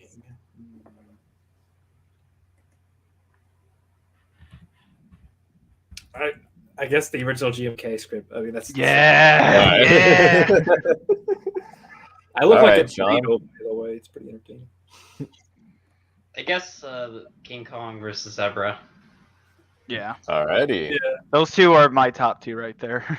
Let's see. Good question. Gundam or Ultraman? I've only been Ooh. exposed to Ultraman, so Ultraman. Can I just like them I gotta both? go with Ultraman. Can I like them both and just move on? Gundam. Yeah, I'm a Gundam guy. I like them both for different reasons, so I'll leave it at that. That's fair. yeah, I'll Just Dang. stick with that. Yeah, Like them both for I'll- different reasons. yeah, I'll stick with that. And bit of a similar question: which unmade Godzilla movie idea do you wish got made? I know. Yeah. Well, I mean, again, Winston Godzilla. I do want to see the Kong Godzilla Heisei movie. I mean, I did fan trailers of those, and then I even want to see their potential plans for Godzilla versus Mechanic-Kong. But I would make it even better: Mechanic-Kong versus Mechagodzilla. Let's do that. All right. 60s Batman Godzilla crossover. Nice. I would love to see a third film in the Kiryu saga. Yes. Yes. Make it the Kiru trilogy. Yeah. Oh yeah. That'd take place like 20 years later. I guess I mean, because I already said Godzilla versus Godzilla, and the original GMK concept has already been said. The Godzilla versus Hedorah sequel, I want to see that. Yes. Oh. In Africa, is that the one where they're gonna fight in Africa? I think so. I'll have to look at it again. I do remember it being pretty sweet. What about Godzilla 3D to the max? I mean that kind of got made into 2014, like after stuff got just. I think the one I would pick is the King Kong versus Godzilla Continuum. Ooh, the sequel, yeah. Yeah. Or they do Destroy All Monsters, where they had planned Kong, but he never showed up. I think they replaced him with Gorosaurus or somebody else. The Gargantuas were supposed to be in it. So was Ebra. Maguma from Maguma, yeah. But at the last minute, they swapped him out with Baragon. But Maguma was supposed to be in Destroy All Monsters. I mean, I'll actually switch it up a little bit and kind of reverse question. What's the one unmade Kong movie you wish got made? I already said both of mine. King Kong in space. Honestly, that April Fool's joke of a Son of Kong sequel to King Kong 2005 did kind of sound lit. I still would go on the 96 Kong. That was going to be basically Kong with a mix of the tone of Indiana Jones, where it was more like classic Hollywood adventure. We're going to have like Robert De Niro, Bruce Campbell, and Kate Winslet in the main leads, and would have gone with that. Would have been way better. Cole, did you pick one? For Kong, I have no idea because I never really knew what the unmade movies were. Yeah, I was gonna say same. Well, same. You can go. I was gonna say plug-in time. Go watch the start of my third season. I talk all about that shit. Yeah, catch up. But I guess for Godzilla, it's another April Fool's video. But they made like that Jet Jaguar trailer. God, I would have paid millions to see that. I would have paid billions. That Gamera trailer that came out around the same time, 2014. Oh yeah. Yeah, I think it would have been pretty cool if that was like made into like a full-length feature film.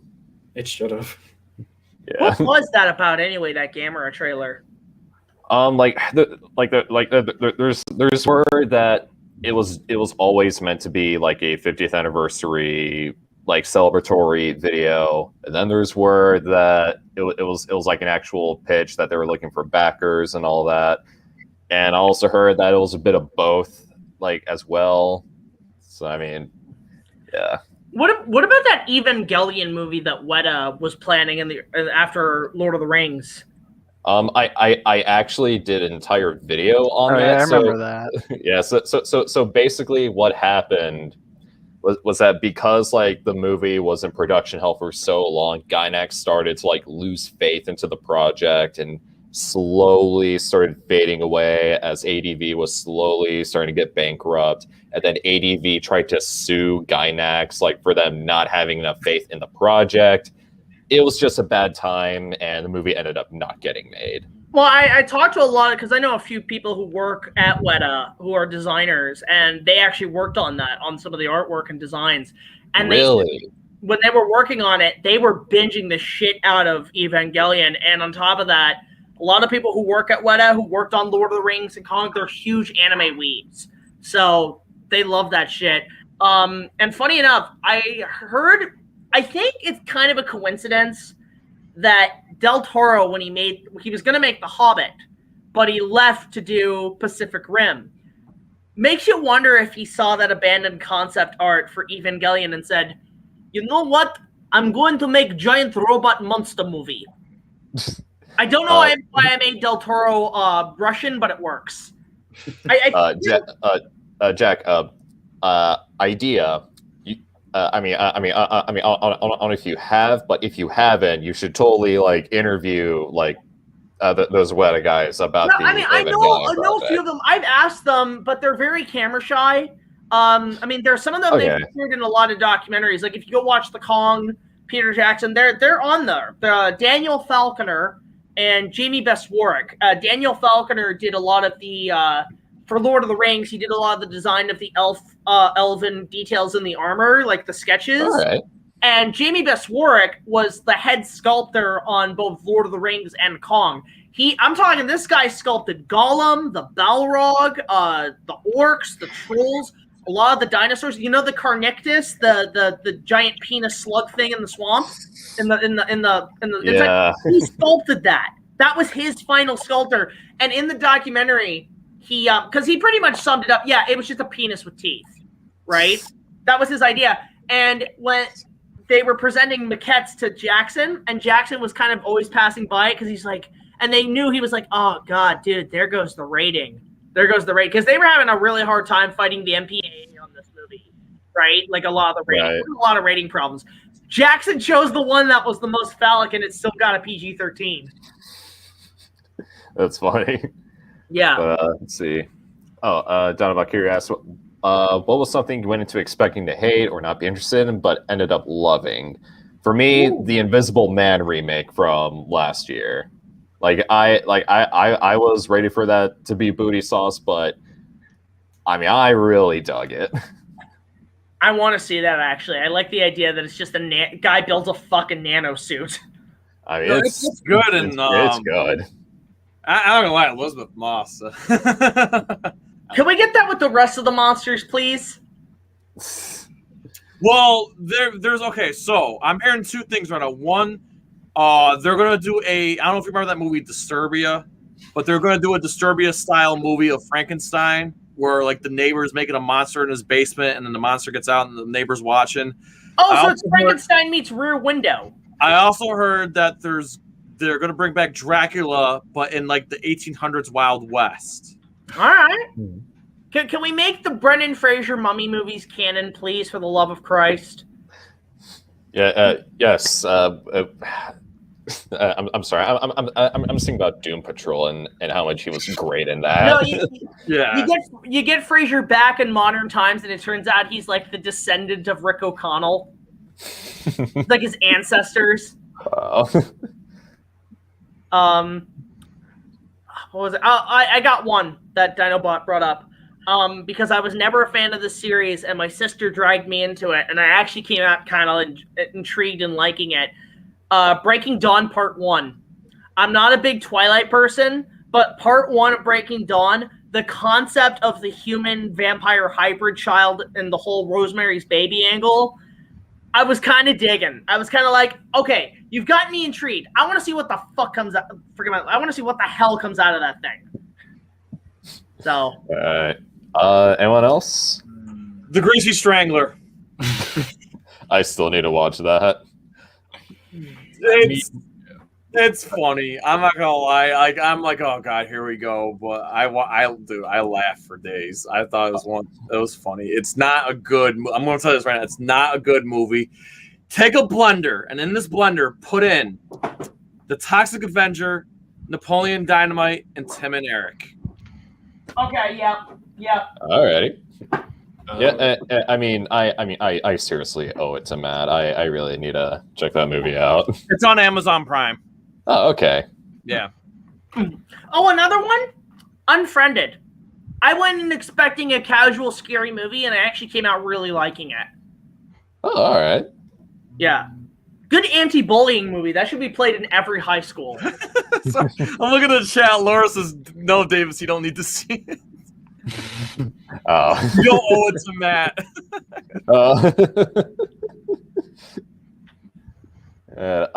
Cole, Sean, Dillo? I guess for me, it's not that I was gonna hate it or anything, but I just never knew. I never watched it. Was like Kamen Rider Zeto, I think, just because like I was like, oh, Kamen Rider, maybe I'll watch it eventually. And then I watched Zeto, and then my balls were blown off. It was the most insane movie I've ever watched. It was great. Yes, movies that blew your balls off. Ooh, that's a good question. Ooh, oh shit, I can't. I literally can't. I can't. I'm sorry, but no, I can't. I can't give you an answer. All right. Oh god. Bonus commentary. Greasy Strangler watch party when? Let Matt from Atrocities host that. If anyone's gonna host it, it's got to be Matt. Yeah, definitely. All right. What about you, Sean? I can't really think of one at the moment, to be honest, because I don't usually go into a movie wanting to hate it. I gotcha. Yeah, but you ever had like a family member or a girlfriend drag you to a movie that you didn't want to see, and you're like, oh, okay, and then you walk out there, oh, okay, that was pretty good. I'm just trying to start your memory a little bit. Yeah, nothing's coming to mind at the moment, unfortunately. That sucks, so you can skip me. All right. Scott Banch, thank you very much. Wait, I do got one. Godzilla the Planet Eater. Oh, okay. I really like Planet Eater a lot. All right, move on. All right, oh, you know what? Well, I wasn't going in to hate it. I didn't go in expecting to hate it. I guess I didn't know what to expect. I think the first Zara movie, I didn't know what to expect, and I came out loving the hell out of it. And I still hold it as like one of the best tokusatsu films out there. Very underrated. All right. Yeah. But to answer this question, Son of Godzilla is underrated. Oh, yep, agreed. Ebra is underrated. Surprisingly enough, every time there's a new Godzilla film that comes out, all of these clickbait fucking movie articles come out. They rank every Godzilla movie, and always at the end of their list, Son of Godzilla's at least always in the 30s. It is so irritating. Son of Godzilla's too pure and good of a movie to be that low. It's got a story. Yeah, it's got soul. Story. I like it. Let's see. I mean, yeah, like it has its fans, but I still think Hedorah is underrated. Oh yeah, Hedorah. Oh my god. For me, top 5 movie. It's probably Ebra. I even think Terror Mechagodzilla is a little underrated. Yeah, like no one really underrated. talks about. Yeah, no one really talks about Terror Mechagodzilla as much as like its predecessor.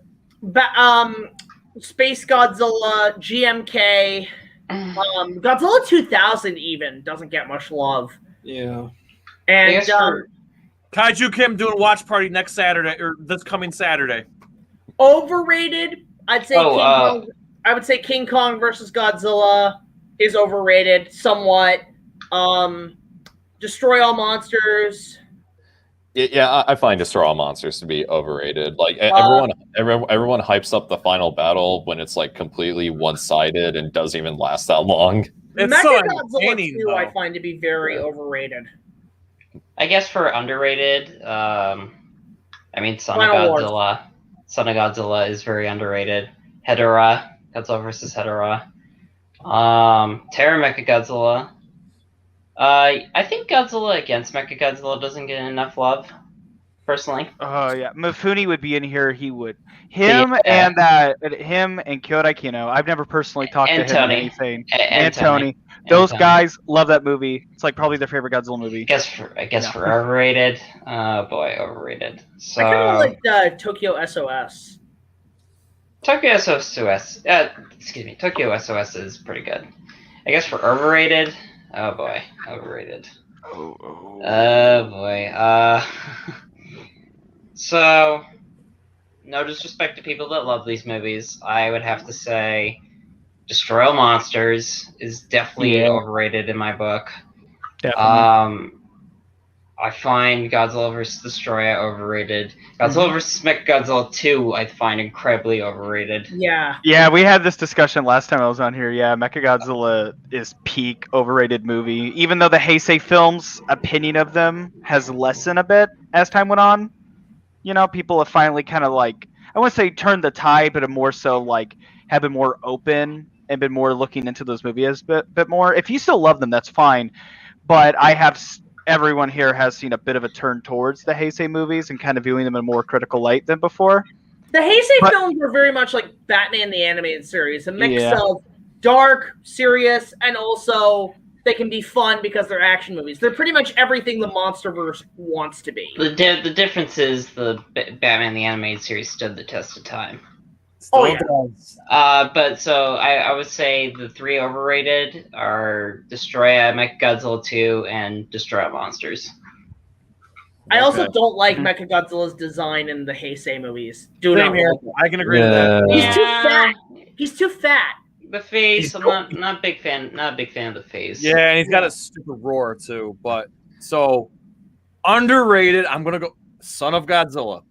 And here's the thing. I think people in general, and maybe some of the fandom, I still think people, they crap on Son of Godzilla because I think people get it mixed up with Godzilla's Revenge. That's just my opinion. Yeah, I like Son of Godzilla. It's good. It's got a legitimate story, and people crap on him because of Minya. I get it. Minya is a booty sauce design. I get that. But the movie has got a legitimate story with the scientists trying to experiment with the weather and stuff. It works. I like it. I enjoy it.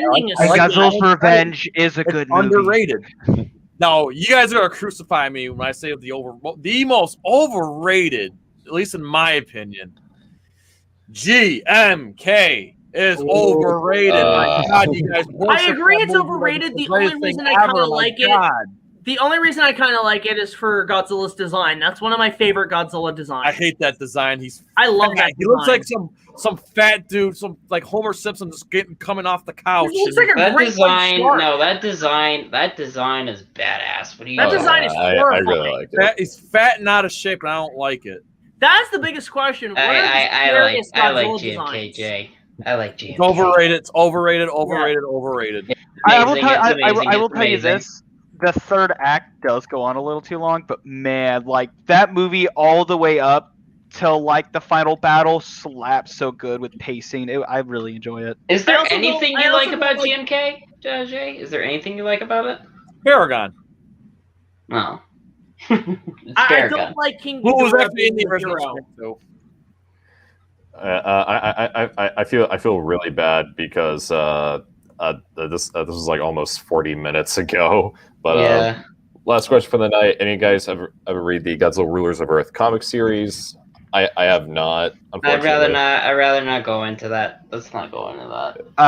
I own like the Volume 2 of it. I don't own Volume 1, but I do plan on whenever I get Volume 1, I will read it and such. I actually have a few of the IDW comics as well. Like I have their Godzilla ongoing series, and their first one that for what I heard, is Booty Sauce, Kingdom of Monsters. I'll eventually get them reads. I'm trying to catch up with some of the books I have. I just read the entire Devilman manga, so I'll get to those eventually. But yeah, I don't really have an opinion on them. Besides, some of the art's nice. I like some of the monster combos they put in there. Other than that, I don't have an opinion. There's one small kaiju manga that's out there, but I've been having a really hard time finding it, like scan or whatnot. Back when Kong 76 came out in Japan, there was a manga adaptation that came out. And I know that it's like that, Jaws and Jurassic Park, they all got manga adaptations. I am hunting these down. I cannot find them. I never really got to the underrated or overrated question.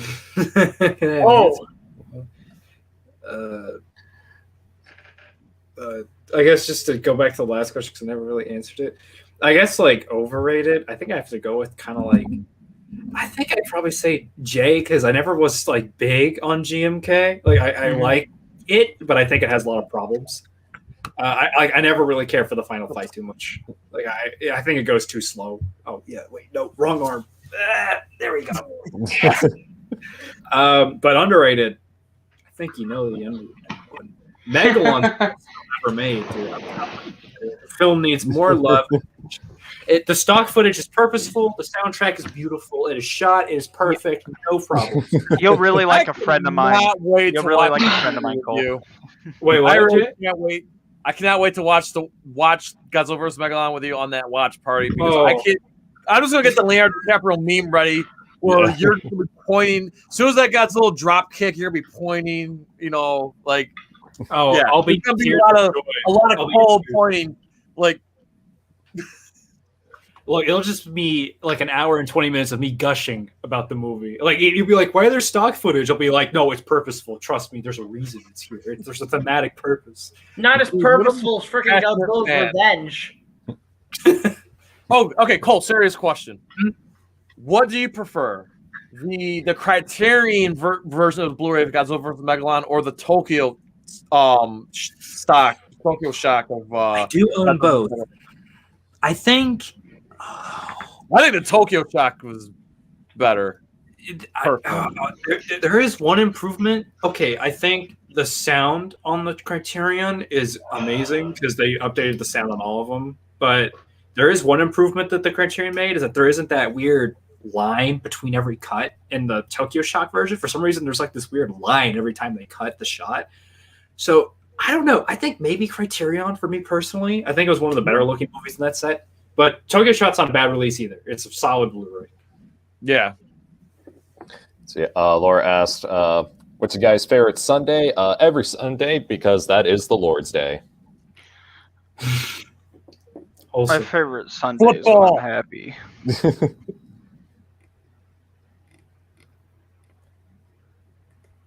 Y'all still thinking? I like Easter. Yep. Sunday's a good chill day. I don't work Sundays, so yeah, all Sundays are good. It's also Sunday's like my designated video game day because I don't work. I don't, so it's like the day video games bust them out. It's also Easter today, guys. That it is. Happy Easter. I'm gonna go get my chocolate egg. Nice. Jack's celebrating already. Oh yeah. Let's see. Martin Caspery Smith asks, what are your thoughts on Nausicaa, the Valley of the Wind, and do you consider it a kaiju film? It's amazing. It's an amazing movie, and yeah, I would classify it as a kaiju film. I don't know if I call it a kaiju film, but it is a great movie. Although Castle but that's just me. I like Castle in the Sky a little better. The only thing I wish they did in the American release is they missed a genius marketing ploy in the trailers where they should have played the song Castle in the Sky. Castle in the Sky is my favorite movie. They're playing Castles in the Sky. Da, da, da, da, da. They should have played that. Would have sold the movie more. Where'd Jay go? I'm not sure where he went. I'm hungry. I was gonna say because these are my mom's chocolate Easter eggs. They're amazing. They got like gooey cookie dough shit in the middle. Oh, nice. Oh, they're delicious. They're like, what? You guys are eating food, and now it's like I'm giving in now. Yeah, let me just crack this egg open. But look at that. Oh, look at that. Nice. Oh, Davis, I just realized this stream has been going on for almost 5 hours. Wow. I know. We're longer than the Snyder cut. Yep. Dylan, have you seen Asuka: The Valley of the Wind? No, I'm sorry, Okay, I'm an uncultured swine. Moving on. Yes, you are. What's a hobby you wish you had time for, not a hobby you already have? Video games, because I fell out of video games my senior year of high school. It's like since then I never had the chance to like make time for them like again. Just Davis, I've seen the Doom poster in your room. You have to play Doom Eternal. I know I do. I know I do.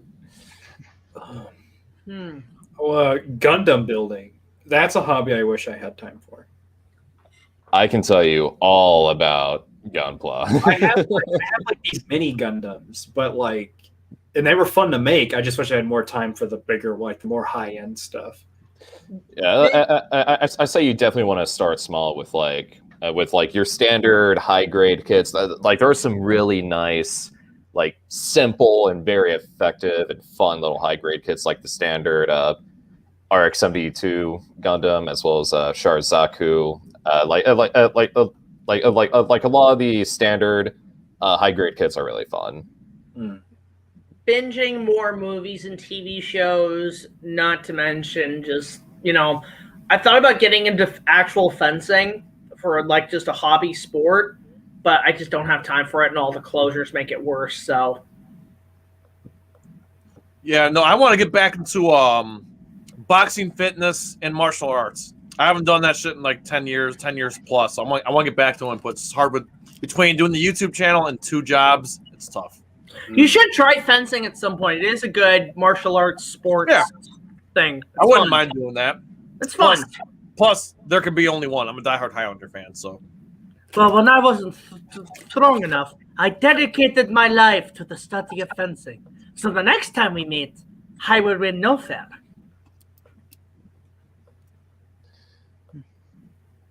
Oh, for me, I want to get into reading, dude. I really do. Like I'm really into Halo. I love Halo so much. I'm really into the lore. I bought so many of the Halo books, so many of them, and I've not even really fully read a single one.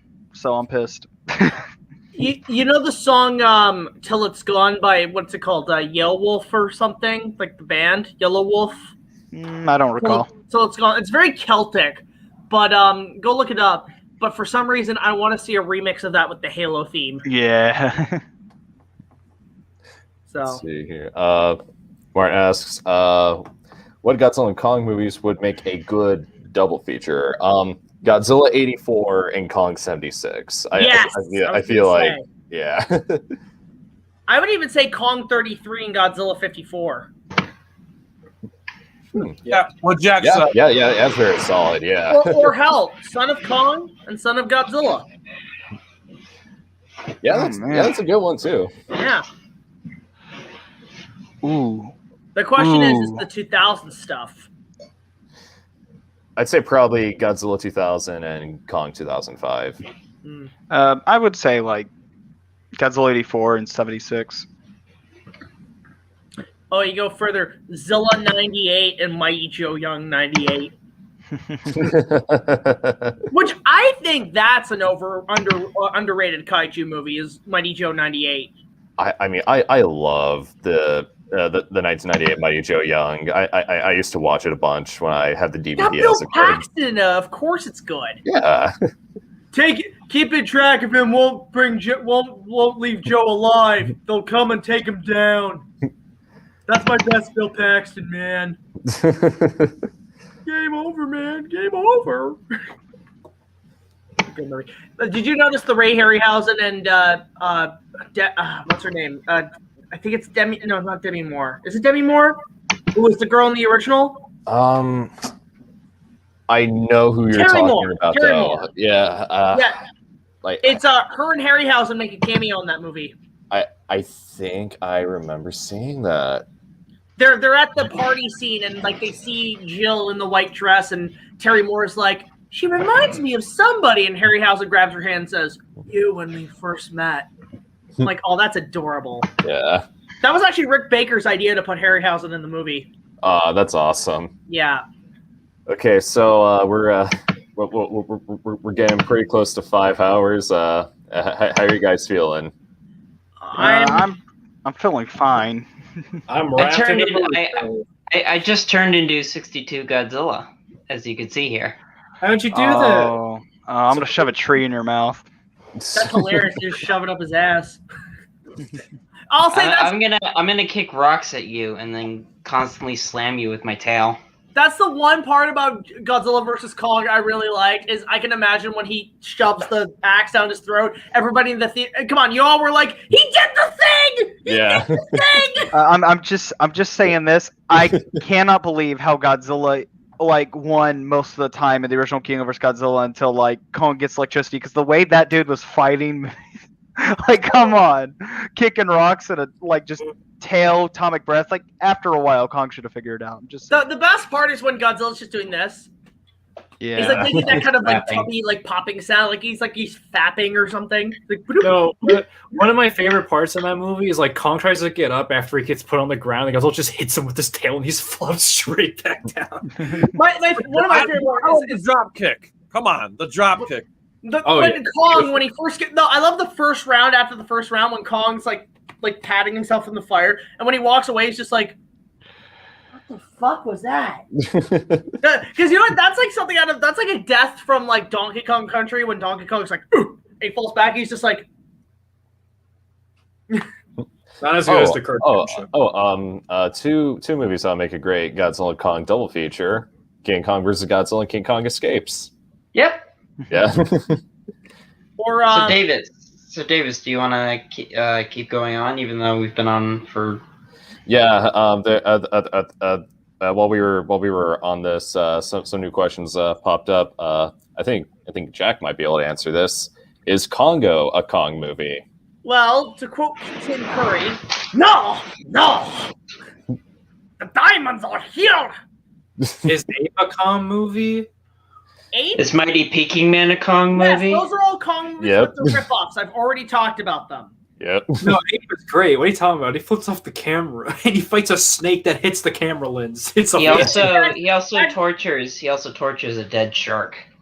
And You then- know and what? then- That's what I do every Tuesday, bro. Like I can relate. I did Dillo. I don't want to know what you do on Tuesdays. I mean, Bro. you know, when Mighty Peking Man attacks Hong Kong, I realized, oh, we're doing this again in Godzilla versus Kong. Dude, GVK ripped off Mighty Peking Man. Oh my god. Exactly. Can we gotta- just agree that the miniature work in Mighty Peking Man is amazing? Oh Mighty yeah. Peking Man is the best of the ripoffs. I've really got is. one more I got a review in that era of 70s Kong ripoffs, because there were more past those three. Because the main three are Ape, Mighty Peking Man, and Queen Kong. But then I found out there was Yeti Giant of the 20th Century, i.e. Canadian Kong. And then there's one more I just discovered called The Fabulous Journey to the Center of the Earth. And it's pretty much Journey to the Center of the Earth, but they have a Kong suit. Like they have like a kaiju-sized Kong in the movie. So I'm like, that counts as one of the last ripoffs. I will say Mighty Peking Man's the best one because it has the best death of any of the Kong ripoffs. Oh Like, yeah. it's so hilarious. Like Monty Python. It's like Exactly.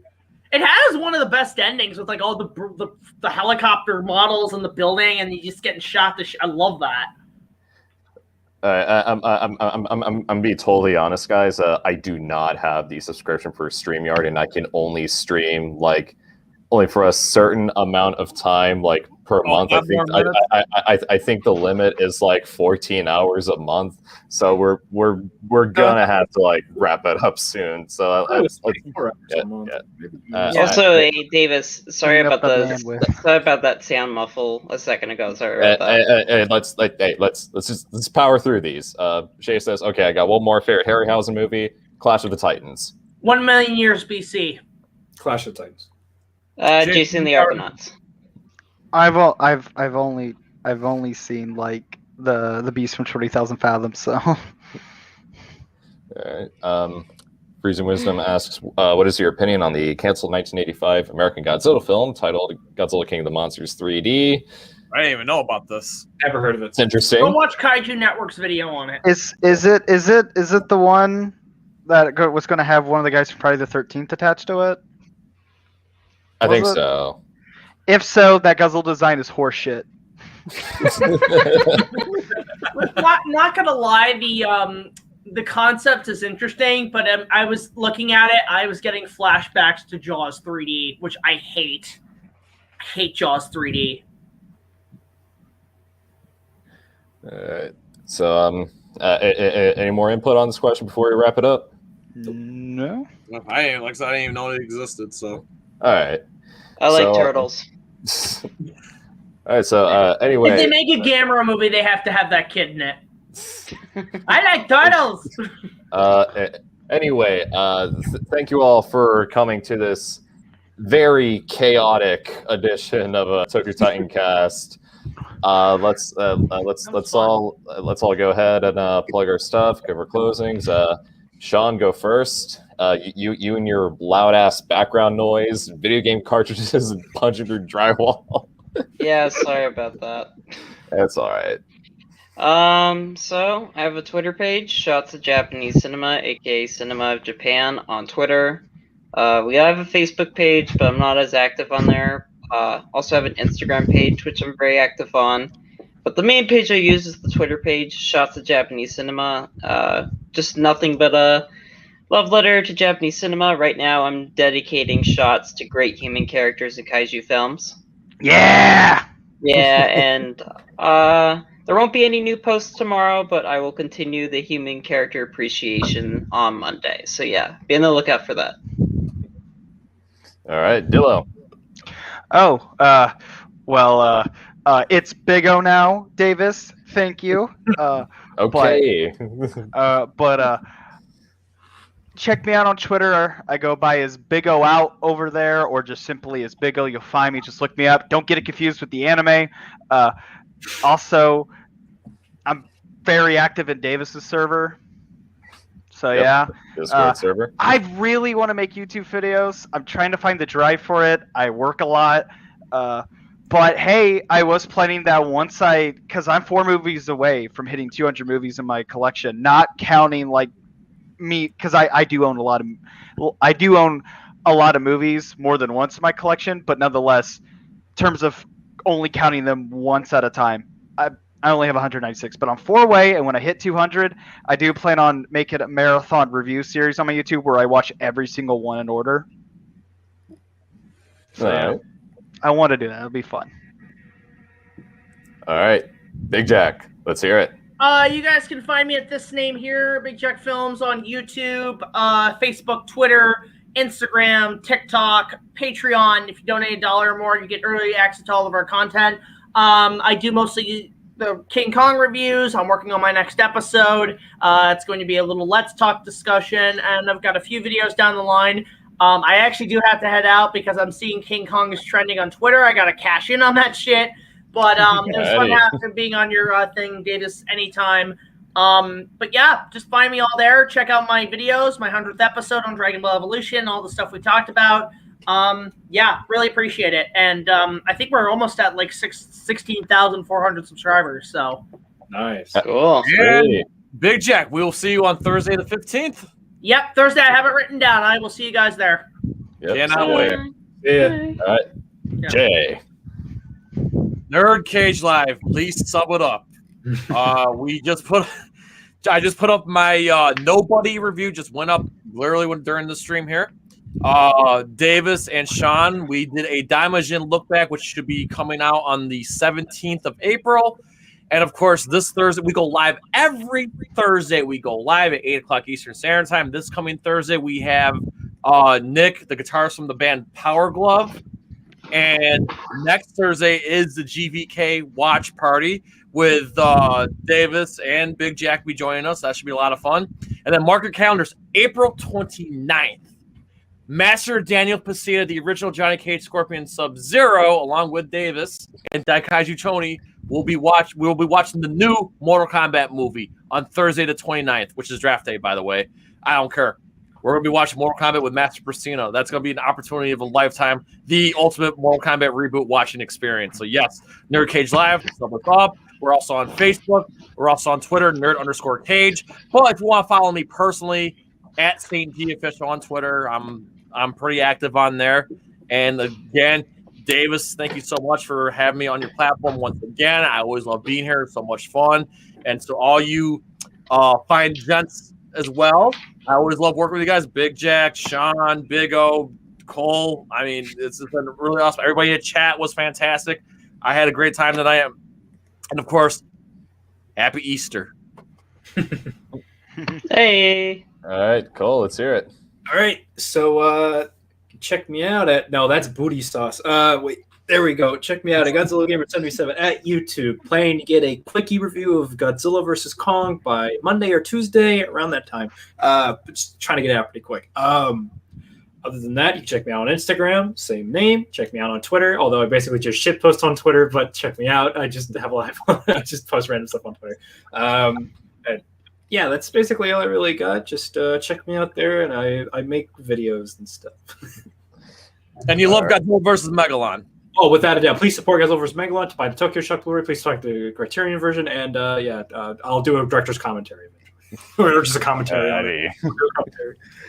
Okay, so if you're already here, then you've already found me. Once again, I'm Davis Madole, also known as Titan Goji. Feel free to subscribe. You can also find me on Instagram, Twitter, Facebook.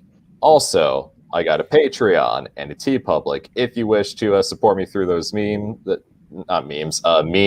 And I totally forgot to put this up at the beginning of the stream, so I really screwed up there. That's completely my fault. His Daimajin shirt. It's awesome. I got it. Yeah. I cannot wait. And speaking of which, next video is a Daimajin review commissioned by yours truly, J. St. G of Nerd Cage Live. I'll be talking about all three movies in a single video. Wait till later April. Wait till later April. Oh yeah, wait till that. And yes, we do plan on doing a Godzilla vs. Megalon watch party sometime in the future. We don't have a set date for it, but keep your eyes peeled for it. So yeah, that's pretty much it. Once again, thank you all very much for stopping by, and hope you all take care and have a happy Easter. Monkey. Bye. Bye. Yeah. Bye.